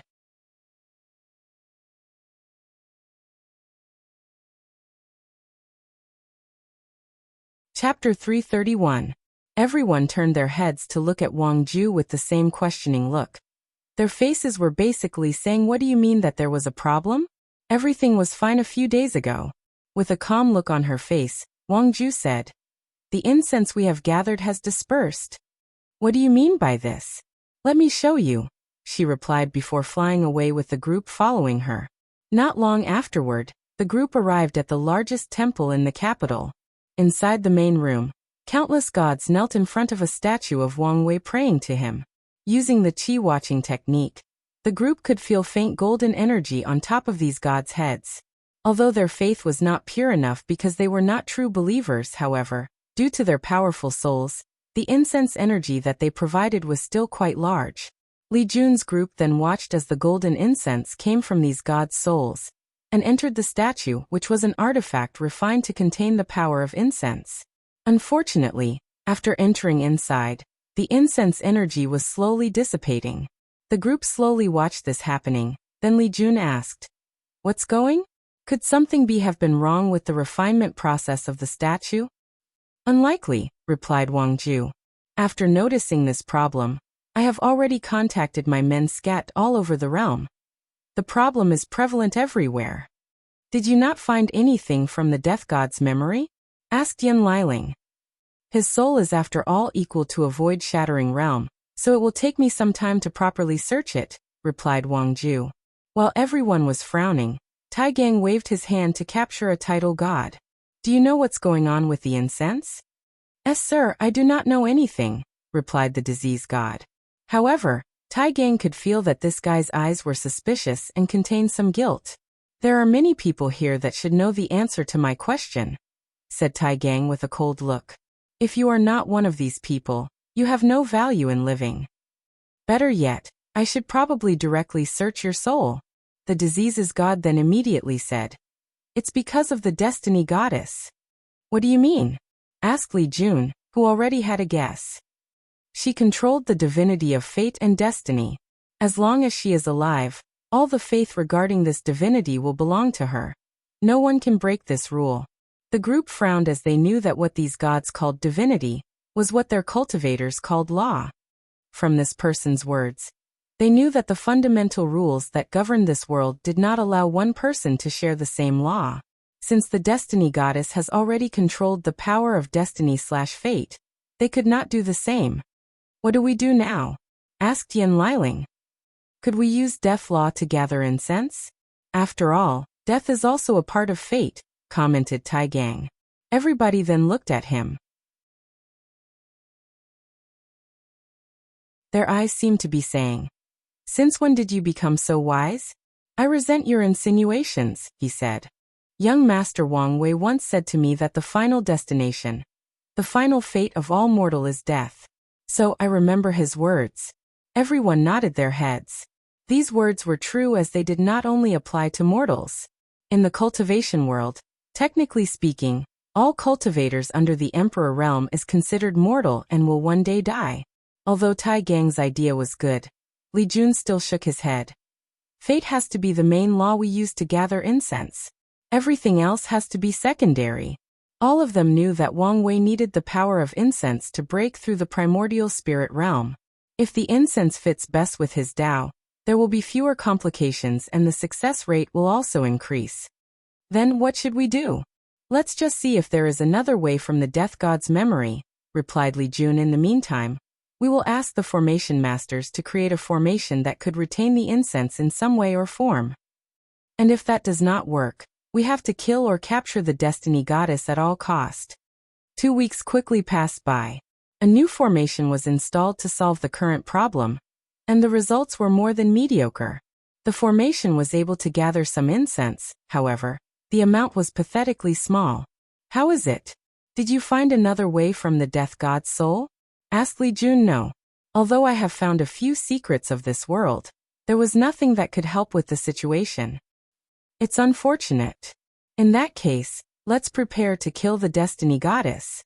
I will report to Big Brother." After that, he teleported inside his space room, which contained a small world. In one of the rooms, Li Jun came in front of a massive formation with so many runes that it made him dizzy just by looking at it. He injected a token with his origin essence to activate the formation. More than an hour later, the face of a young and handsome man with gray hair and eyes appeared in front of Li Jun. He could see from the background that that person was also in a small world inside a space ring. "Big Brother. Little Jun, how are things going? Did you add another member to your harem?" asked Wang Wei with a cunning smile. "Since Yan Liling has not killed me yet, the answer is no," replied Li Jun, a little speechless. He had long given up his womanizing way. "Plus, just because I call you Big Brother, do not forget that I'm still older than you. Respect your elders." Wang Wei laughed out loud after hearing this. Then the two chatted about their lives before going into business. Li Luan explained the current situation, and Wang Wei listened attentively. "You and the others did well," nodded Wang Wei. "As for your current situation, it's best to be careful and use fate law as the main gathering of incense. However, you can still gather a small amount of death incense along with other ones. When I arrive, I can find a way to fuse them." "All right. How are things going on your side?" "Boring and peaceful. All I do every day is refine pill and cultivate." "That sounds like a haven for Liling. Don't forget to borrow some pill recipe for her." Wang Wei was once again speechless, wondering when this guy became as shameless as him. Then they chatted briefly as the transplanar communication formation burned too much money, especially after Li Jun discovered that it would cost even more because of this world's crystal wall. After ending the communication, Li Jun went to deal with the death god and the information gathered from his soul, while Wang Wei began to scheme. Based on his recent analysis of the current situation, he realized that the fastest way to accomplish his goal is to increase his status in the sect. And the best way to do so is to rapidly increase both his cultivation level and alchemy level. However, all of this rapid progress has to have a logical way to explain it, otherwise people will become suspicious, especially given the level of talent previously displayed by Lu Cheng. And what's the fastest and most reasonable way to increase cultivation level and alchemy tier? Secret realm. A secret realm with enough rare resources. At first, Wang Wei wanted to ask the sect to create such a secret realm and have someone accidentally discover it. However, he did not want to use the resources of the sect for other people. That was too wasteful. Plus, he needed a secret realm that was unique and appealing to even emperor lineages. If this plan works, he can use the resources inside to quickly increase Lu Cheng's cultivation realm, while at the same time luring his third senior sister there as well. Then he will have a chance to uncover the secrets of the flame-controlling art. As Wang Wei began to think this through, he realized that there were even more benefits to this plan. For example, he can use this opportunity to lure the people in Fu Kaiyan's side and kill them all. Based on his experience in the sects in the past few months, he could already tell that this talented alchemist would be a problem for his goal. So eliminating him or weakening him is in his best interest. Finally, he could use this opportunity to show Lu Cheng and him in the same place. Although no people would relate these two together, it was best to be careful. Now the issue is, where will Wang Wei find such a secret realm? Suddenly, he remembered someone that could solve his problem, and strong killing intent flashed across his eyes as he muttered, Lu Meixiu. And, if you want a reminder about her, go back to read ch 156.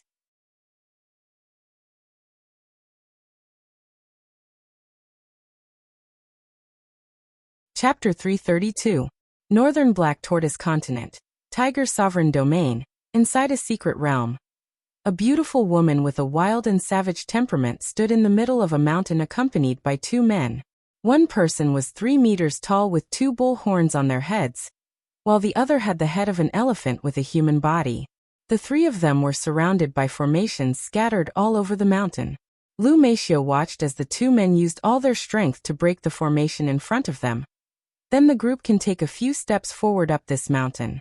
Then they will be stopped by another formation and have to take time breaking the formation. Seeing that they were already halfway through the mountain, it's obvious these three have been here for a while and are close to accomplishing their goals. After destroying another formation, Lu Meixiu said, Elders, you can rest now. The two men nodded their heads before stopping. Then they turned back into humans. To be precise, they seemed to separate into two, one human and one demonic beast. The man with the horn was fused with a demonic beast called Tyrant Fistbull, which was a demon with imperial bloodline. The other man was also separated from another demon with imperial bloodline, the earth-suppressing elephant. Both these demon races had one great emperor. After the elders separated from their fusion form, they put away their contracted demons in their space bags, took out a few pills to heal, and recuperate their strength. Lu Meixiu followed them and sat cross-legged on the floor to recuperate and cultivate at the same time. The aura surrounding her showed that she was already in the divine body realm. As she closed her eyes, she pondered. It has been more than 700 years since I came to this secret realm. In a few hundred years, I should be able to reach the core. Thinking about the reward she will receive once she breaks through the core, Lu Meixiu became excited.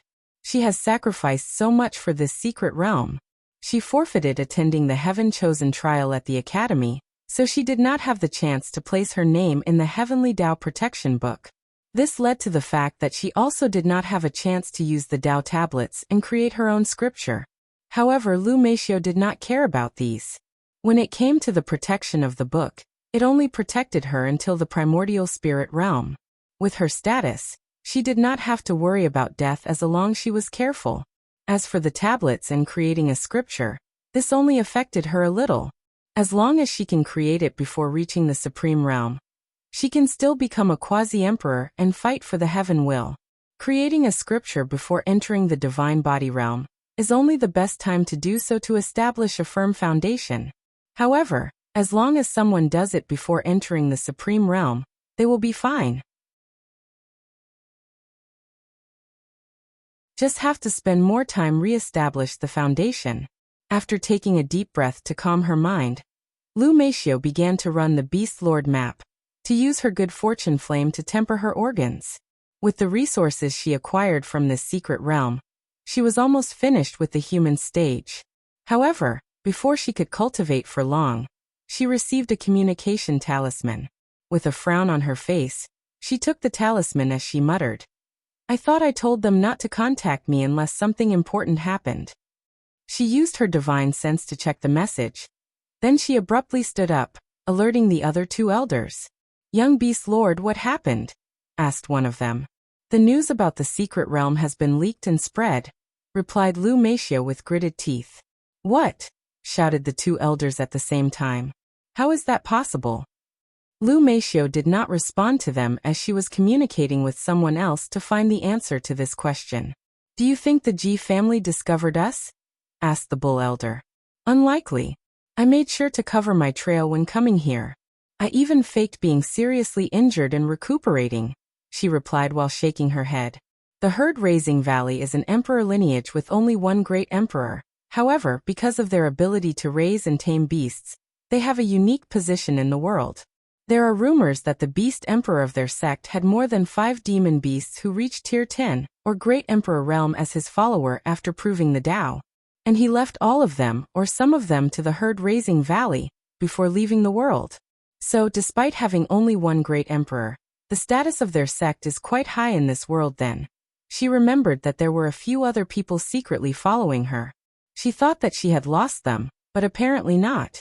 So Lu Meishio began to remember carefully all the people who were secretly following her, but could not remember anything. Could the Ji family really have discovered me? Muttered Lu Meishio. The political situation in the herd-raising valley is very messy. The sect used to be nothing but a supreme land until the beast emperor managed to prove the Tao and proclaimed himself as emperor. With his guidance, he opened a large business selling beasts all over the myriad emperor world, thus establishing a firm foundation for the sect. Then he left. After his departure, his family, the Ji family, began to rapidly gain power in the herd-raising valley. Using some secret method that the beast emperor gave then, the Ji family had a way to both create a pseudo-myriad beast body and track the real one once it appears. Because this physique was perfect to cultivate their emperor scripture, Beast Lord map, many powerful heaven chosens have appeared in their family, this solidifying their status as the most powerful faction in the sect. Of course, the other factions were not happy with the sudden rise of the Ji family.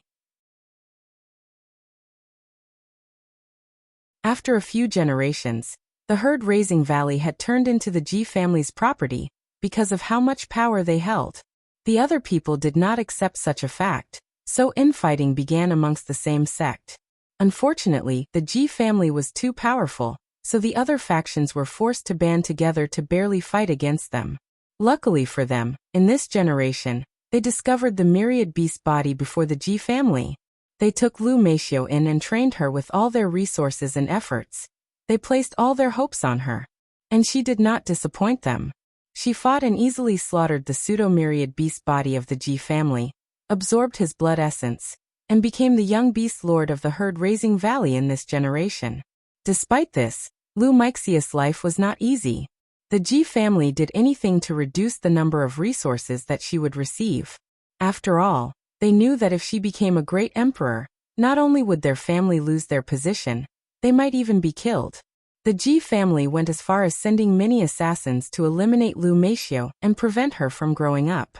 Although angered, the other factor practiced forbearance as they had a plan to ensure their rise and the rise of their heaven chosen. A secret realm that Lu Meishio learned about when she was young.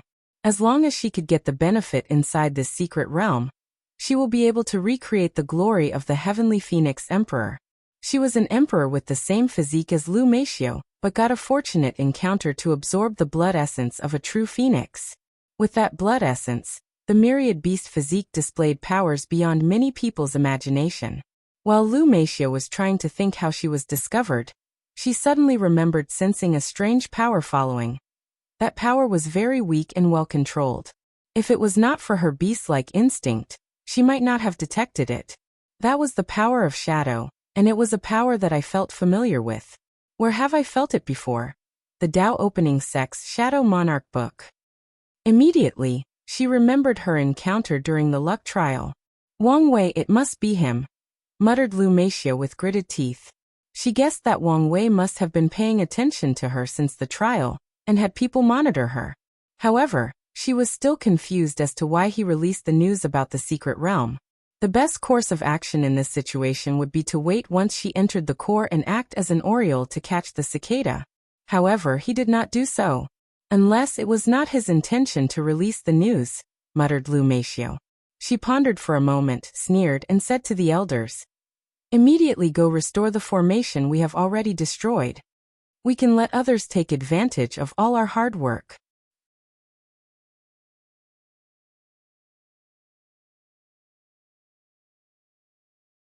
Chapter 333. Southern Continent, Origin Piltao Sect. Wang Wei flew from his cave towards his master. After entering, he saw old man Yi Lao sitting cross-legged waiting for him. "Master, you summoned me? Have you heard of the secret realm that was discovered in the northern continent 3 months ago? I've heard rumors from the disciples, but I do not know much about it," replied Wang Wei. "Well, a few sects have discussed and decided that only disciples in the void-shattering realm and below can enter. So, I'm asking if you are interested in entering?" Wang Wei pretended to ponder about this issue for a while. Yi Lao, who wanted his disciple to participate, said, "Originally, many people only wanted primordial spirit realm cultivators and below to enter. However, the Tao opening sect insisted that void-shattering realm be allowed. I do not understand their purposes in doing so. However, this is not bad news for us as your senior brothers and sisters can also participate." "Master, which senior brother is going as well?" "You first senior brother and third senior sister will be attending. If you encounter a problem, they can help you." "What about second senior brother?" "He's going into seclusion, so he will not be attending. So, what's your decision?" "No problem, Master. I have a feeling that this secret realm is my chance to rise," replied Wang Wei with a smile on his face. "You're probably just happy to have a chance to spend time with your third senior sister." "Master, don't tease me." "All right, I won't intervene in you youngsters' things," said Yi Lao. "Do you have any other questions or concerns?" "Yes, Master. Do you have any information regarding this secret realm?" "So far, aside from knowing that it contains a large number of resources, we do not know much yet. The core of the secret realm is protected by many formations that even supreme realms cannot easily go through." "Master, does that mean that true monarchs will also enter the secret realm?" "Yes." "I'm confused. I thought only people in the void-shattering realm and below could enter." "This is referring to the outer area," replied Yi Lao. "The true monarchs will only stay in the core area, and are prevented from interfering with the disciples' fights." Wang Wei nodded his head. Then Yi Lao gave him a space ring. Inside contains a heaven-grade artifact. This should protect you against void-shattering realm powerhouses. Additionally, there are a few escaping talismans that can save your life in case of danger. Wang Wei's divine sense checked inside the space ring, and a shield floating inside along with many talismans. On the corner was a small pile of pills, mostly healing ones. "Thank you, Master." A few days later, Wang Wei flew to the entrance of the sect where a group of people was waiting. At the head of the group were 2 people. Lu Cheng's first senior brother, Wan Luo, and his third senior sister, Lan Ling. After meeting them, Wang Wei said with a smile, "Third senior sister, first senior brother." However, while his tone was warm and cheerful for the first one, he was more neutral and even cold when referring to his senior brother.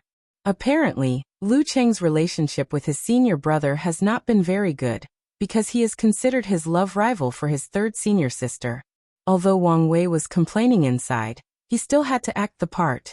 While Lan Ling smiled and chatted with Lu Cheng, Wan Luo just nodded his head at him before ignoring him.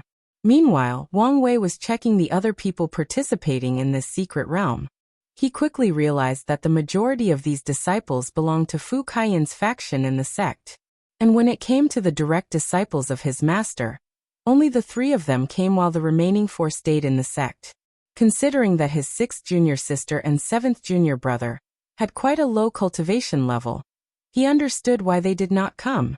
His 2nd senior brother was in retreat, however, he did not know why 4th senior brother did not come. "What are we waiting for?" asked Wang Wei. "Fu Kaiyan's 3rd disciple is also coming with us," replied Lan Ling. Not long after asking this question, the space not far from the group was suddenly broken, and a young man dressed in all black with clouds pattern came from it. His appearance was quite noticeable as he had heavy bad under his eyes like he had spent millennia without sleep. A gloomy aura surrounded his body, preventing anyone from approaching him. "Jiyulo, you're late," said Wan Luo with a cold voice. Unfortunately, the latter just ignored him. After taking out a small boat from his space ring, it enlarged itself until it was large enough to hold a few thousand people. Jiyulo flew inside one of the rooms on the boat, followed by his master's followers. Meanwhile, Wan Luo was furious for a few seconds before following. In the meantime, Wang Wei was secretly observing that Ji Yulo. If I remember correctly, this guy belonged to the Ji family, which had paid a high price for him to become Fu Kaiyan's apprentice.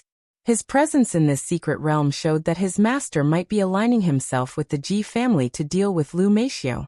Many aristocratic families will send their juniors into other powerful sects as either a form of alliance, using the sect's resources to raise them, or even as asylum against rival factions in their clan. There are many of them in the Dao opening sect. Those sects would accept these people since they will never truly enter the core power. Additionally, if they can be turned into spies, they are the perfect double agent. Thinking of Lu Meishio, Wang Wei's killing intent flash. Back on the luck trial, he suffered a loss because of her. She broke the rules of the trial and tried to destroy the world in an attempt to acquire merit to increase her chi luck. Millions of his citizens died because of the beast tide she created. If the trial took place in a middle thousand world, he would have paid for this great karma as a ruler. So Wang Wei remembered that debt, and he would pay it with blood. Although I want Lu Meixia's head, I still need her to reach the core of this secret realm first, as she has an overwhelming advantage over other people. So, if necessary, I have to block both Fu Kaiyun and the Ji family's people. 3 days later, the group arrived at the northern Black Tortoise continent. The first thing that flashed across Wang Wei's mind was how thin the spiritual energy is. He finally understood the reason that the demon race's hatred for humans is increasing with each passing generation. Living in this environment makes cultivation at least 10 times harder than usual.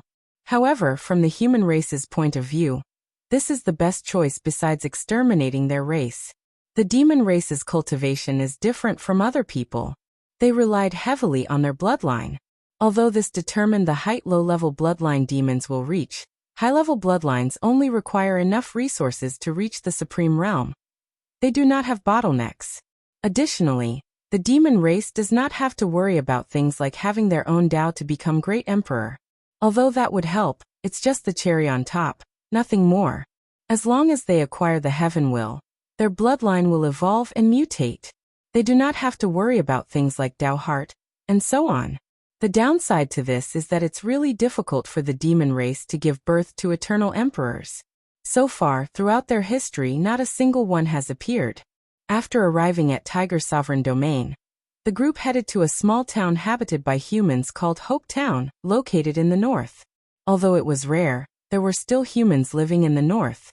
The majority of them were descendants of fugitives who tried to hide from their enemies in the demon's race territory, while the rest are probably people who do not want to or do not have the means to relocate. Luckily for these people, because of the demon race's fear of the human race, they were not brutally slaughtered or used as food. At least on the surface, it looks that way.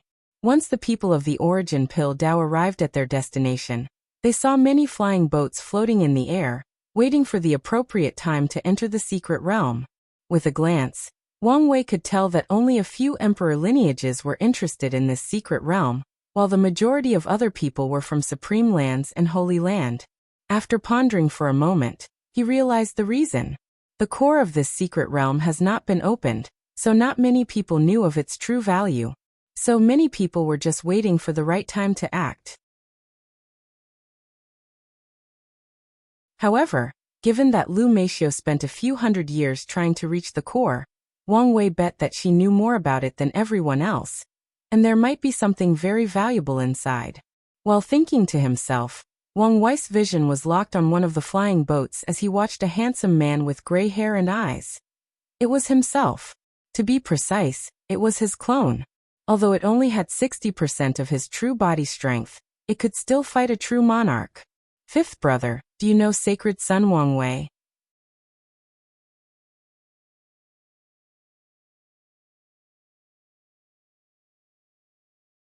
Chapter 334. Wang Wei turned his head to see Lan Ling and Wan Luo standing behind him, and looking in the direction of the Dao opening sect. Senior brother, you must be joking. How could I know such a powerful heaven chosen as Sacred Son Wang Wei? Replied Wang Wei calmly, without a hint of shame after complimenting himself. True. A person like that which has a great chance of becoming a great emperor lives in a completely different world from us. said Wan Luo, his voice containing a little melancholy. There is no need to belittle yourself, senior brother. I'm sure you have your own advantage. You should be proud of that, said Lan Ling in a soft voice. You're right, junior sister. So what if this Wang Wei is powerful? When it comes to alchemy, I, Wan Luo, am not afraid of anyone. It is common knowledge that sacred son Wang Wei has a powerful and unique soul. If he ever decided to learn alchemy, his achievements would be unimaginable, suddenly added Wang Wei. Wan Luo's mouth twisted after hearing this before giving his junior brother a harsh stare. He had just regained his confidence, but now. Plus, he's very handsome. Probably more handsome than you, senior brother. Wouldn't you agree, senior sister? Said Wang Wei, further adding salt to Wan Luo's injury. Lan Ling internally sighed. Although he agreed with Lu Cheng, she would not admit this out loud in front of her senior brother. You, said Wan Luo as he pointed his finger at Lu Cheng. What about you? Can you compare to him in both appearance and ability? You're right, senior brother. I cannot, and I accept this fact. Wan Luo instantly felt like something was stuck in his throat after hearing this answer. In the end, he just snorted coldly before ignoring Lu Cheng. After all, the latter was right. Wan Luo knew that even if he managed to acquire the position of young Pill Sage and become the heaven chosen of the origin Pill Dao sect, he could not compete with someone like Wang Wei. So even if he was indignant, angry, ashamed, all he could do was swallow this breath. It's not like he could do anything to Wang Wei. In terms of status, strength, and potential, he was completely outmatched. So the only thing he could do is pretend that things did not bother him, or that it had nothing to do with him. As he said before, they belonged to two different worlds. Lan Ling gave his junior brother a slight look. My junior brother seemed to have changed a lot recently.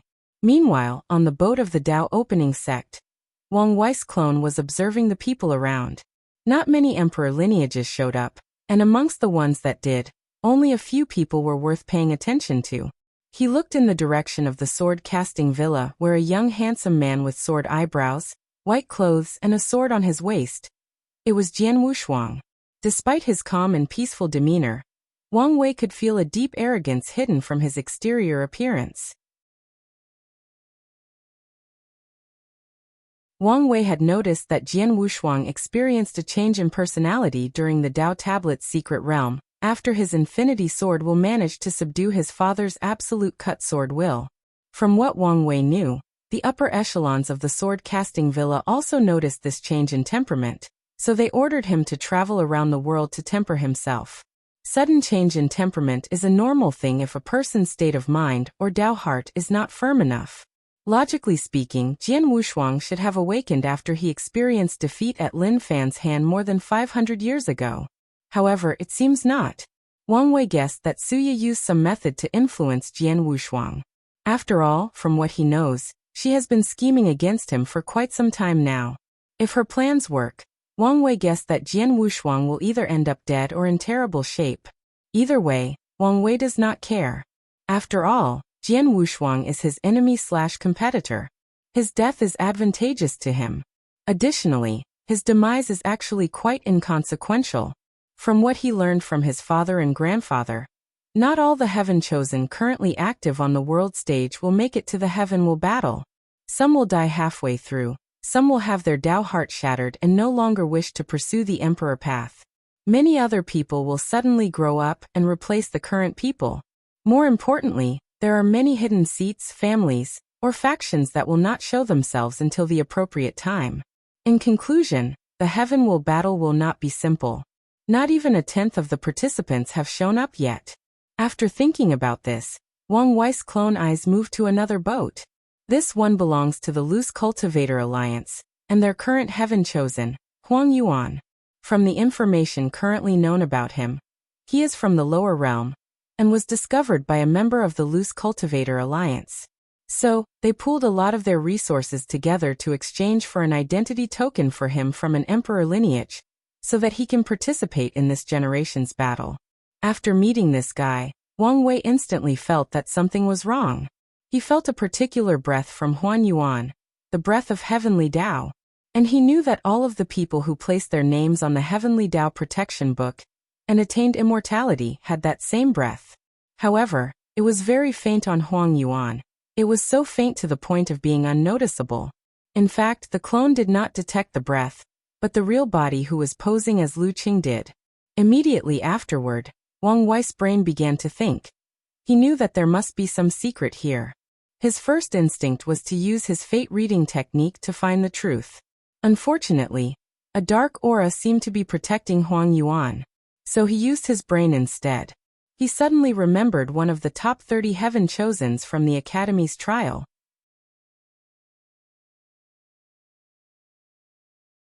It was the rank 23rd whose name was also Huang Yuan.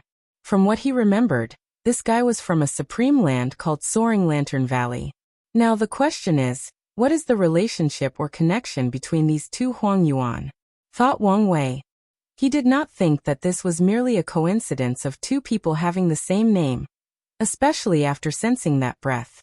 Immediately, he contacted the current acting leader of the Fate Shadow Guard in Wang Zhe's absence. He ordered him to find the whereabouts of Huang Yuan from Soaring Lantern Valley. While Wang Wei was staring at the Huang Yuan from afar, the latter noticed his gaze and looked at him back. Immediately, Wang Wei knew that he was right to assume that this guy had a secret. This was because of his eyes. They displayed a level of vicissitudes, a wisdom that could only be possible through time. He had seen such eyes from his grandfather and grandmother. There is no way for a young person to have such eyes.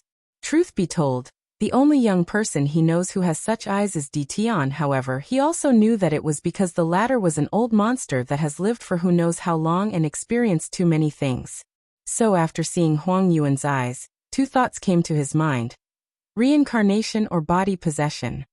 Of course, there is also the possibility that this guy had a fortunate encounter that allowed him to experience samsara, to experience myriad lives, thus explaining why he has such eyes. Whatever the truth is, it does not change the fact that Huang Yuan has become an unknown factor in this generation's battle for the throne. As such, he must be investigated and his secrets must be known. That way, it will be easier for Wang Wei to deal with him. After coming to this conclusion, Wang Wei removed his eyes from Huang Yuan. Meanwhile, the latter frowned as he pondered to himself. Did he discover something? Probably not, but based on his reaction, he might be suspicious of me. Heaven chosens of such a powerful world is nothing compared to the lower realm. If his body possession is discovered, it will only be a minor inconvenience for him when it comes to consequences. However, he will lose the ability to use this knowledge in a beneficial way. So actions must be taken to cover his tracks. Luckily for me, I could not destroy the other guy's body and soul. However, I have to find a way to erase his memories. Huang Yuan quickly thought of ways to cover his track and prevent his secrets from being leaked. Meanwhile, Wang Wei's eyes looked in another direction as someone else's caught his attention. Who is that? He asked one of the supreme elders that were accompanying him.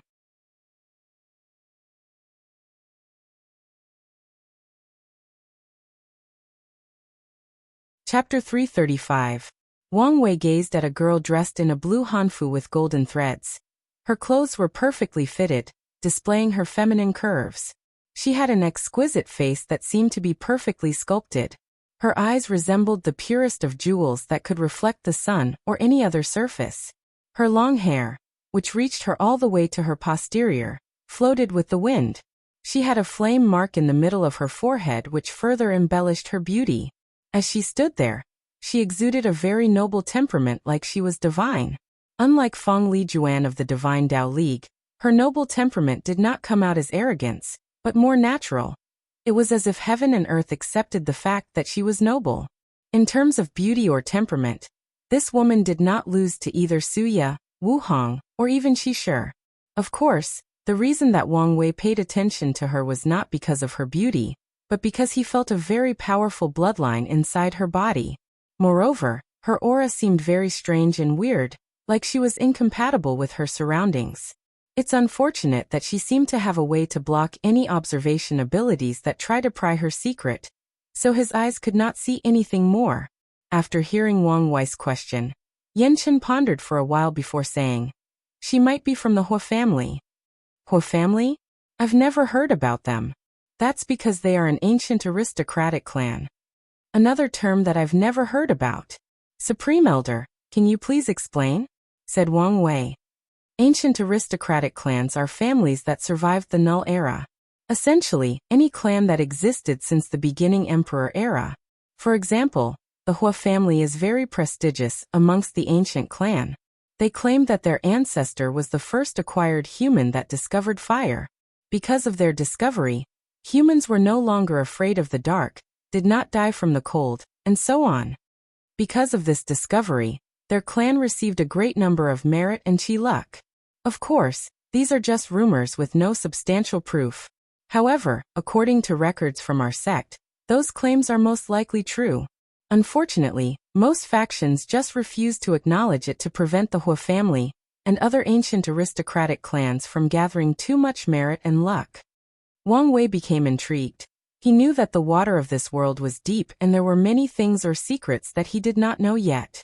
So he was not that surprised that some ancient clans suddenly popped out. Since they could survive for so long, they should be quite powerful, right? He asked. You would think so, but no, replied Yen Chun, who was caressing his beard. The majority of them suffered terrible losses during the Null Era. However, this is not the main reason for their decline. These ancient clans are very stubborn when it comes to tradition and rules.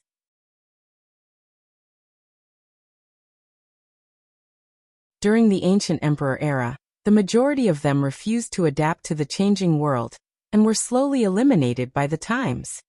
Oh, what exactly do you mean? For example, these clans refused to cultivate the origin system and instead, continued to cultivate the system of ancient times. Unfortunately, the current environment is way too inferior to ancient times. As such, it is not suitable to the ancient cultivation system.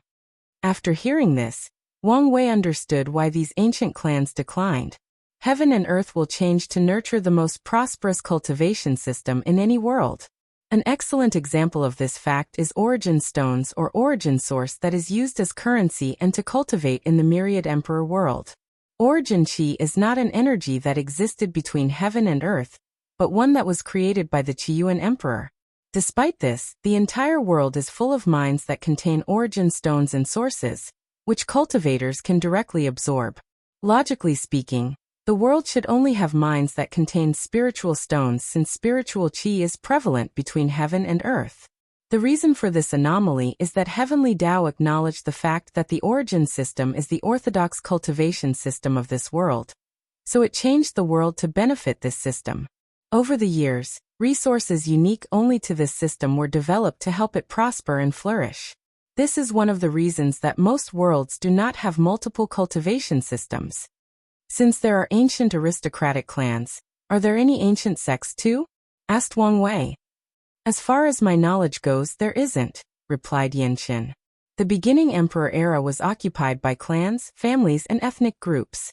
The concept of sect did not appear until the ancient Emperor Era. After a brief pause, he continued. I'm surprised that these clans show up so early. Usually, they will only appear when the heaven will battle is near.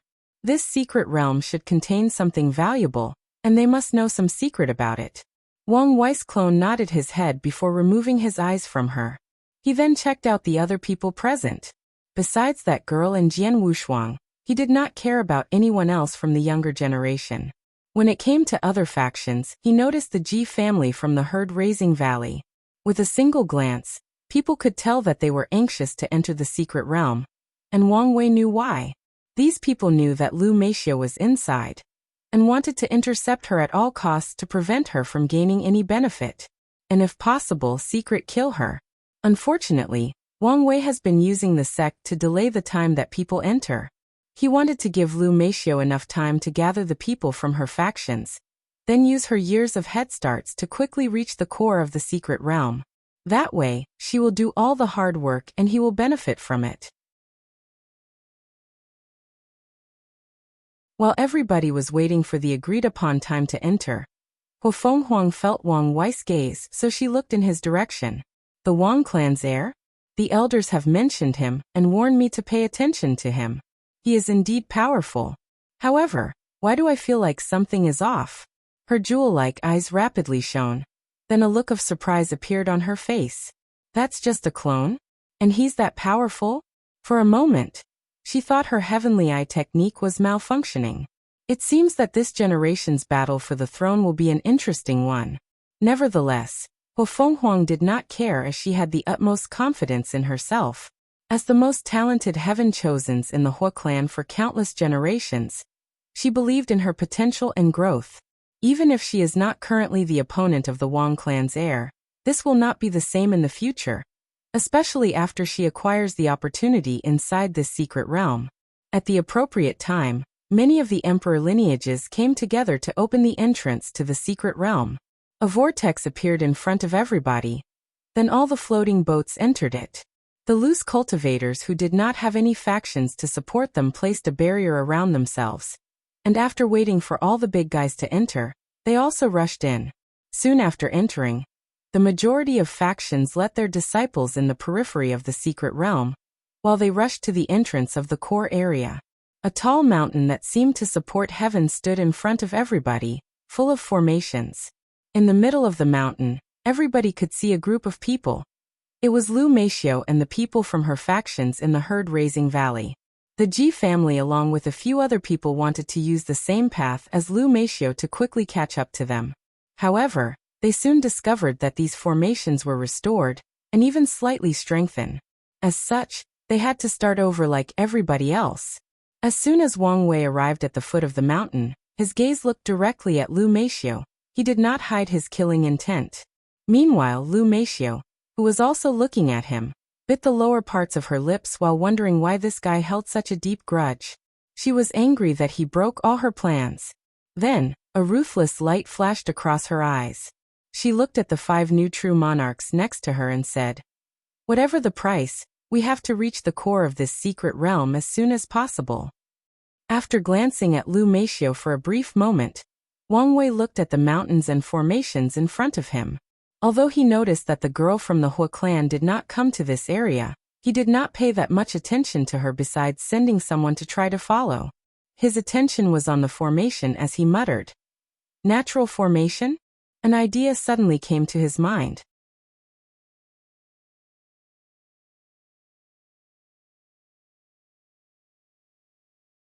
Chapter 336.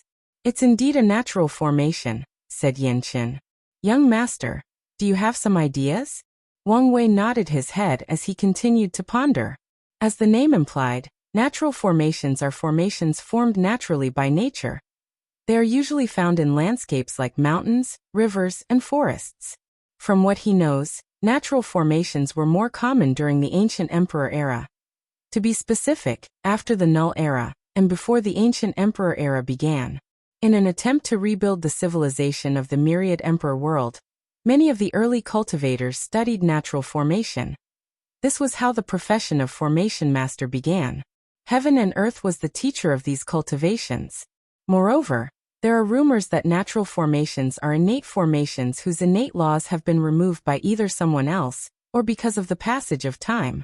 After seeing the natural formation, Wang Wei immediately changed his plans to use brute force to rush up this mountain. Anyway, the Dao opening sect was just going to put on a charade waiting for Lu Meishio. Now he discovered a perfect excuse, while still benefiting from it. So he sat cross-legged in front of one of the formations, looked at it closely, and began to understand it. A few minutes later he finished his calculations and took a few formation flags. He looked at the circles with countless runes inside of them before placing the flags in very specific places of the formation circle. Then he used his origin essence to activate them. The places he placed the flags shined for a moment before cracks started to appear in the runes inside the circle. A few seconds later, the formation broke into thousands of motes of lights. Wang Wei managed to break it without using brute force. Finally, Wang Wei's clone along with the other supreme elders took a few steps up the mountain before encountering another formation circle, made of completely different runes. He did the same thing again, understood the formation before finding its flaws to break it. In the process, Wang Wei's understanding of runes and formations began to rapidly increase. Ever since he infiltrated the Origin Pildao sect, he has taken a new interest in professions like alchemy and formation. He decided to take this time to increase his ability in these professions, especially when it comes to studying divine runes. Wu Hong once gave him the Empress Wu Sealing Sutra. The early and middle stages of this technique require a deep foundation for the understanding of runes. And even in the late stages, some powerful sealing techniques require deep knowledge of the subject. Because of this, Wu Hong has very high attainment in all professions, especially in formation and talisman making. After seeing what Wang Wei was doing, Supreme Elder Li Fun, who cultivated the Tao of formation, also began to learn from this formation. The process of finding the flaws and breaking through these formations was even faster than him. After all, she is a Supreme Realm powerhouse that spent most of her life studying formations. A few other people also wanted to try this method after seeing this. However, they soon realized that it would be faster to use brute force to break these formations. Since they were in a hurry and wanted to reach the core before Lu Meishio and reap the benefit, these people went for the faster way. Some clever people immediately took notice of the nonchalant attitude regarding the core of this secret realm. "Young master, what do you think?" asked the true monarch from the sword-casting villa. The behavior of the people from the Tao opening sect has been weird ever since news of the secret realm was released. Knowing Wang Wei, he must be planning something, replied Jian Wushuang. Then what should we do? After thinking for a few seconds, he replied, "At this stage, we do not have much information, so there is little we can do. Plus, we cannot diverge our strength to follow their example. So, ask the villa master to send a group of saints and below who specialized in formations to come to the secret realm. They can benefit from this natural formation. And keep an eye on the Tao opening sex people." In the outer area of this secret realm, Wang Wei's real body descended the boat with his senior sister and brother. All of them found themselves on a small hill full of luscious grass. "Junior brother, do you want to travel with us or go on your own? If you go with us, it would be safer," asked Lan Ling. "Thanks for the offer, senior sister. But I want to find my own fortunate encounter," replied Wang Wei. "Plus, as a man, how can I rely on a woman?" As he said this, his eyes were directly staring at Wan Luo, an act which made the latter's mouth twitch slightly. He understood his junior brother's implication. Since a weak supernatural realm like himself dared to venture alone in this secret realm alone, why can't he, the senior brother, dare not? This way, Wan Luo cannot be shameless and use some excuses to be with Lan Ling throughout the secret realm. Since when is Lu Cheng so cunning? Thought Wan Luo. Meanwhile, as Lan Ling watched Lu Cheng leave, a small and unnoticeable smile appeared on the corner of her mouth. Lu Cheng, don't say that I've wronged you. With me here, you can be relieved that your senior brother will never have his chance at your crush. As for whether the two of you can be together, let's look at your fate." While muttering these words, Wang Wei rushed in a few kilometers away from the group before stopping. The issue of reading Lan Ling's fate line and discovering the secret of the flame-controlling art can be left for later. Right now, I need to find enough resources or fortunate encounters to rapidly increase my strength and status in front of my cheap master. That way, my chances of getting the origin pill flame scripture. Wang Wei's eyes suddenly changed and he saw an orange dragon on top of his head. Lu Cheng's Chi Luck Dragon. He then used a secret technique created by him, making him connected to the dragon. Through its eyes, he saw 15 purple lights scattered in different directions of the secret realm. Immediately, a frown appeared on Wang Wei's face. 15 fortunate encounters? That's it. He immediately changed to his Chi Luck Dragon, and saw more than 100 purple lights, with a few one who flickers on and off. In this secret realm, Lu Cheng has 15 opportunities that belong to him. He does not need to do anything, he will eventually find these encounters and benefit from them. As for Wang Wei, he has more than 100 of them. More than 100 opportunities are waiting for him. And without much effort, just by randomly walking in this secret realm, he can discover them. As for the flickering ones, they are fortunate encounters that require him to compete and use his own strength to acquire them. After seeing the vast difference between him and Lu Cheng, he understood the reason.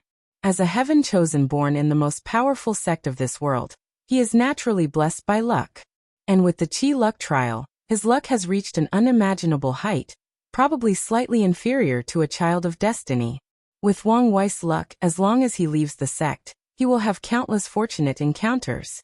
Unfortunately, most of these encounters are at the level of supreme realm, and have no great significance to him. They are just slight embellishment to his wealth, and cannot greatly contribute to increasing in strength. Because of this, heaven chosens with high status like him with high status use secret techniques to condense their luck and keep it from overflowing. After all, every encounter will slightly decrease their luck. It's better to keep the luck for fortunate encounters at the level of great emperor, innate, or unique encounters that are rare. Plus, another advantage of condensing their luck is that their cultivation will be faster, and it becomes easier to break through cultivation bottlenecks. Compare with people with high luck and who do not know how to condense it. These heaven chosens have the advantage. After seeing how weak Lu Cheng's luck was compared to his, Wang Wei sighed deeply. Many people say that heaven is fair, but is that truly the case? Some people are destined to be extraordinary the moment they are born. Some people's starting point is the end of many. So, where is the fairness? Fate determines a lot about people from the moment they are born. Cultivating is a process of defying the heavens and slowly taking control of their own fates. But is that truly the case? Could fate be so easily be defied? With how encompassing fate is, how would one know that if our so-called defying fate is not part of its machination?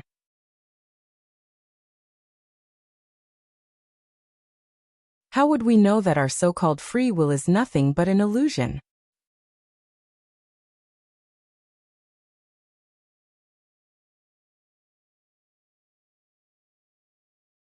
Chapter 337.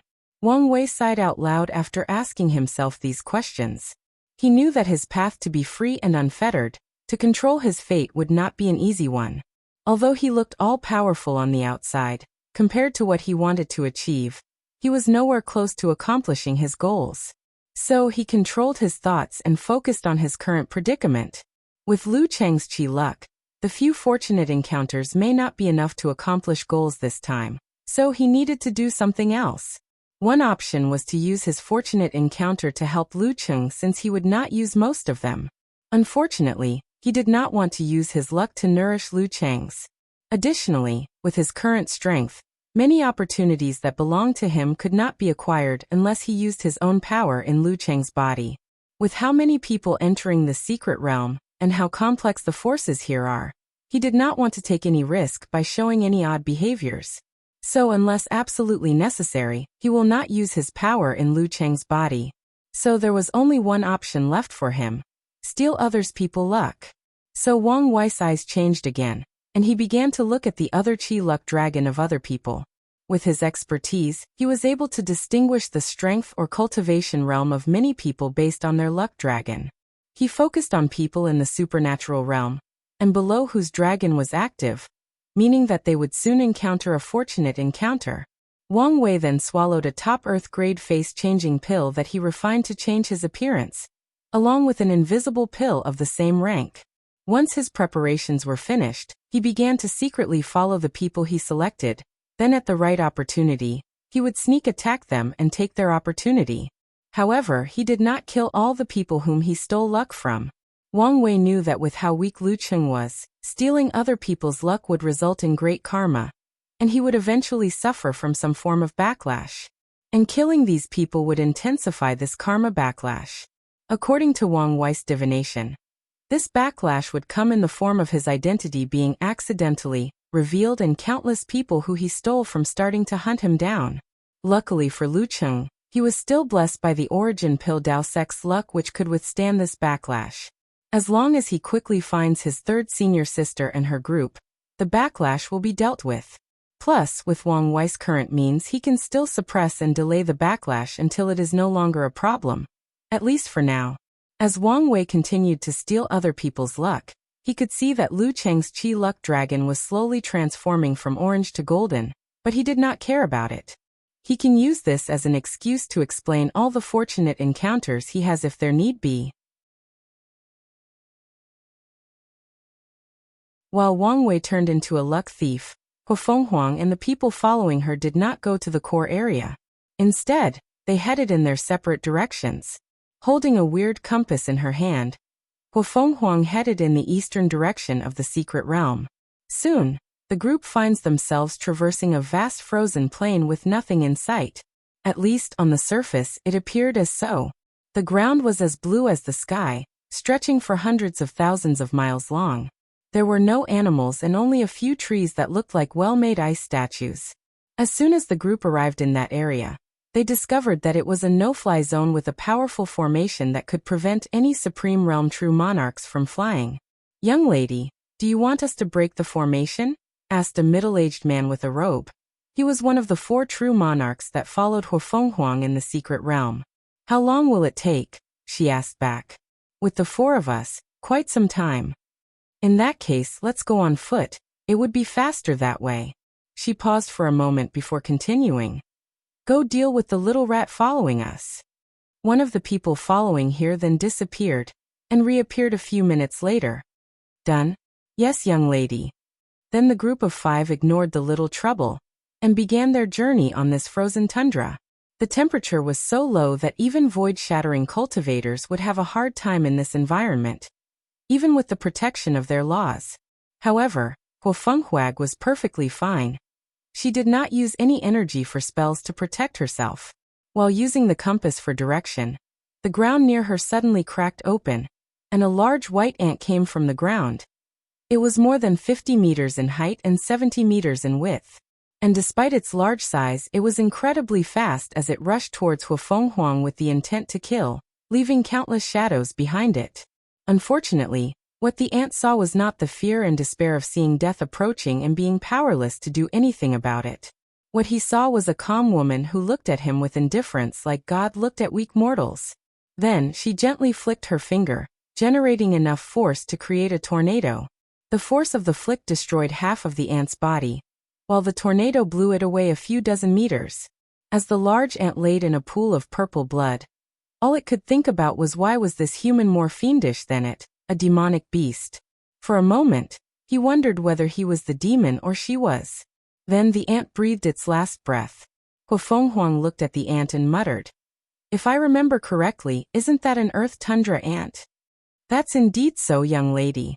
Those things have been extinct since the incense era." She nodded her head, not surprised by this fact. Finally, she ignored the corpse of this Tier 6 demonic beast as the group continued their trek.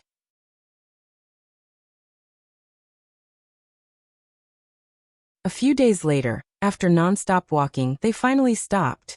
In front of them was still the blue nothingness. However, the compass had dictated that they had arrived at their destination. After finding the specific place, the 4 true monarchs began to use their powers together. The power of law rippled from their bodies and it echoed in the void.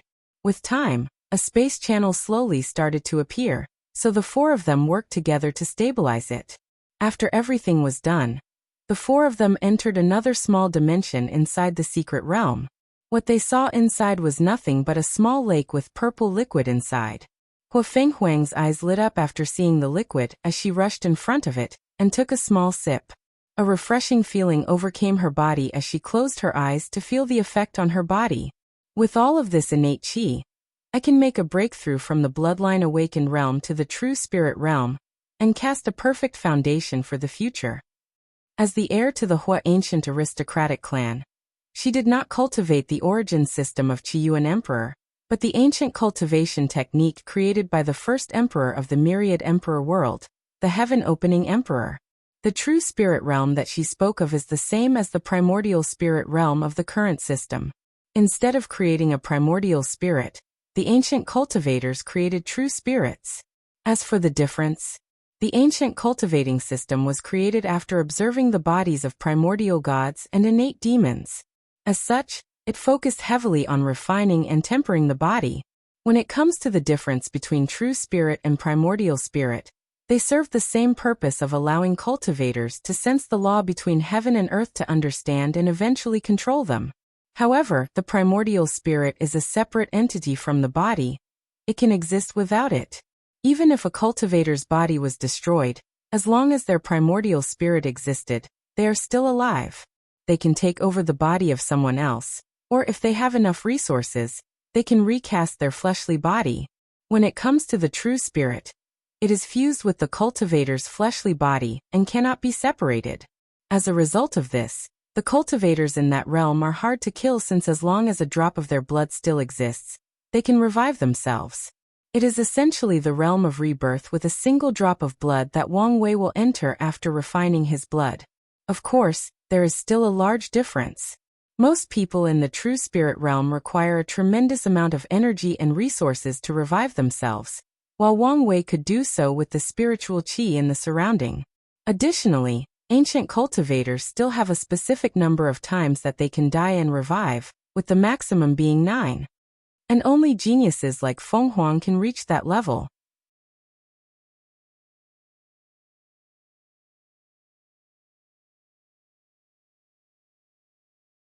Chapter 338. Heavenly Abode World Death Realm. After ending the conversation with Wang Wei, Li Jun decided to deal with the issue of the death god, so he contacted Wang Ju to get answers from her. However, she did not reveal anything immediately, but took him and Yan Liling to the heavenly abode of the death god. The heavenly abode of the death god was the size of a small world. It had forests, mountains, rivers, oceans, cities, and so on. Civilization existed and was prosperous. All the people living inside worshipped the death god and only the death god. After investigation, the group discovered that this abode was divided into 2 continents. In one of them, the death god placed his believers from the outside world. As long as they are his believers, gods or mortals, they would be placed there. To be exact, the mortal's soul existed in this continent. After their death, based on their level of faith, their soul can achieve some form of eternal life in this continent. Meanwhile, on the other one, the death god only allowed living mortals. What was special about these mortals was the fact that they believed that the death god was not only their creators, but also the creator of their worlds. Every single one of them, from children to women, from animals to insects. The moment that they are born to their natural deaths, they only learned about the powers and benevolence of the death god. And to them he is the only god in existence. Because of this, the amount of faith that these people provided to the death god is tremendous. All the 100 billion mortals in this continent can be considered fanatic believers, and would not betray the death god for anything. As the group of 3 floating in the sky, looking at this continent, they all had a deep look on their faces. "What do you think?" asked Wang Ju. "With the level of faith these people have on the death god, they would never change their beliefs to us. In fact, if they knew the truth, they might even commit suicide." "And it's most likely to be all of them," added Yan Liling. She imagined more than 1 billion mortals committing suicide at the same time, and she shivered slightly. "So what do we do? We can't eliminate all of them as that would cause too much karma backlash." However, it seemed to be a shame to leave it alone. "There might be another way," said Wang Ju. "The people worship the death god, as such, we can slowly replace his face with the young master. These mortals have a short lifespan. With the passage of time, we can slowly replace their memories of the death god's face." "That's indeed a good method," nodded Li Jun. "We can begin by replacing the face of the death god in all the temples with a blank one. Then tell these mortals that the death god is in the process of transcendence, hence the reason that his face cannot be seen. After a short few hundred years, we can replace his face with Big Brother. Not just this. We can also slowly change his divinity to fate and death to perfectly fit Big Brother," added Yan Liling. Li Jun paused for a moment, then said, "The plan is good, if only it could be faster. Although a few hundred years is nothing to us, it would be much better if we could finish things faster." "Don't be too greedy," reprimanded Yan Liling. "True, there might be a way," suddenly said Wang Ju. After seeing the gaze of the other 2, she explained. "The death god has the ability to speed up the time flow of this world after paying a certain price. We could use this to our advantage." "What price?" "Mostly the incense he has gathered. However, if those run out, he has to burn his soul and law as a price." "In that case, let's make last use of his value," said Li Jun. "We can also use this time acceleration to increase our cultivation level." He then looked at Yan Liling and said, "Before you say anything, I also know that overusing time acceleration will cause great damage to the body and soul, so we will be careful. Many powerful emperor lineages have time acceleration secret realm. They used it mainly when they need one of their newly discovered heaven chosen to quickly catch up to the current generation. An example of that would be Lu Cheng's 6th and 7th senior brothers. If the Origin Pill Dao sect decided that these two were talented enough to represent the sect in the Heaven Will battle, they would need to rapidly cultivate them to catch up to the current Heaven Chosen's cultivation realm like Suya and Jian Wushuang. This kind of problem would be even more severe if a Heaven Chosen was discovered while the current generation was in the Saint realm, or even Supreme realm. In that case, these emperor lineages would use the secret realm to accelerate the progress of their chosen individuals. Otherwise, by the time the Heaven Will battle arrived, if these chosen individuals are not up to par in cultivation realms, then they will miss the chance to participate. Whether it is Su Yan, Lin Fan, Ji Song, or Wang Wei, they are all born at the perfect time, right at the beginning of this new generation. So Heavenly Dao will follow their growth and decide based on their cultivation realm when to begin the battle of the throne. When it comes to people born before them, based on the exact time, they might be considered part of the older generation, thus affected by karma and unable to fight for the Heaven Will. If they are born right the cutting line for the older generation, then even if they reach the Supreme Realm before people like Wang Wei, they still have to wait for these guys to grow up before they can participate in the fight. Although unfair, this is the law and regulation of Heavenly Dao. Although the emperor lineages have time acceleration to deal with this issue, over the years, it has been discovered many side effects of overusing this method. These side effects include instant rapid aging, soul and body not synchronized, losing the ability to distinguish the passage of time, and many others. Because of this, the emperor lineages rarely use this method to provide their heaven chosens a time advantage. Unless really necessary or needed, most geniuses like Wang Wei will not mess with time lightly. Yan Liling nodded her head in response, then asked Wang Ju, "Is this the reason you brought us? For this strange continent?" "No, this is a small stop in our way." After saying, she led the group to a small island a few 100,000 kilometers from the continent. When the group landed, they did not see much on the island except for a small wooden cottage that looked ordinary. However, the group would not think that Wang Ju will bring them to an ordinary cottage, so they used their divine sense to scan it. Immediately Yin Liling said in surprise, "Enlightening place? No, the Emperor Dao rhymes are too weak. It should be just a place a great emperor stayed for a while," commented Li Jun. Great emperors are extraordinary entities, so the place that they cultivate for a long time will be bathed by their Dao and leaves rhymes that are referred to as Emperor Dao rhyme, which allowed cultivators to rapidly enter a state of enlightenment and understand the law.